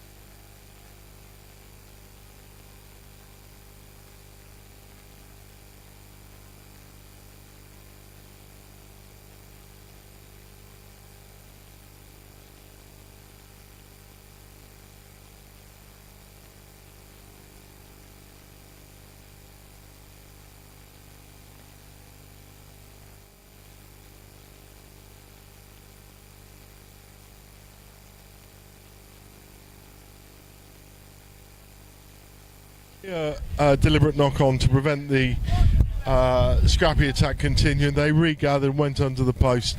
Phil, I think that was as cynical as they come. Yeah, I think it was. If I'm honest, I think the broad playing player knew he was sort of stuffed if he didn't get the ball. If he didn't make the tackle, and I think he just flung his arm out trying to get in the way of it. And you know, when you do things like that, it's just an easy penalty for the referee. They're just going to look at that and they're going to say, no, you got no realistic chance. No, not at all. I mean, you know, a lot of people do it. It's a sort of an instinctive thing, and you know, sometimes you do get away with it. But it's, you know, in a game like sevens, it's pretty obvious. It's an easy decision for the referee, and it just puts the team under more pressure, really. It's great. It's a great breakdown contest. There was a lovely bit of rucking, counter rucking, players staying on their feet and jackling, and I think Carl's been very, very tight on not releasing in those rucks. But you know what? It's I was saying on commentary earlier on today just how important that ruck breakdown is, and if you look as the ball goes forward there, if you look at the great Antoine Dupont coming back into Toulouse Rugby after 2 months playing sevens, one of the biggest features of his game was how much his ruck contest work had improved on an individual level. I don't know if you saw that when he was playing for Toulouse. No, I didn't see that personally, if I'm honest. But I mean, ruck play is key because, you know, rugby is a game about winning the gain line, and the quicker you can get the ruck ball and the ruck speed, the better it's going to be for everyone, and you're on the front foot. And likewise, obviously, you know, when you're contesting, you can slow it down. It gives your team time to get players on the feet, defenders in line, so you can be dominant in that defence. And you know, I think, you know, we see there again. That's the third penalty on the bounce now. I think it's 2 for one side, 1 for the other. So, you know, the refs, you know, he's looking at the contest in the ruck quite strictly, I think.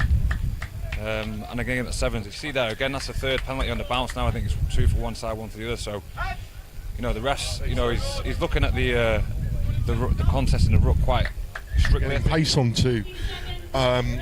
You're thinking, you know, broad play were actually still moaning about the ruck penalty there, and that just gave scrappies the opportunity to go straight through them, size through them, broad play slow to realign their defensive line. Yeah, I mean, look, when I was playing, we had the motto, you know, when the ref gives a penalty, you know, you try and ask for it, you know, ask questions. I'd never reached that out on the full there. I was off the full, yeah, so we're good.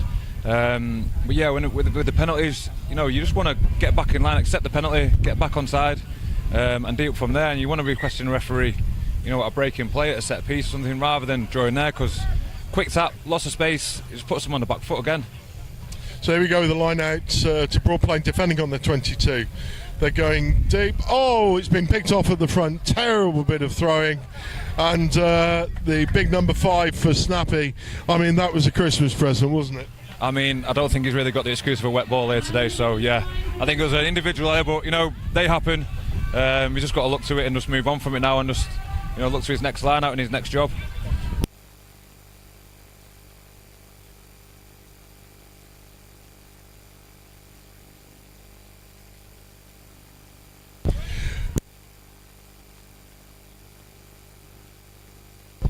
It's now 17 nils to the scrappy. There's about 2 minutes left to play. It really has been one-way traffic in this game, and I think Broad Plain are struggling with the combination of the speed and physicality of the scrappies. But by saying that, it's a lovely pick-up by the Broad Plain number 11. Great line from 13 in support. This is all about support play here. Yeah, it really is. I mean, in a game like 7, they can break away really quickly like that, and you know, the players have got to be on the ball and push up to support the teammate. One more pass and I think they can get that. Numbers outside, all they need is a man round support, but he's broken through the line. Bit of power from the big lad. He's a hooker. Hookers love a try line, don't they? I found a few in my own time. Yes, we do love a try line. Phil standing next to me is a hooker. It's a position that I've never quite understood the attraction of, as I'd rather be 2 rows back controlling things by gently leaning on the pack of 7 in front of me and getting calluses on my hands like all great number 8s, or all decent number 8s. Yeah, well, I must admit, before I moved to hooker I was a number 8 myself, and then went 7 and 6, so I moved slowly up to the front, and I was advised by a very experienced gentleman, Stuart Lancaster, that I've got the right mentality for the front row, and I think as you said, you've got to have the right mentality. A bit of a collision there. Hope he's all right. Yeah, I think the two lots going to contest the ball in the air there. I think Cole says this is a rugby incident. Both clashed, going for the same ball. I think Carl Dixon's adjudicated the ball didn't go the full 10 metres there. And I think quite a bit of sensibility there from the referee. Rugby incident for me, Phil. Oh yeah, easy. They both got their eyes on the ball, trying to contest for it. These things happen. Not one player looking at each other, so it's just a bit unfortunate, really. Hope they're both alright. They seem alright as they come off the pitch talking. I think it's just a bit of a timeout. We're pushing through then. Oh no, a little knock on. Unlucky. So half time, it is 17-5 to the Scrappies. Broad Plain, they've really put a shift in. But the Scrappies just a little bit organised. They've got a lovely attacking shape. They managed to attack with 3 men in a pod at all times, and it's very obvious that there's a lot of thought gone into their game. They maintain those 3 men either side of the carrier all the time in that attacking pod, Phil. Yeah, I mean, they just seem to be moving the ball around well. They're holding depth. They're using the width, pulling the ball to the edge. For me, Broad Plain are probably a little bit off the pace in terms of fitness. They're just struggling to keep up with that. And when they get to an edge and reverse it back to the other side, I think that's where the spaces are coming.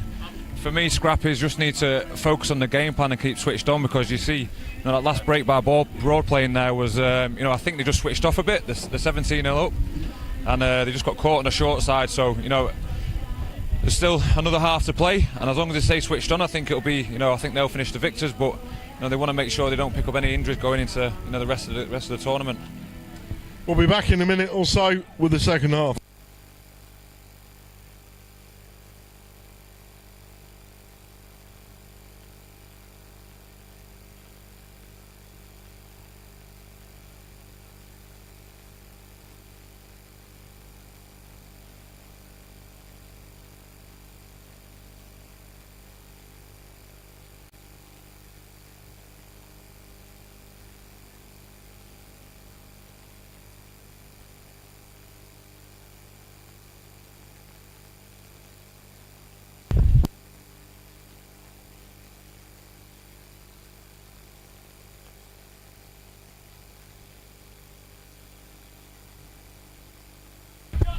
And we're back on comms now as the Scrappy Sevens, lovely show and go by the number 4, going down the left touchline, over under the post for the opening try, which takes it to 24-5, according to my calculations.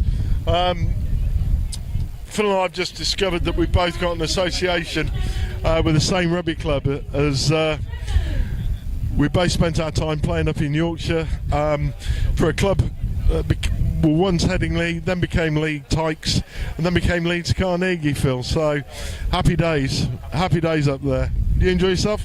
Yeah, really. I mean, the good old days of Yorkshire, streets paved with golf, and I think I was there for about another 3 name changes before I left. So yeah. The only name that I remember that never changed was the Original Oak. Yes, the Original Oak is still there. I actually popped back a few months ago, and I went popped in there, and I saw the old landlord, who's good mates with a Leeds legend, Mike Shelley. So yeah, it was good to catch up with everyone. And the Original Oak is still standing, and it's still, the beer garden is still as good as it used to be. Well, if ever go breaking play, I've got a few tales about the Original Oak. As the Scrappy Sevens are really starting to make mincemeat of the.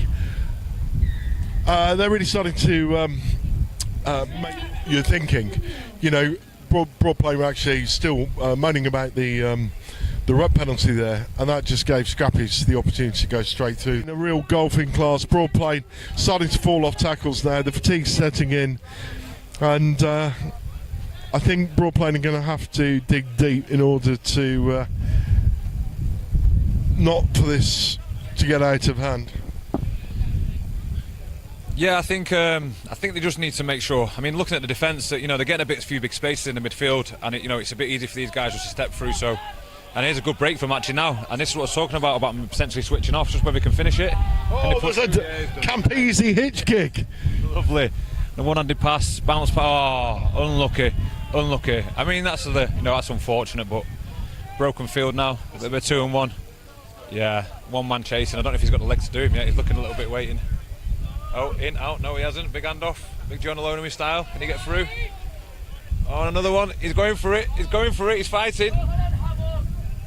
Lumbar. You know, I think it's pretty clear that Scrappers have got the advantage here physically.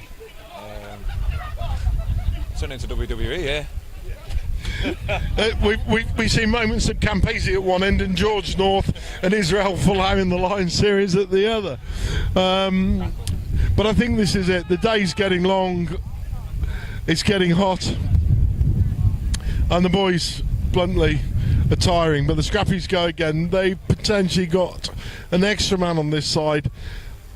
And actually, the number 10 there has held the hooker, stood him up, and just gone round him. Phil standing next to me was probably a little bit more mobile than the hookers we're seeing outside. What's that he's been telling me? Yeah, I had a few show and go 60 metre, 80 metre tries myself back in the day. I've just had a text from somebody at Heading who said 6 to 8 metres, not 60 to 80. I don't even think they were that far, if I'm honest. I think most of them come back of them all.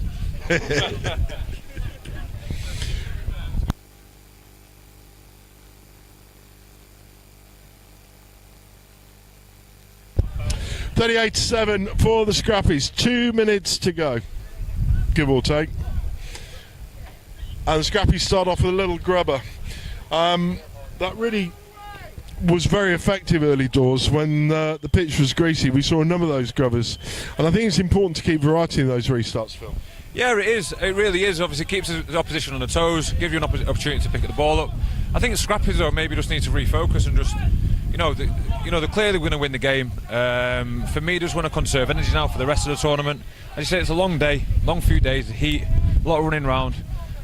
So for me, with the potential, want to revisit that and just see what they do, just conserve that energy, just to make sure, they're at the best position to perform in the next game. I think as in 15s, both 7s and 15s, as players, I always used to think I'd take the last quarter of the game off as my abiding memory of the game. And if either personally or as a team you have a bad last quarter, even if you win the game, you tend to beat yourself up and you tend to be quite disappointed in it. And maybe the Scrappies, if they don't want to have that last 2 minutes of a sevens match disappointment, maybe just need to tighten it up and go back to doing what they were doing in the first half. Yeah, definitely. I mean, it's a good opportunity for them to just practice what they're good at and put it into real life example and not force them silly passes and the little mistakes. As I say, just to make sure they're cooking on gas for the next round. It's important. There's not a lot of opportunity out here, and it is a long day. I mean, the heat here can get really hot. Today's been a little bit cooler. See a little knock on there, another little bit of sloppiness, and that's what I'm talking about. If they get to the late stages, they want that focus there so they can push for them final rounds. I think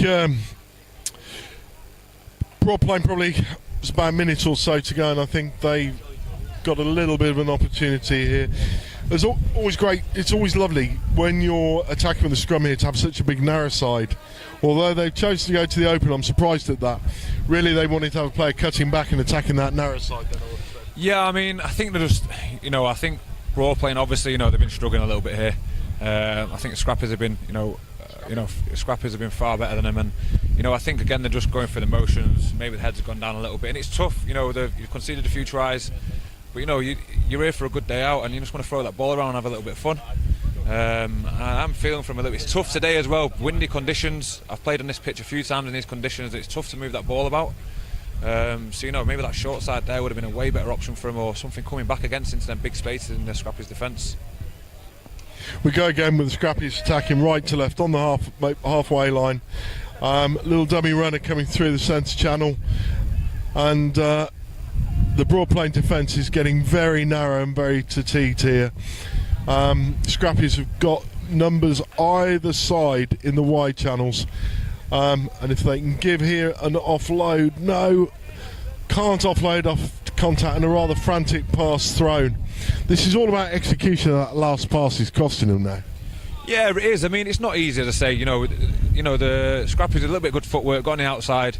He just needs someone to push through from either side. They're playing the wings, holding. I mean, see what I mean? If they've just pushed exactly there, that's it. Just create that opportunity, move the ball nice and easily. Score the easy try.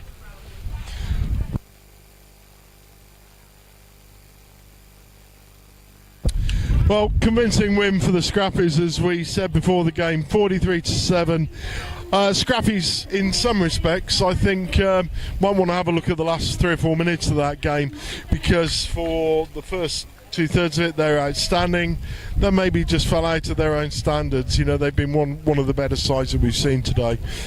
Phil and I are going to sign off for 5 or 6 minutes to get our breath before the second for the next game comes on.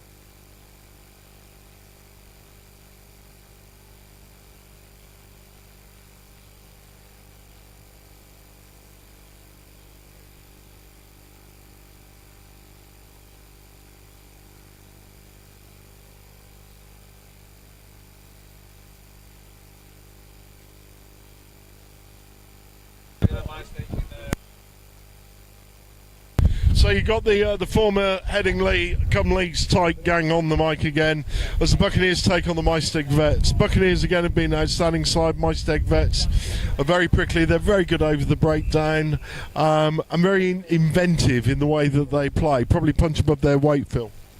I mean, I've not actually seen them play yet. Been busy, but you know, I'm looking forward to this. I know a lot of the Buccaneers lads, and you know, I think it'll be, you know, looking at it. I just hope we don't get a bit confused with the shirts, but you know, they seem to be moving the ball around nicely, holding shape. Nice pass. There we go, down the wing we go. Chip and chase. Referee might want to take a look at that to see if number 1 for Miesteg was taken out illegally. As Miesteg attack going left to right on the 22 of the Buccaneers. Really great cross kicks. First real cross kick that we've seen, and a fly hat through for the Miesteg right winger, but Buccaneers win the ball back in contact. First time we've seen that cross kick, Phil. Yeah, a little bit unfortunate with the execution there. You know, the kick pass is a great example, you know, to move the ball into space quick.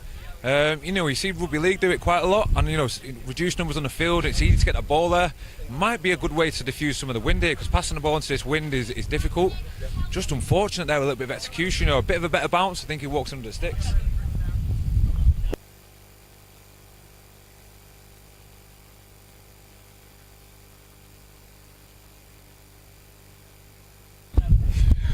So scrum just in front of the posts inside the 22.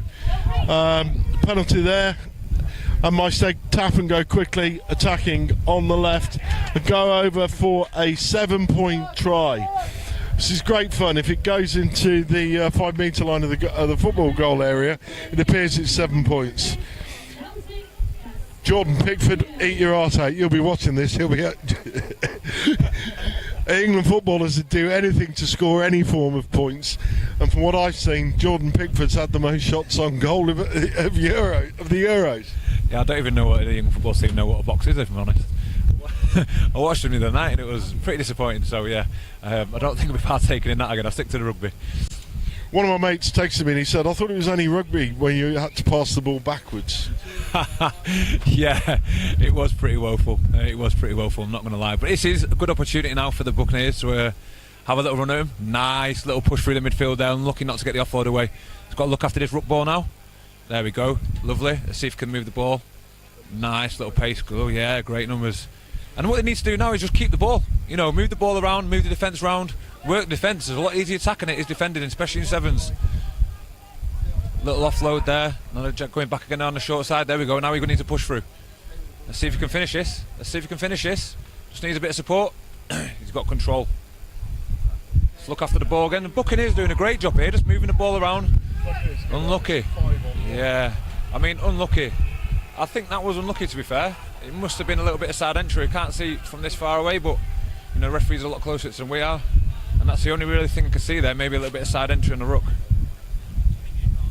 Yeah, I think he put his hands past the ball in the ruck there. Yeah, a little bit of feistiness and shenanigans off the ball. See Miesteg concede 5. The Buccaneers attacking down the right, switching the ball back inside. Miesteg defence is beautifully spaced. They really defend with their heads up, ready square shoulders. Great to see. And yeah, conceding a penalty there for a high tackle, possibly a little bit harsh.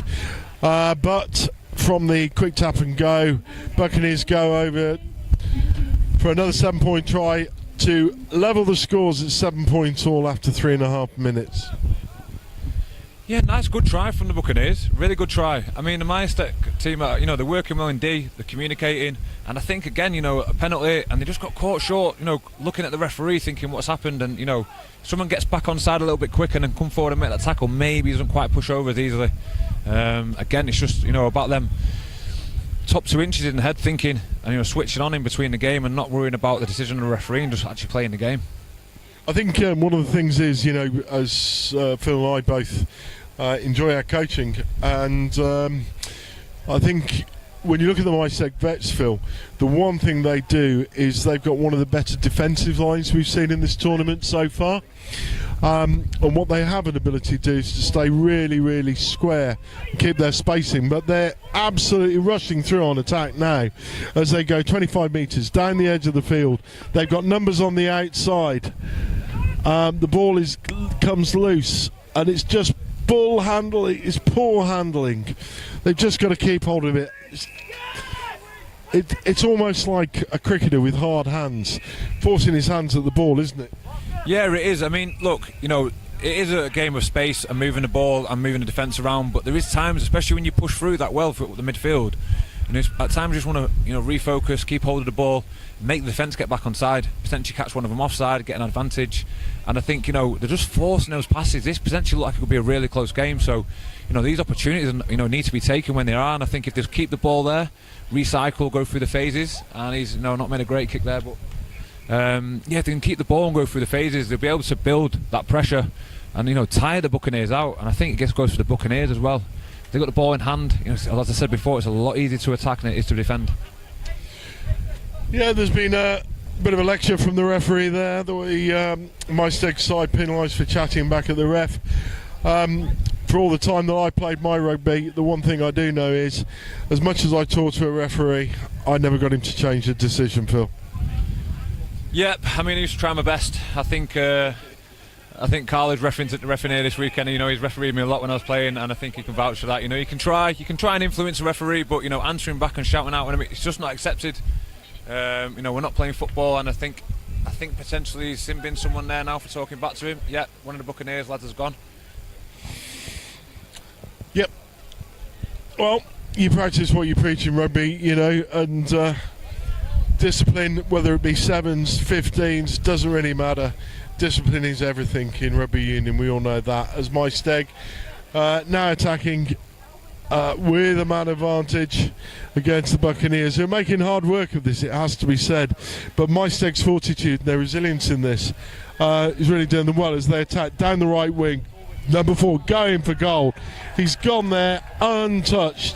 Brilliant work down the outside, and he goes over for a 5-pointer. Unfortunately, one of the Buccaneers boys in trying to tackle him there.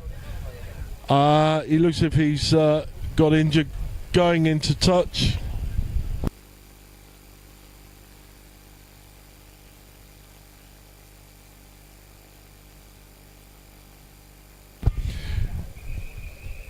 Yeah, referee has called half-time there. Buccaneers, one of their players down. I think, you know what, that was a bit strange, and I think there's a little bit of shenanigans going on there, a little bit of afters after the try was scored, and I think he's hoisted himself on his own petard there. We're going to take a 2-minute break and we'll be back at the start of the second half. Gibraltar. Got the summer feeling, come on. We got the game, cool champagne, light it up tonight. On fire, won't stop, don't stop.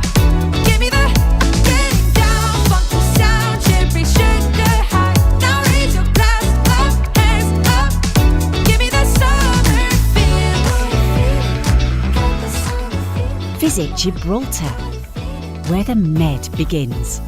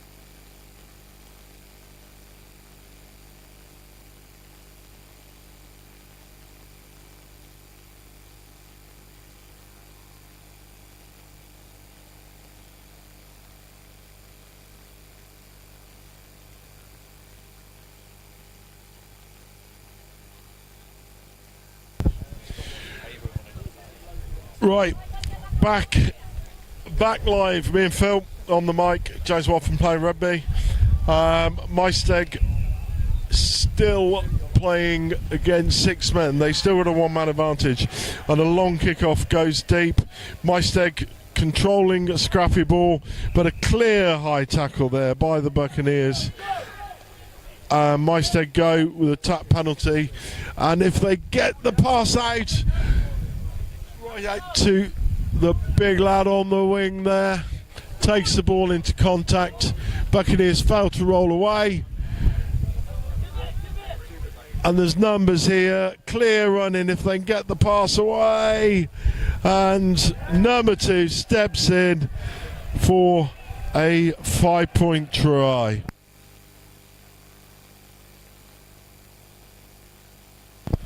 Yeah, I think the Buccaneers actually look like a capable side. They're just putting themselves under a little bit of pressure with the discipline. A lack of discipline, you know, they've got a player in the sin bin. You know, they're struggling a little bit with numbers, and they're just competing a little bit too much in the breakdown. You know, a reckless sort of high tackle, which is, you know, not too serious, but it's just a lack of discipline. I think if they can get on top of that, they can get the ball in the hand, and as I say, they look alright when they've got the ball in the hand. I think they would give them some problems, but, you know, I think now they've got to focus on discipline, their own sort of structure, and just play their own game and forget about what's happening, you know, with the referee in the middle at the moment. They're focusing too much on that.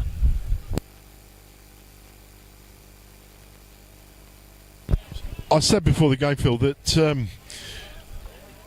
out of all the sides that we've kind of seen, Miesteg really had that cohesion and that organisational skill that perhaps a few of the scraps sides have lacked.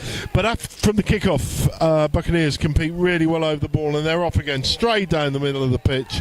And for once, Miesteg's defence has really let them down there. That was just a primary defensive error. 1-on-1, Phil. Yeah, again, I think same as the first try that the Buccaneers scored in the first half. You know, penalty, looking around at each other a little bit, and they just got caught cold. And again, you know, I think, you know, Miesteg is it's a club with a lot of history and a lot of tradition, and they're going to be well organised. Some of these lads probably played together for a long time, so I think again this is an opportunity now for the Buccaneers to get back in the game. It's a good kick off there, good hanging kick off. See if they can put them get the ball in hand and put them under a bit of pressure. It's got to remain disciplined now. It's a good push up the short side. Again, just forcing those passes, a little bit of error. Seems to be a common theme at the moment, just forcing the pass and a little bit of error, turnover. He's going to go under the 6 here. 1-on-1, can he go? No. Looking for some good offload, great support, good pass, good score. That's a great try. Now this is going to make a real game of it now. This is going to make a real game of it.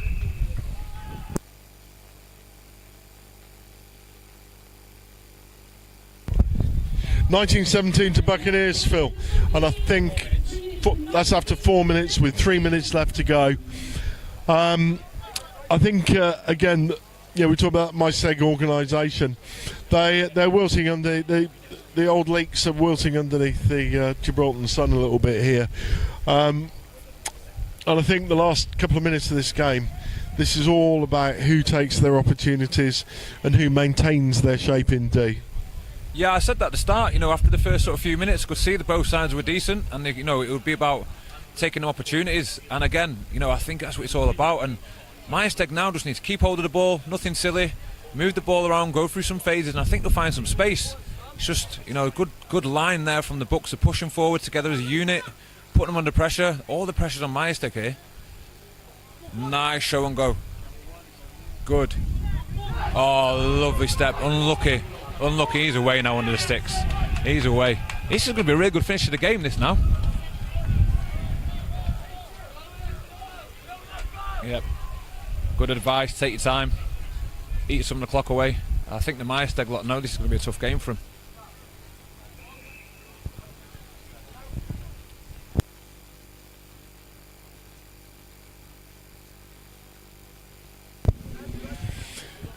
This game's really nip and tuck, and that Miesteg try takes the score to 24-19 to Miesteg. It's about a minute of play left. This will be a great game for Miesteg to hold on to. It's interesting now, a little bit of tactics coming in from Miesteg. They've taken their flying wing off, and I think they've put in a couple of fresh defensive players, Phil. A little bit of intellect coming in there, I think, from Miesteg. And just to put the icing on the cake, they've dropped out as deep as possible to pin Bucks back into their half. Yeah, I think that's really smart play, to be honest with you. Solidify the defensive structure, and kick it deep, force the Buccaneers to play out from their own third. Miesteg are now in control on the scoreline. And this little bounce and gone out in touch has only played into their hands. They've got killing a little bit of time now. Poor throw. And now we've got a little bit of broken play. It'll be interesting to see what happens here. Good competition at the ruck. Good discipline at the ruck to leave it. There's nothing there for him. All Buccaneers have got to do now is keep hold of this ball. See if they can put them under a little bit of pressure. Good structure from Miesteg. Poor pass. The Buccaneers just don't want to get isolated now. Here we go. Unlucky. It's a bit scrappy. Yeah, penalty Miesteg. Great work. Forced them out to the edge. Got the attacker isolated. Easy turnover. Now, Phil, I want to ask you this now. Given in mind this is very kickable and there's no post. If you're the skipper now and you ask to kick for goal, what are you going to do? I mean, personally, with this wind, I wouldn't be kicking for goal because, I think it's dangerous. Plus, there's no goal to kick at the moment, unfortunately. But, for me, I potentially would have gone to the corner just to kill a little bit more time, slow it down, walk up there. But that was just me personally being a front five forward. I think they got themselves in a bit of a pickle now. Buccaneers back with the ball. 20 seconds left. It could be down to this last play now. See what happens. Really good D, pushed up really well. He's kept hold of the ball, he's in control. Another free ball. If I were a Buccaneers player there, I'd be a little bit disappointed the referee didn't play the advantage. I agree there. But Buccaneers now, if they can get on the outside, and they've got on the outside, this could be a brilliant try-saving tackle from Miesteg. This is absolutely fantastic rugby. It's all teeing off, and a final penalty wins the game for Miesteg with 3 seconds to go. Time should be up. This has been one of the best games of the day so far. Two teams going head to head, absolutely nip and tuck, down to the wire. And Miesteg with a brilliant piece of defence right at the end. Win the game 24-19. Absolute thriller, Phil. Yeah, fantastic game. I mean, you could see from the start of in the first few minutes it's going to be a really good game. I mean, great D there from Miesteg, great commitment. He worked back, got the steal in the ruck, and forced a penalty. But I do feel for the Buccaneers a little bit. That last play there, made a real positive presentation. And, I don't think he could have done too much more with it. It's just, It's a difficult problem for them to take. I think being a Buccaneers player, I'd be looking back at myself, just looking at the game as a whole, a little bit of lack of discipline. You know, they did play a lot of the game with, you know, a man down, and I think that's impacted the scoreline. You could see when they had a full lineup, they were doing pretty well, and they put the Miesteg team under a lot of pressure. But really good game, really enjoyable to watch. Okay, we're going to take a break and we'll be back with the next game in about 3 minutes' time.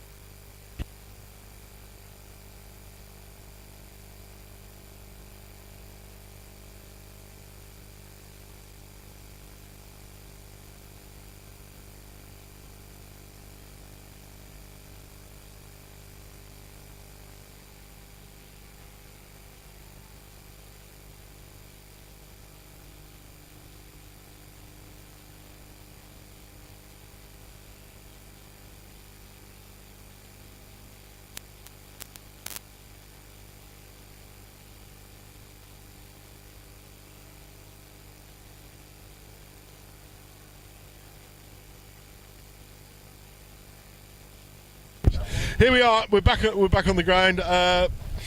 Old Mill Hillians versus the Intelligence Corps.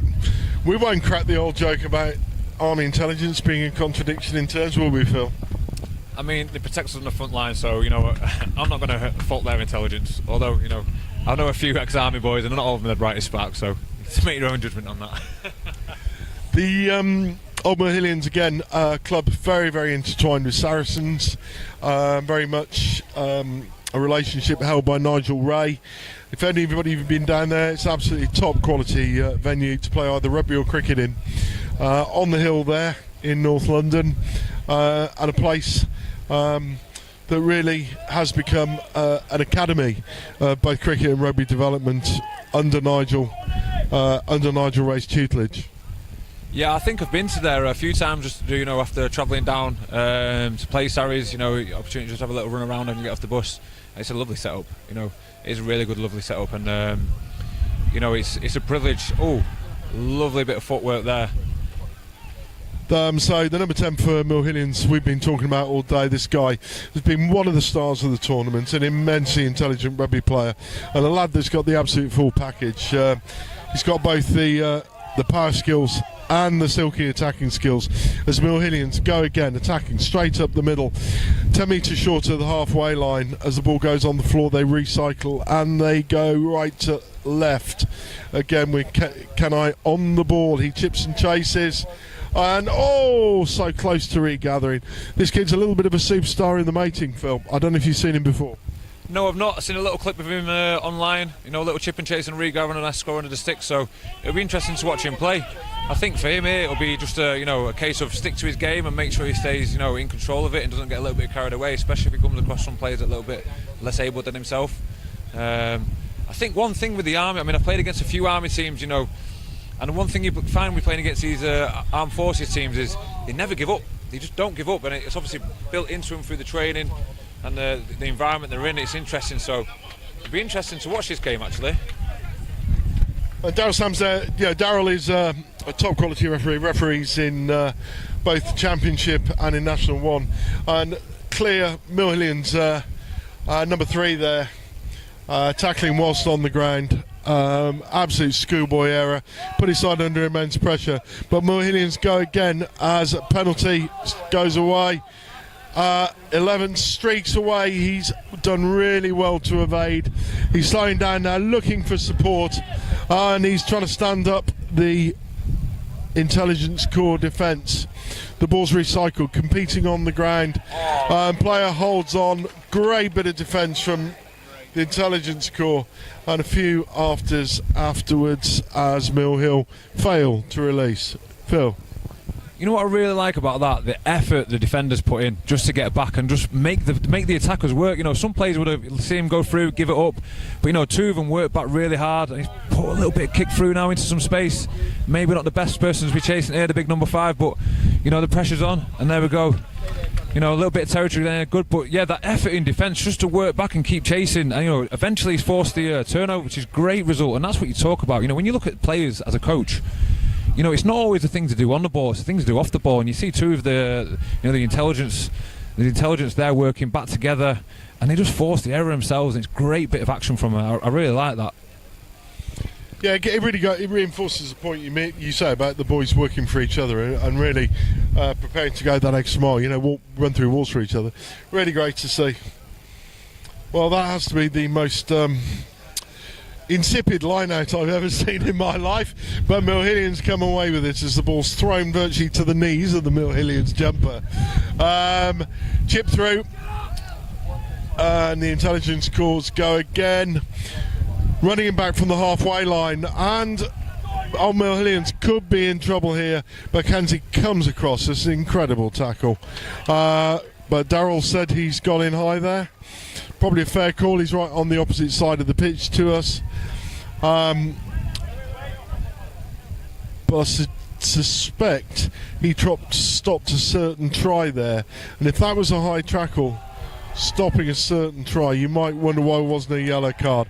But notwithstanding that, from the resultant penalty, the intelligence called tap and go through 2 sets of hands and under the post for a 7-pointer.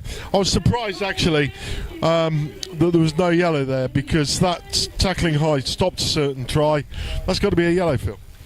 Yeah, I think it's difficult now. I mean, since I've obviously retired, and you know, the laws have changed a little bit, and I know quite rightly they're bringing in the new laws now to protect players. I think it's difficult there. You know, he's making a covering tackle, the player's dropped his height, and I think that's maybe why the referee had a little bit of sympathy with him. He could see it wasn't anything malicious, but obviously, you know, by the letter of the law, it probably was a high tackle. I think that's maybe where he's probably just, you know, taking a little bit of sympathy with the player and just understood, you know, there was no malicious intent behind of it, and you know, it was maybe a little bit of a lapse in concentration. But great collection there after kickoff. Great collection. We've got a big lad now going through the middle. It's like a freight train. Off he goes. Oh, lovely try. That takes me back to the days of Jonah Loma Rugby, that does. Although, in fairness, I think it was rather like watching Dan Cole run one in. Well, I think the phrase he used to use was it going up the chance field like a Sherman tank. Yep. The intelligence corps have their very own Sherman tank with a turbocharger.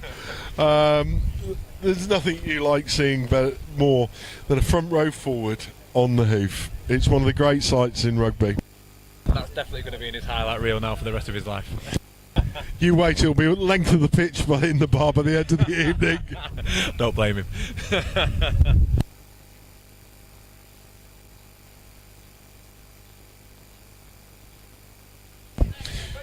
14-0 to the intelligence corps with just under a minute to go. As Mill-Hillians attack on the 10-metre line, going right to left. Penalty conceded for not rolling away at the tackle. Mill-Hillians have been under the pump here. I think they've been out-thought a bit, and maybe they haven't played to their full potential. The Hooters gone, so this will be the last play of the game as Mill Hill. They need to put a score in here as they go right to left. Good handling along, good offload. But the 11 is isolated. Oh! But the big lad from Mill-Hillians, number 3, was complete down the blind side.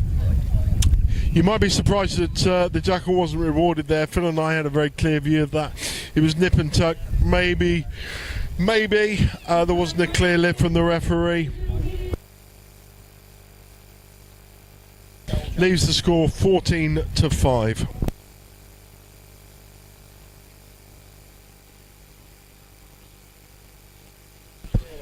Yeah, I think just looking at this game, you talk about the jackal there. I think, you know, it's all about perception. I think Darragh Chapman in the middle, I think he's been a little bit more lenient on the old jackal at the moment.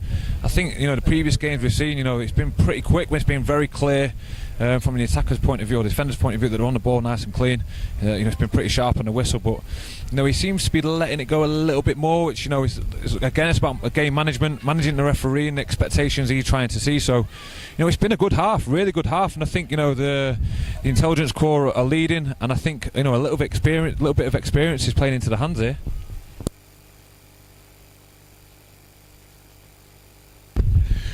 And I mean, Phil, both you and I know Daryl Chapman. I think he's reffed you a couple of times. I've certainly known him through my rugby reporting for many years. Very engaging, fun character, very dry sense of humour, but he is an absolute top quality ref. And I think that too many people, too many refs perhaps look to reward people for touching the ball in the jackal, where the laws actually say you've got to see a clear lift, and I think perhaps that's what Daryl saw there. Yeah, definitely think that. I mean, look, what I'll be looking for from as a referee's point of view would be clear lift off the floor, clear intention from the attacker not to be able to present the ball. I think maybe in that case, the attacker was pushing the ball away from his chest, intending to try and present the ball positively. So I think he just gave him the benefit of the doubt there. And I think it's just one of those things, and it is open to interpretation. I think it was just a little bit, a bit of a sloppy kick there, but have they got the ball back? They've won the ball back now in the contact area. There we go again, nice and clear. And that shows the difference, because there's a very, very clear lift there, and I think Daryl's rewarded exactly what he's seen. And it really just vindicates what we're talking about, as the intelligence corps look as if, that's one hell of a tackle. Absolutely brutal tackle, but the ball had been thrown forward. And we have a penalty. Jill Hillians defending on or around there in 22 metre line. I know what I'll be looking for here. I mean, if I was playing, I'd be looking to keep the ball in and have a scrum for penalty. There speaks two former back row forwards talking, commentating on a match. And in point of fact, under pressure, Mill Hillians have done really well to control that, and Ken has absolutely skinned them. This boy has probably been the player of the day, and he's screaming again under the posts for his 5th try of the day. Absolutely outstanding. I told you about this lad before, Phil. He really is something very, very special. He's only 20 years of age. Yeah, he definitely looks sharp. And I think it's good for him, to get away to different environments, play in these tournaments, and get some experience, playing against all different types of players with different people as well. And I think this will, only help him build his future. He definitely looks like he's got something about him. So it'll be interesting to see how he goes on, later in the tournament, if he can repeat this sort of form every game.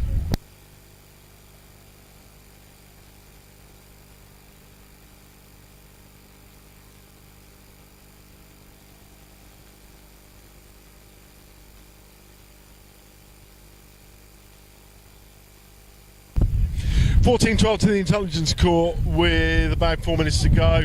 The wind is this is quite astonishing, but as the ball's kicked off, there's an incredible gust of wind came flying across the ground. Yeah, it happens up here. I mean, I've seen some very experienced players, who sometimes you get a little bit wrong here with the wind. It can pick up, it swirls through, straight off the Straits of Gibraltar, and it can be really strong at times. So a little bit of mistiming there. Maybe again, that's why it's good for the young lad we've been speaking about to play in different environments, and a little bit of experience for him. Yeah, it's one of those things. I think all people who've played rugby just know how exhausting it can be playing rugby on a windy day.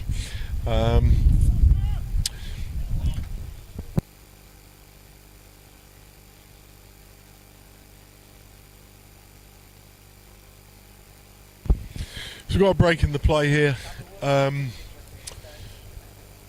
It's been a wonderful day of Rugby Sevens. How did you find your way over here, Phil, in terms of your association with Rugby Gibraltar?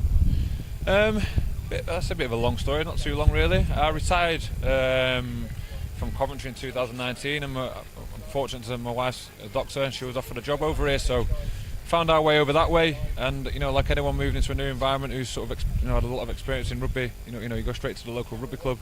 I spent a bit of time with the GFU working with the locals and with the international side, and my good friend Dave Barley and Chad Thompson, who we worked to set up the first Gib Sevens here just after COVID. You know, the Sevens tournament itself, oh, great break. Oh, lovely.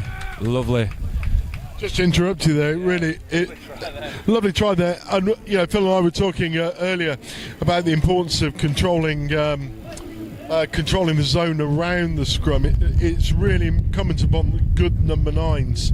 The scrum in sevens isn't about the pushing contest, but it's actually about controlling the loose ball, isn't it?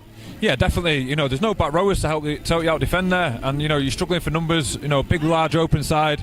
You know, depending on what the opposition have stat there in attack, you know, you can number it up in defence. But you know, as soon as that scrum starts wheeling, a little bit of movement, you know, it's easy for the 9 just to pick it up and take that snipe down the side. There's no one there to defend him. It's exactly what happened there. It's good opportunity taken now, and let's see if we've learned from the previous kickoff here.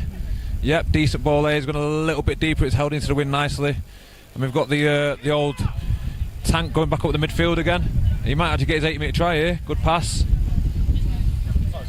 Nice little bit of play there. Good tackle. He needs to get out of the way and either be a penalty. There you go. Game's nicely pointed by Tim Scales, 19-14 to Old Mill Hillians, who've made a comeback from the early tries. But our good friend the Sherman Tank is showing a full range of skills here. Although the cynics amongst us might just wonder if he chose to kick there purely because he's on his straps by the look of it. Well, from what I know of front row forwards, they all like to kick every time now and then, especially when they see his space. Rabbits in a headlight, I think it is. It's one of those things. I'll tell you what, the fine session tonight might be long and very brutal. He definitely deserves a pint for that, maybe 2. Right, 2 minutes left. Old Mill Hillians with a line out on their own 5-metre line. It's a absolutely killer one for them to defend. They managed to do it, but Darryl Chapman rules it's not straight. Referee right on the spot there, knows his stuff. Scrum to the intelligence corps on the 5-metre line. Old Mill Hillians will be really disappointed with their execution there, Phil. That was what you and I would call a coach killer. Yeah, it is. I mean, them scenarios are really hard. I know as a hooker myself, you know, when you get put back there and you're in control of the game, you know, it's the last thing you want is a line out, you know, not far from your own line, and you know, a little bit of error there. It'll be interesting now to see this scrum, see what happens. They're definitely in control strength-wise. And here we go again. Good footwork. He's got into under sticks. I'm not too sure on the call. That's a 7 point. That's 7 points. That's a great turnaround for him.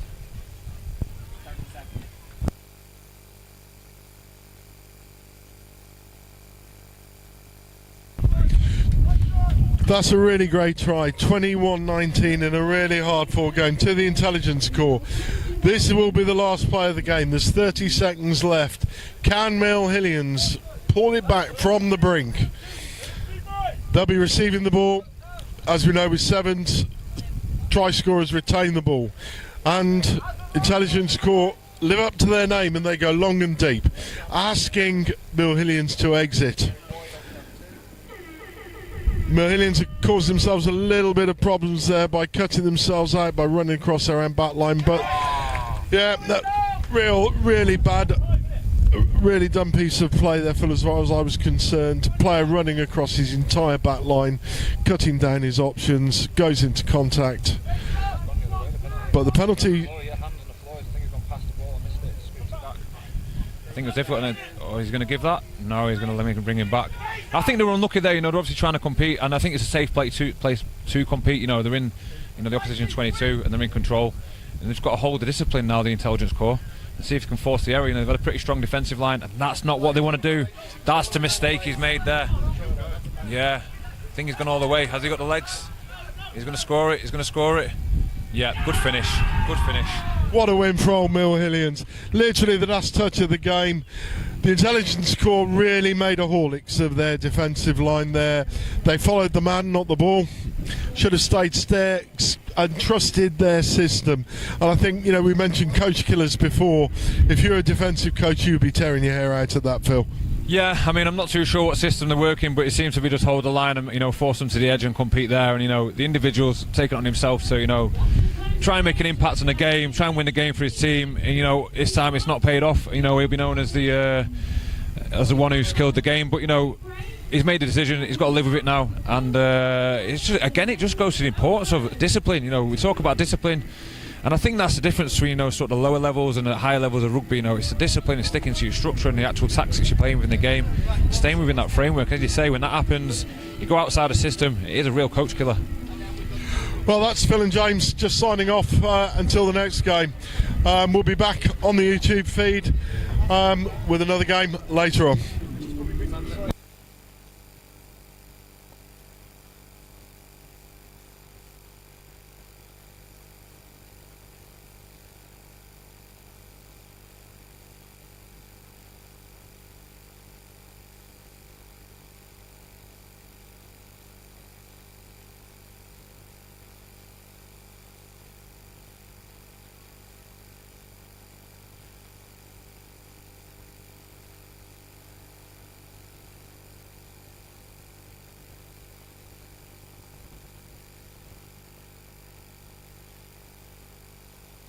Gibraltar. Got the summer feeling, come on. We got the game, cool champagne, light it up tonight. On fire, won't stop, don't stop. Give me the getting down, funky sound, cherry sugar high. Now raise your glass up, hands up. Give me the summer feel. Got the summer feeling. Visit Gibraltar, where the Med begins.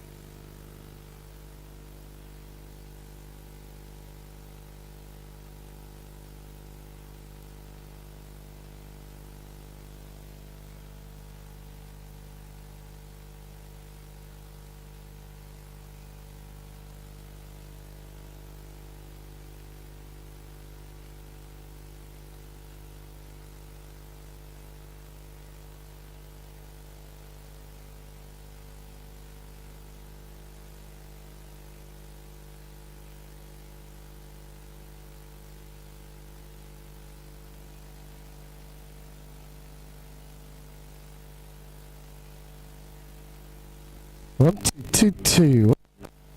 1, 2, 2, 2.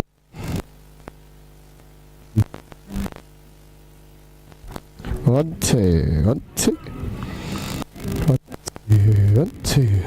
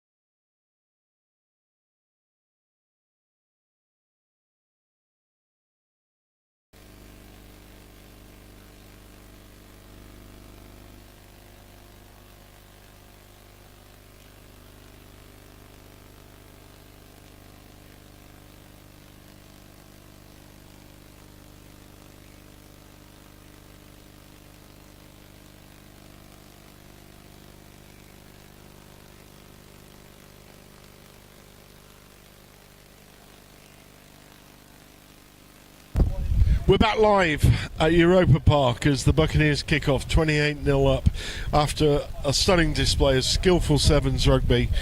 Very much look like a side that play together often, Chris, to me. Yeah, they do. They do play together quite often. Not so much at sevens, mainly 15s, but they're looking really good today. I've seen most of their games this afternoon, and they're looking like a team to beat, really. Them and the Scrappies probably. And looking good. Mind you, Jib Dog look good as well. They look good. And the Wild Dogs, God, those four teams look good. Are they out? I think so. Oh, really? Oh, look at this. Another front rower. It's the front row game. We love a front row charge here, and that was like watching Thomas the Tank Engine driving up a gradient with a full load behind him, huffing and puffing like you wouldn't believe. But and he's just cleared out. It's a lovely bit of work from the replacement prop. But Buccaneers come away with the ball, running right to left into space. But unfortunately, now getting himself isolated off those number 2.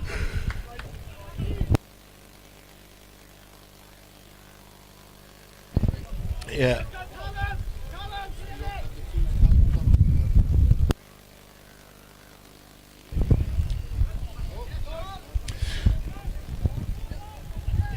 And the Buccaneers attack again just in front of the 22, but they're held up with some incredible defence from Broad Plain. Buccaneers go again attacking down the right hand side, around one down the width of Broad Plain, who got 2 now in defence, dummy sold and in under the post for the first try of the second half to take the score to Buccaneers 33, Broad Plain 0. Chris, again, they struck with thunderclap surprise there, didn't they? That was a good try. It was from end to end rugby. Some good defence, I thought, as well, from Broad Plain here, down in their 22. But Buccaneers showing their class out wide. Wonderful stepping and a beautiful try. And they get to restart the match. Broad Plain making some substitutions. Let's see if they can get some energy here. Would love to see them score something. Yeah, we've got a few guys there in the Bucks team. Some familiar faces of mine. Number 2, another one, Callum Thomas. He's only 19, but he's one who's really involved with the running of Gibraltar rugby, especially at the age grade level. I think he's coaching the under 9s or the under 10s, and I know that he's going away to study for the next few years, so he will be missed, but obviously he'll come back every time he's got a chance. A great lad, good to see him out there.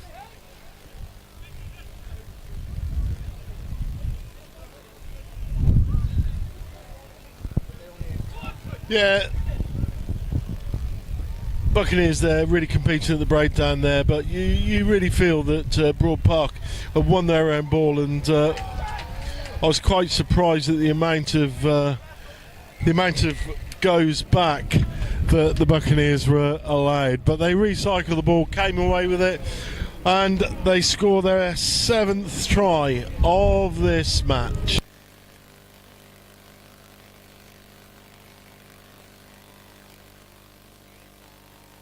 Score goes up to 38-0. It's been one-way traffic, just like the game beforehand. This is a little bit of a mismatch now.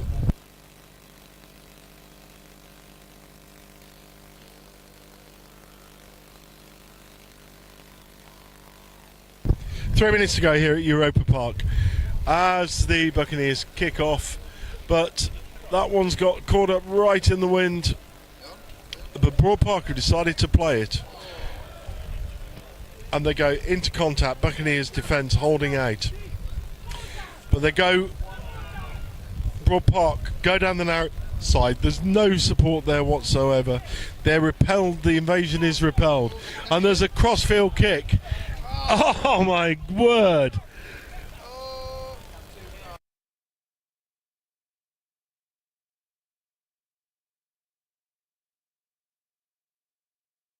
Gatting. Yeah, it was right by the cricket wicket as well. I'll tell you what, that was like watching Shane Warne bowling to Mike Gatting at Manchester in 1989, Chris. 1989? Jeez, that's a while back. At 93 when he... Oh, okay. That was 93. Yeah, I can see another familiar face you were mentioning before, Musa, number 26. He's a proper Buccaneer stalwart. He's been a Buccaneer, I think, from the inception of the Super Fours League here in Gibraltar. So a big shout out to him. Normally a front row hooker, but so versatile he can play sevens too. Chris, just going back to the Shane Warne delivery to Mike Gatting in 1993. I do believe the great Graham Gooch, after the game, said the most remarkable thing about that delivery is Warne span it enough to get round Mike Gatting's belly.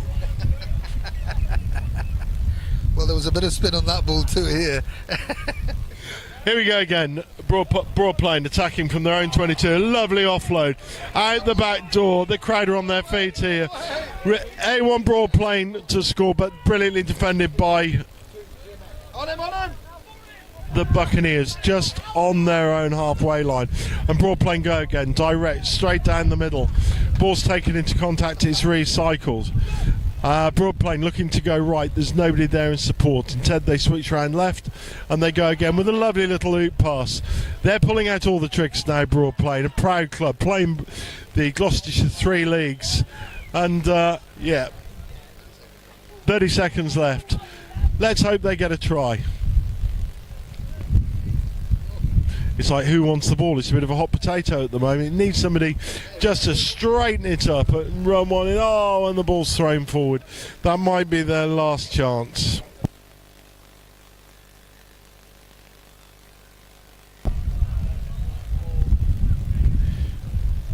Time is up. The hoot has been blown. It's 38-0. This is the last line out of the game. Last scrummage of the game. Broad Plain will really want some of this now. You can see these big Bristolians, these West Country boys, they'll be digging deep. Scrummaging is in their blood, it's in their veins. Hope they can salvage some pride and go big.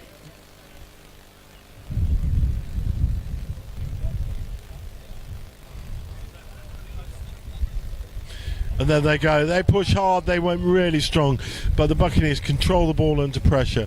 Switch move in the back line, but yet again, looks like they've outstripped the Broad Plain defence, but a brilliant piece of work, close on the touchline. Buccaneers pick the ball up, and they go again, hugging the right-hand touchline.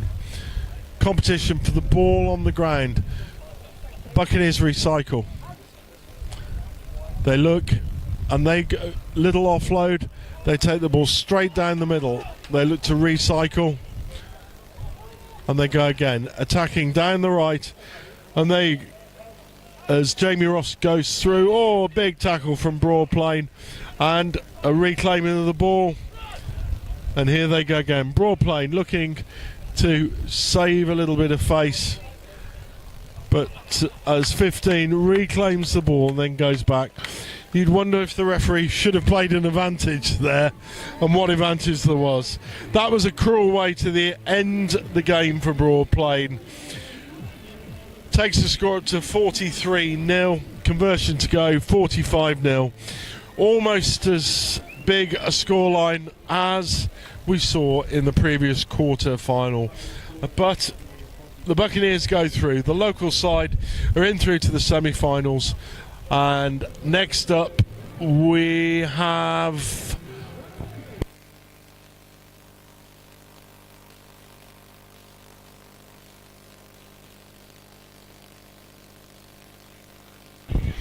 Miesteg versus the Wild Dogs.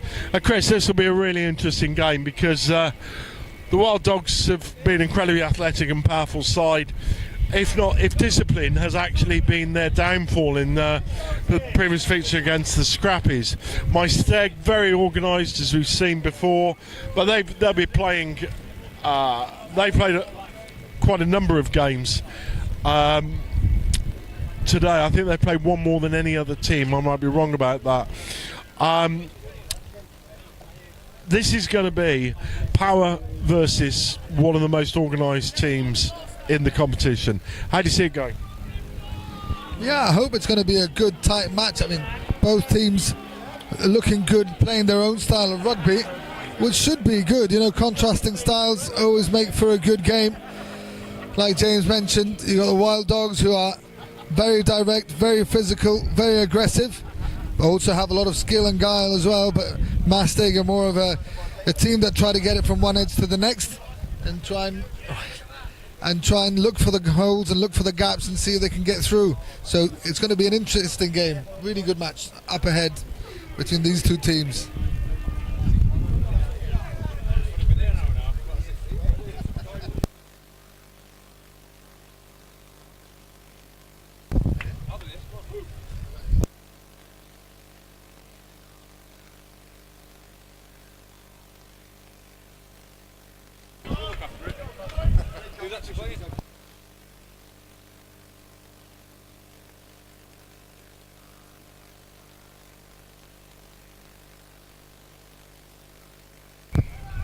So here we go with the kickoff, Wild Dogs kicking off.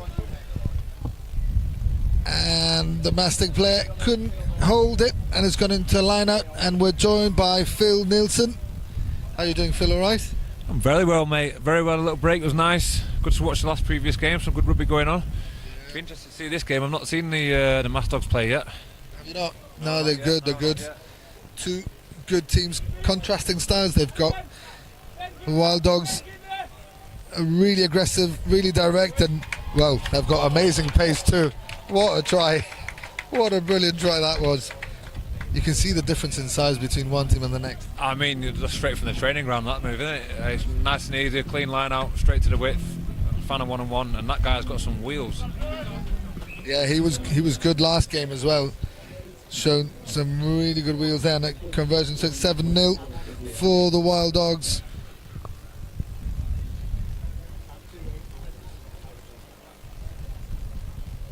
They're getting ready for the kickoff. What a great day of rugby we've had, eh? It's been absolutely brilliant. Yeah, it really has, actually. I mean, I'm really interested to see how this how the Wild Dogs go now, because I watched them at Miesteg's last game and they look really pretty solid, but you know, this Wild Dog side look really really athletic and big. There's some big kids out there. I mean, the number 6 in particular here, close by, and number 2. Some big old blokes, so it'll be interesting to see how they carry on, especially as the game gets on, they get a little bit tired. See if we can keep up that speed and athleticism throughout the game. Yeah, I think Miesteg, they need to try and keep their shape as much as possible, because these Wild Dogs, they're aggressive. See, they're at the ruck, showing the physical. Oh, knock on. See the frustration there, can't you, in him? There was a bit of space there, see the frustration, he knew it as well. Yeah, big support for the Welsh boys up in the crowd. Their vets played earlier. They won.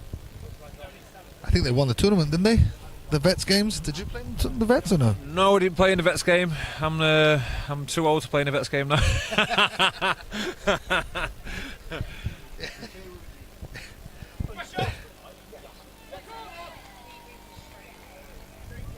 Referee's given a knock on there by Miesteg, and it'll be a scrum for the Wild Dogs. See how this scrum goes. We watched the Wild Dogs against Gibraltar Academy, and the difference in physicality was plain to see. I wonder whether we'll see the same here in this scrum. You can see it there.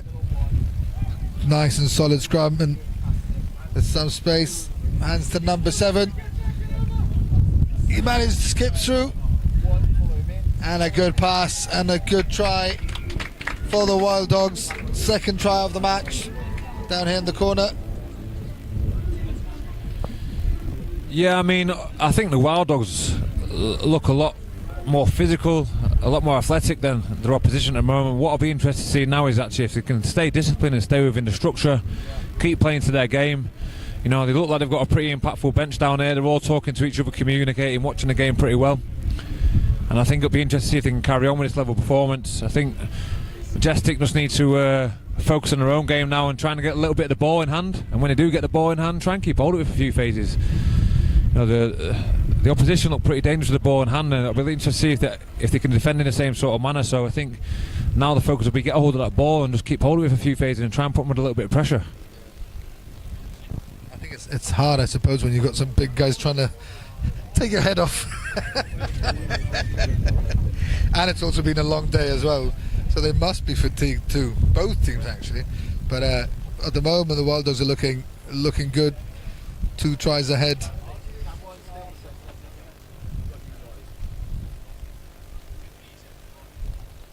So the Wild Dogs with the kickoff.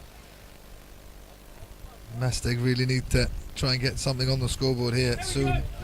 Before half time would be good, but they let it bounce. And number 2 almost regathered to be a line out. So a chance for Miesteg to regroup.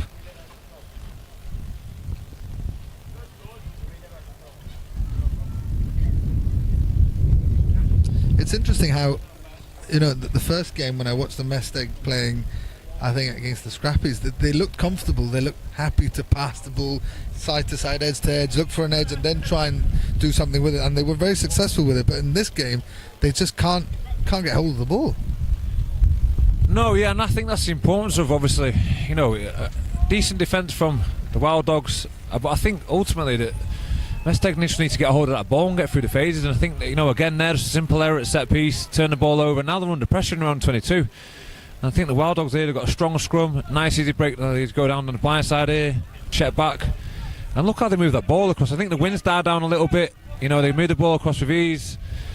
Number 9 making a decent little sort of carry back inside there. Look after the ball and look at the width and depth now the Wild Dogs are holding. Moving the ball. Yeah, now a little bit 2-1 now. Good tackle, good D, nice little angle back inside in the undercut. Yeah, lovely try, lovely finish. And what I like there about that is he could have held his width, but he decided, sort of his inside man drifting across, cut back against the grain. It's like the old school sort of way you teach the kids, when someone's sliding in defence, you cut back against the grain, take that weak inside shoulder. Exactly what he's done there. Push through, great try. I'm enjoying what I'm seeing here now. The only thing I'd like to see now is see these guys defending and see what they're like in defence, because they look strong, real strong in attack. Yeah, really strong in attack. It's good basic rugby. Catch, pass, get yourself in position, backing yourself and looking for the offload. Really good rugby, and they've got quite a healthy lead now. It's going to be a bit of an uphill struggle for the Welsh lads to get back into it. They really need to get something before half time if they want to stay alive in this match. It's a long time, 7 minutes in rugby sevens anyway, but they really do need to get something going on. They managed to get possession from the kickoff, which they've struggled to, but they're going for the crossfield kick against that wind. Knock on given, but number 11, he's got number 6 in front. Good hit, puts him down, and he manages to get it back, but I think it's a penalty. He was on the ground and playing the ball with his hands. And a good position for the Wild Dogs now to score just before half time.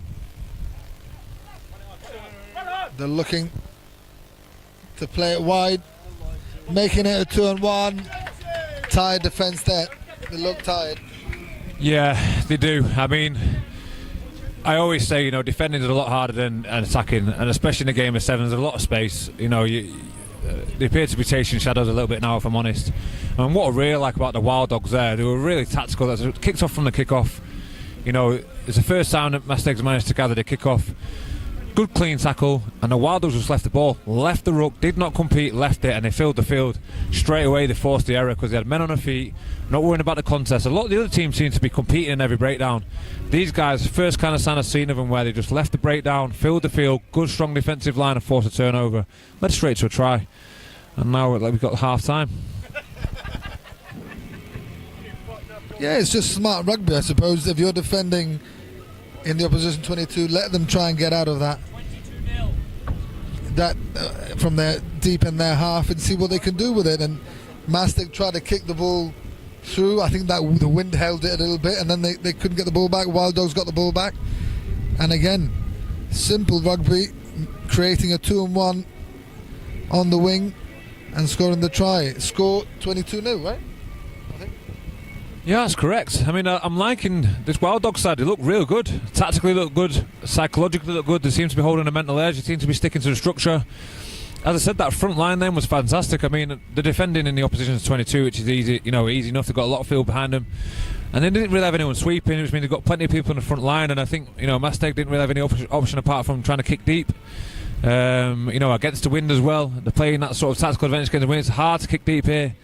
Get that ball in the air, and it's coming back on itself. So, they seem pretty focused. So, I think you see the difference there at half time. You know, the Wild Dogs lot are in together, they're together as a team, talking positively on the same structure. The Miesteg team now are looking a little bit disjointed, and I'd be worried now about their sort of mental focus now on the game and seeing how tactically they approach it.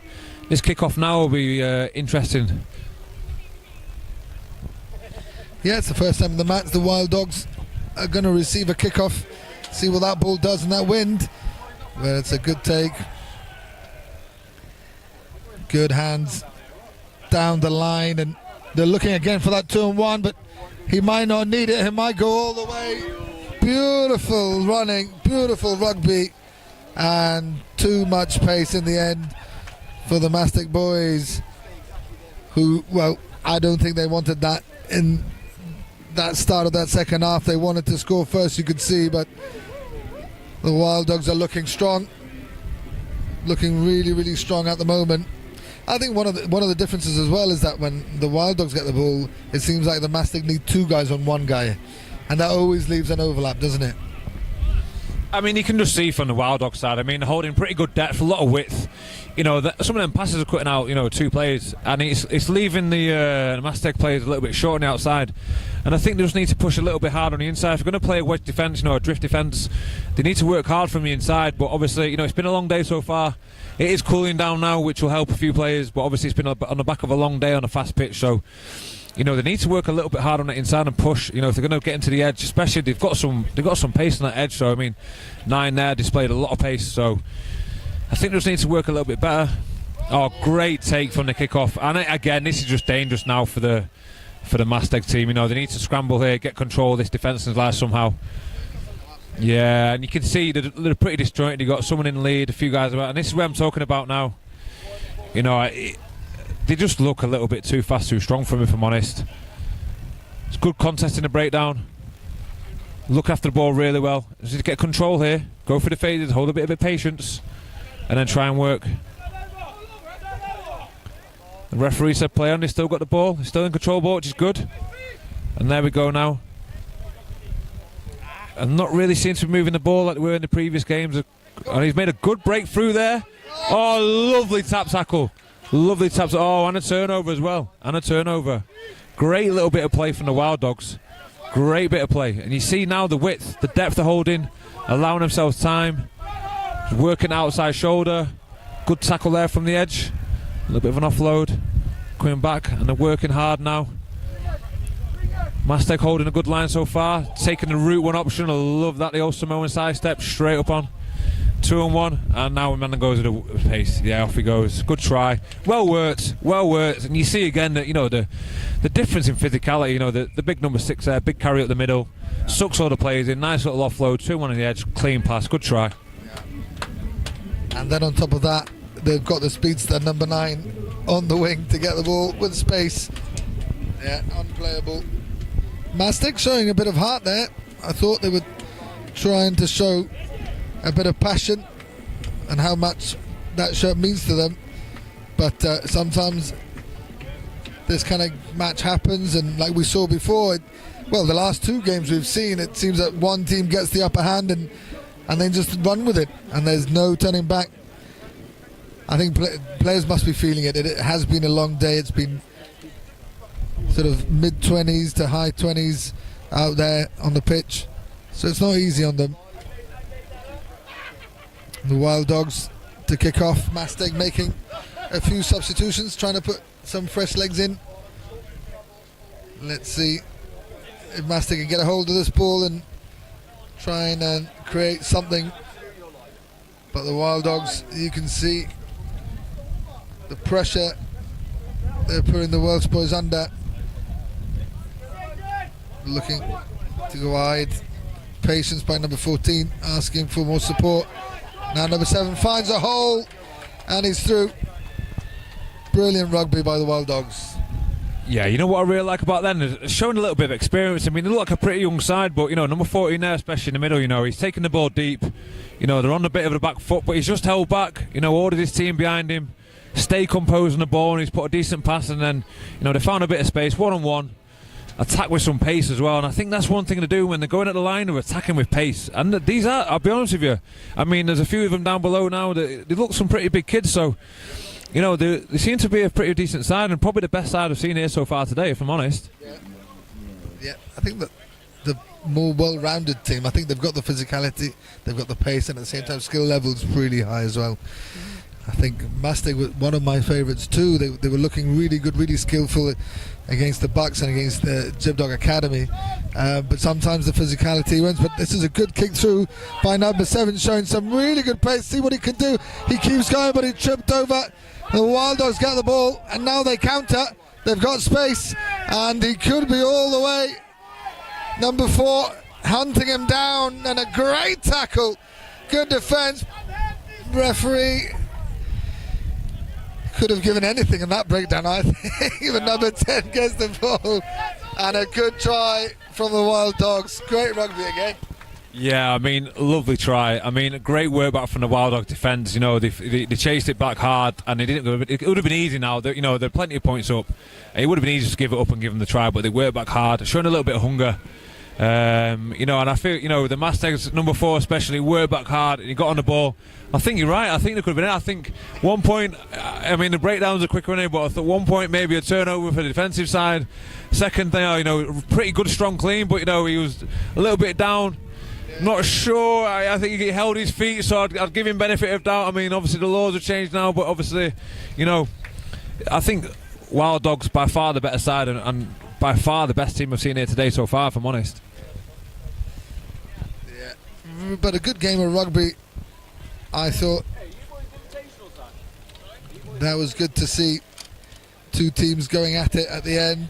Miesteg could have just laid it down and died there, but they worked hard to try and get something, and the Wild Dogs, even though they were well ahead, they didn't stop pushing and hounding and fighting for everything, and well-deserved winners in that game. So next game, we've got an interesting one, 2 very equal teams coming out, so we'll see you in a bit.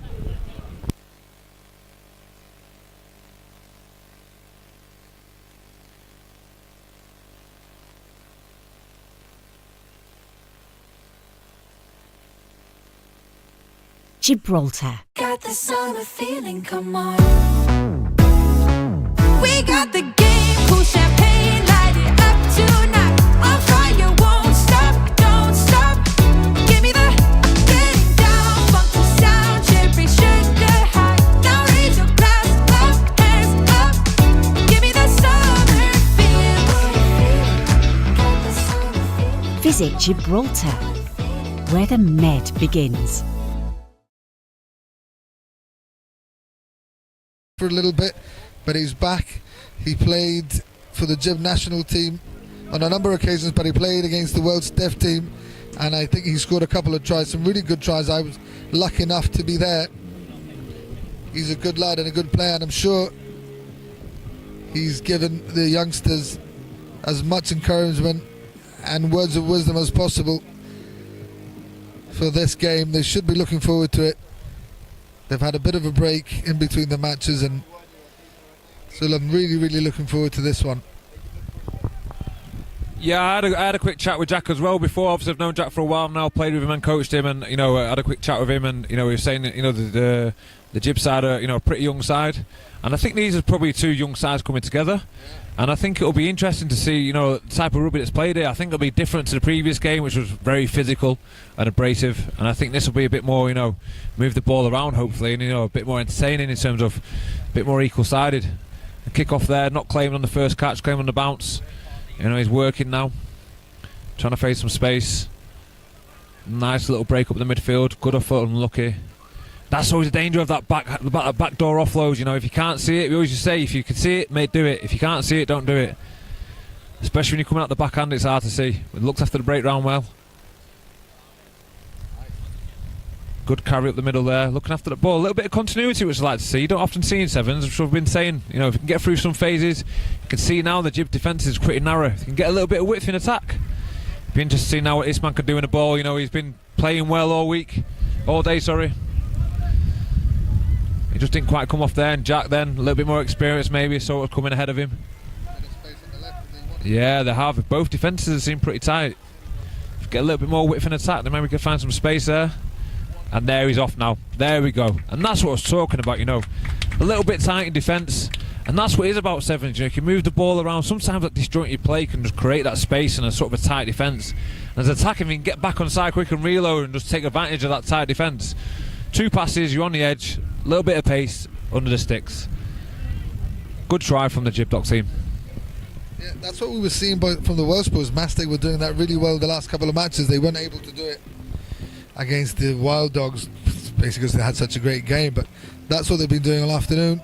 And the Gibraltar Academy doing something similar, and just patient rugby, right? It's just keeping the ball, making the defence work, and when there's an opening, go for it.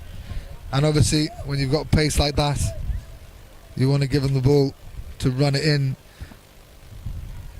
So Gibraltar are in the lead at the moment with the kickoff, and Jack's finding the space, and Milhillian's letting it bounce, but 9 doing really well here to run into a bit of space. He's probably looking for his teammate, kicks it across. Can he make it? Oh, not quite. Unlucky. Line out now for Gibraltar, and they're going quickly, but the referee's saying you can't do that, so they're going to have to take it again. I think some teams, sorry Phil, some teams, they get the ball in their 22 and they lose the patience a bit. They want to go, and we've seen from other teams a bit more experience perhaps, where they're just a little bit more patient and they manage to, you know, get a few phases going, and then all of a sudden space opens up. Yeah, I mean, sevens is a completely different game to 15s. Obviously, you know, in a 15s game, when you're inside your 22, you just want to get control, you know, kick for exit and get that territory. But sevens is a different game. You know, you see, you know, the high-end teams, you know, they're happy to play in the 22 and just move the ball around and play some patience. So what you want to do is you want to pull the defence out of position. You know, going through phases pulls the defence out of position. It creates a little bit of tiredness in that defence, and you're just waiting for one play to switch off. As soon as you get that one play to switch off, that's where you get the edge, and you get a little 1-on-1, or you can create the 2-on-1. That's where you can score, and that's what you want to see from the teams. And I think that's what Wild Dog did really well in the last games. And you can see, obviously, you know, that was a good, strong tackle there. You know, unfortunate on the penalty there. Good quick tap, catch him on the back foot. Big collision. Yeah, really good. 2 good tackles on the bounce. You see how tight the defence and attack are now for both sides. Just trying to move the ball around. They just want to go through the phases now. Try and build a few phases. Try and build a little bit of space and create that mismatch in defence. And he's just forced it there. And I think that just becomes from the attack just being a little bit too narrow. They've got not real width options, and they're just trying to force something. I think, you know, a little bit more experience from him. They would just take something off at the middle, real line, just like we saw the number 14 doing for the Wild Dogs previously. You know, he was happy just to walk backwards, get his side and side, you know, find a bit of space, and they got the mismatch. And that's what you want to see. That's where these younger players here want to be watching some of these senior players and just learning from them games. That's what these tournaments are great for. Obviously, a little bit of experience from a different environment and away from home. Let's see how the scrum goes now. Jib scrum looking strong. Good pass. Jack now with the ball. Good play. Nice try. That's going to be an easy try, that, for Jack. Yeah, Jack finishes that nice and easy. And you can just see it there now. That's what we're talking about, you know. Scrum, set piece, symbolises a ruck phase. You know, tighten up defence, suck them in. One decent pass. A little bit of a one-on-one. And that's what you're looking for, sevens, right? A little bit of one-on-one, a little bit of footwork. There's plenty of space. And that's what we're looking for. And I'd like to see both sides now maybe regroup at half-time and just talk about the defence, their attack, trying to hold that width. Just be a little bit more patient. Yeah. And I think, talking about the Milhillian defence, just a bit of a dogleg. That's all that happened there.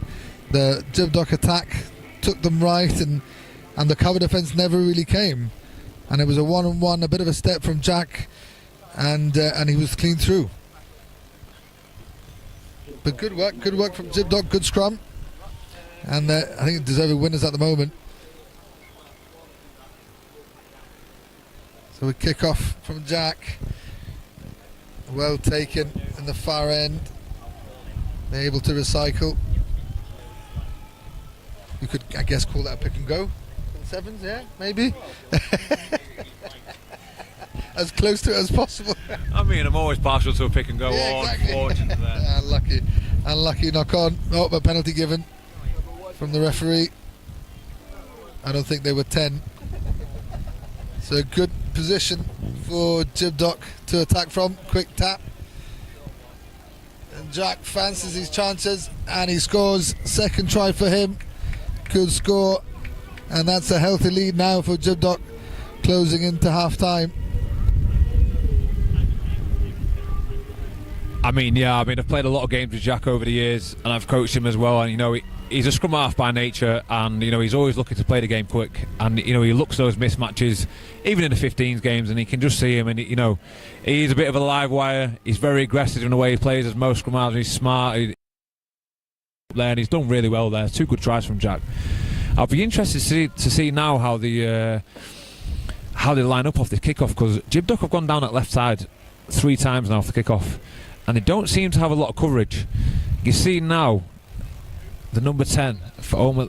Yeah, he's moving over there now, and he's going to go to him. So that's their best player. So it'd be interesting. Yeah, gone to him. He's moved over trying to take control of that, and he's done that. Exactly what he's done that. Yeah, I like that from the young kid. I like that. We've seen in the previous games. He's a bit of a talent, and he's realised. He's put himself in that position.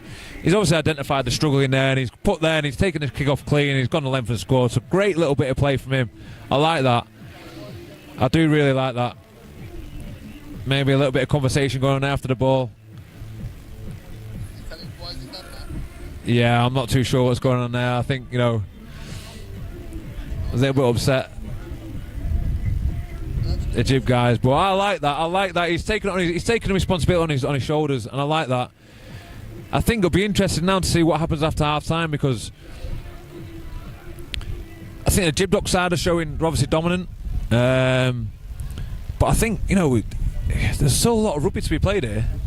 And I've seen them play before, the previous game, they can play some good rugby, and you can see the last try then, a little bit of intelligence, a little bit of a smart play.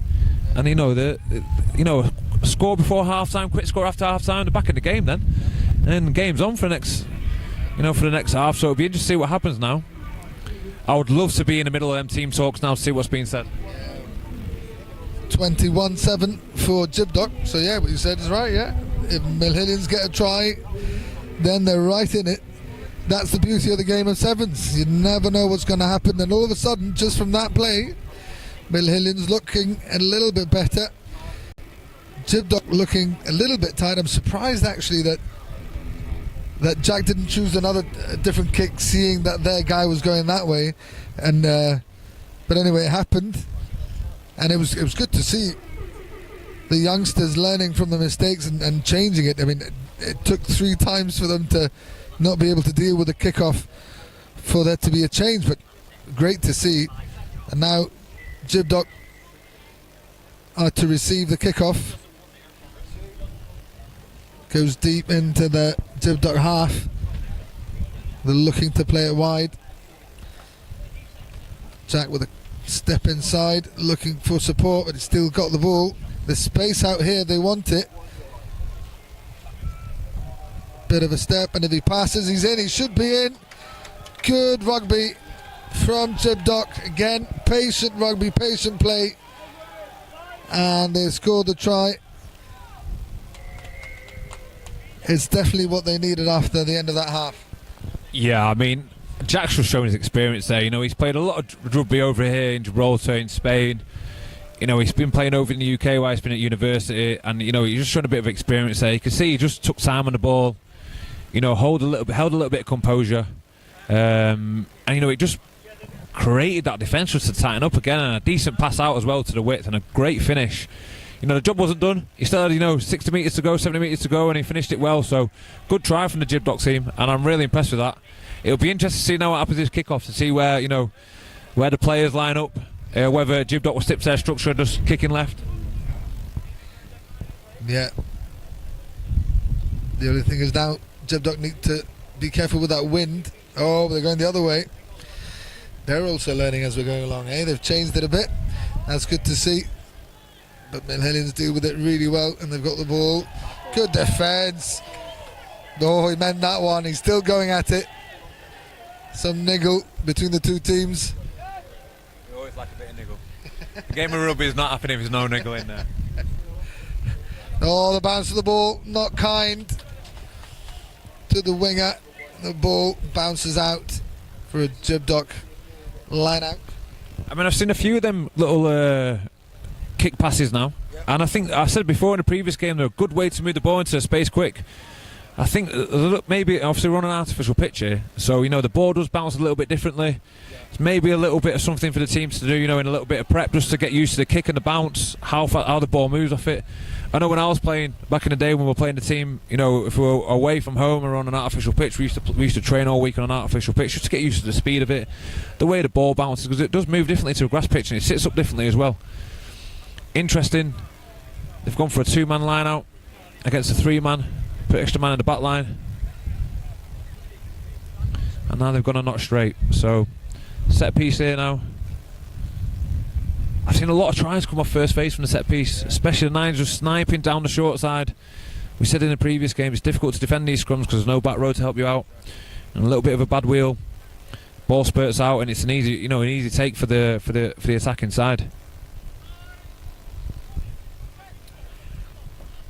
Yeah, it'll be interesting to see what happens here in the 9. Going down the blind side, backing himself, a good defence from Gibdoc. Looks for the offload, he gives it well, but oh, he's gone out. Good defence in the end. It'll be a line out for Gibdoc, pretty much on halfway. Decent position for them to attack, but from down, you can't really feel it too much now. The wind has died down a little bit, but it does gust somewhat, but it's a good line out, good take. Good pass to the middle. 3-on-3 out there, and Jack with the kick through to his winger who's coming at pace, but good defence by number 3. Taking his time to take it up. Good defence and holding on, yes. Good work. Brilliant play by Gibdoc. Good defence, and there goes Jack with a quick tap. We were talking about it before. He's a 9 by nature, and a good offload and a wonderful try. Yeah, lovely play. I mean, Jack, again, he's just showing his experience there. Like, they're in the lead, in control of the game, a line out under the opposition 10-metre line, lots of space in behind, but it's a decent kick in there. Great defence from Gibdoc there. Tackle up, quick penalty. And you watch Jack, so we had the replay there, you watch Jack, he comes from about 20 metres away and he sprints up to take that quick tap. He's in there, and, he didn't make the break, but he just put him on the back foot, defence not ready. A little bit of an offload straight under the sticks, easy kick, nice 7 points. Great play again, and I think that's something I've seen today with that difference in experience is just starting to tell, especially as the day goes on. Like we said before, it's a long day. They've been in the sun, they've been in the heat. It's not the hottest day we've had here in Gib this time of year, but it's still been a warm day and a lot warmer than the guys have been used to. So again there, they've gone left. It's worked out for the side there, and now we've got the hold of the ball. Let's see what they can do from here now. What I'd like to see is just keep hold of this ball now. Just keep going, There, good lad, good tackle, good contact, good play of the ball, like that. Now a little bit of patience. He's going to struggle a little bit now because his attack was in front of him. He didn't really have any options. Back on forth here. It's a little bit like the Chuckle Brothers here, to me, to you, Barry. Do you know what I mean? A little bit of back chat to the referee now. He's taken 10 yards. So Gibdoc in a strong position now, in control on the scoreboard, in control position of the field. I think I'd just like to see go through the phases now. Seeing a bit of individual magic. Oh, good pass. Yeah, great work. And again, I think just a little bit of an experience showing in defence. Getting a little bit narrow, not switching on, not getting back on side quick enough.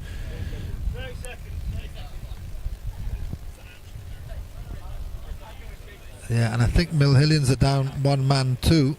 I can only count 6 out there on that numerical advantage. Yeah, I think that maybe that.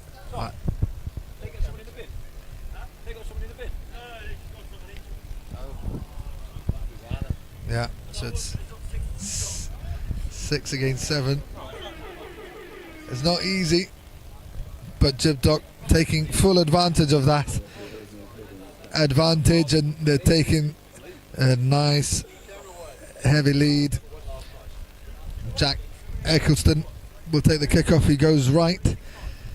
And unlucky there. Thought he was going to take it but couldn't, and there'll be a scrum. But that's the end of the game. 40 points.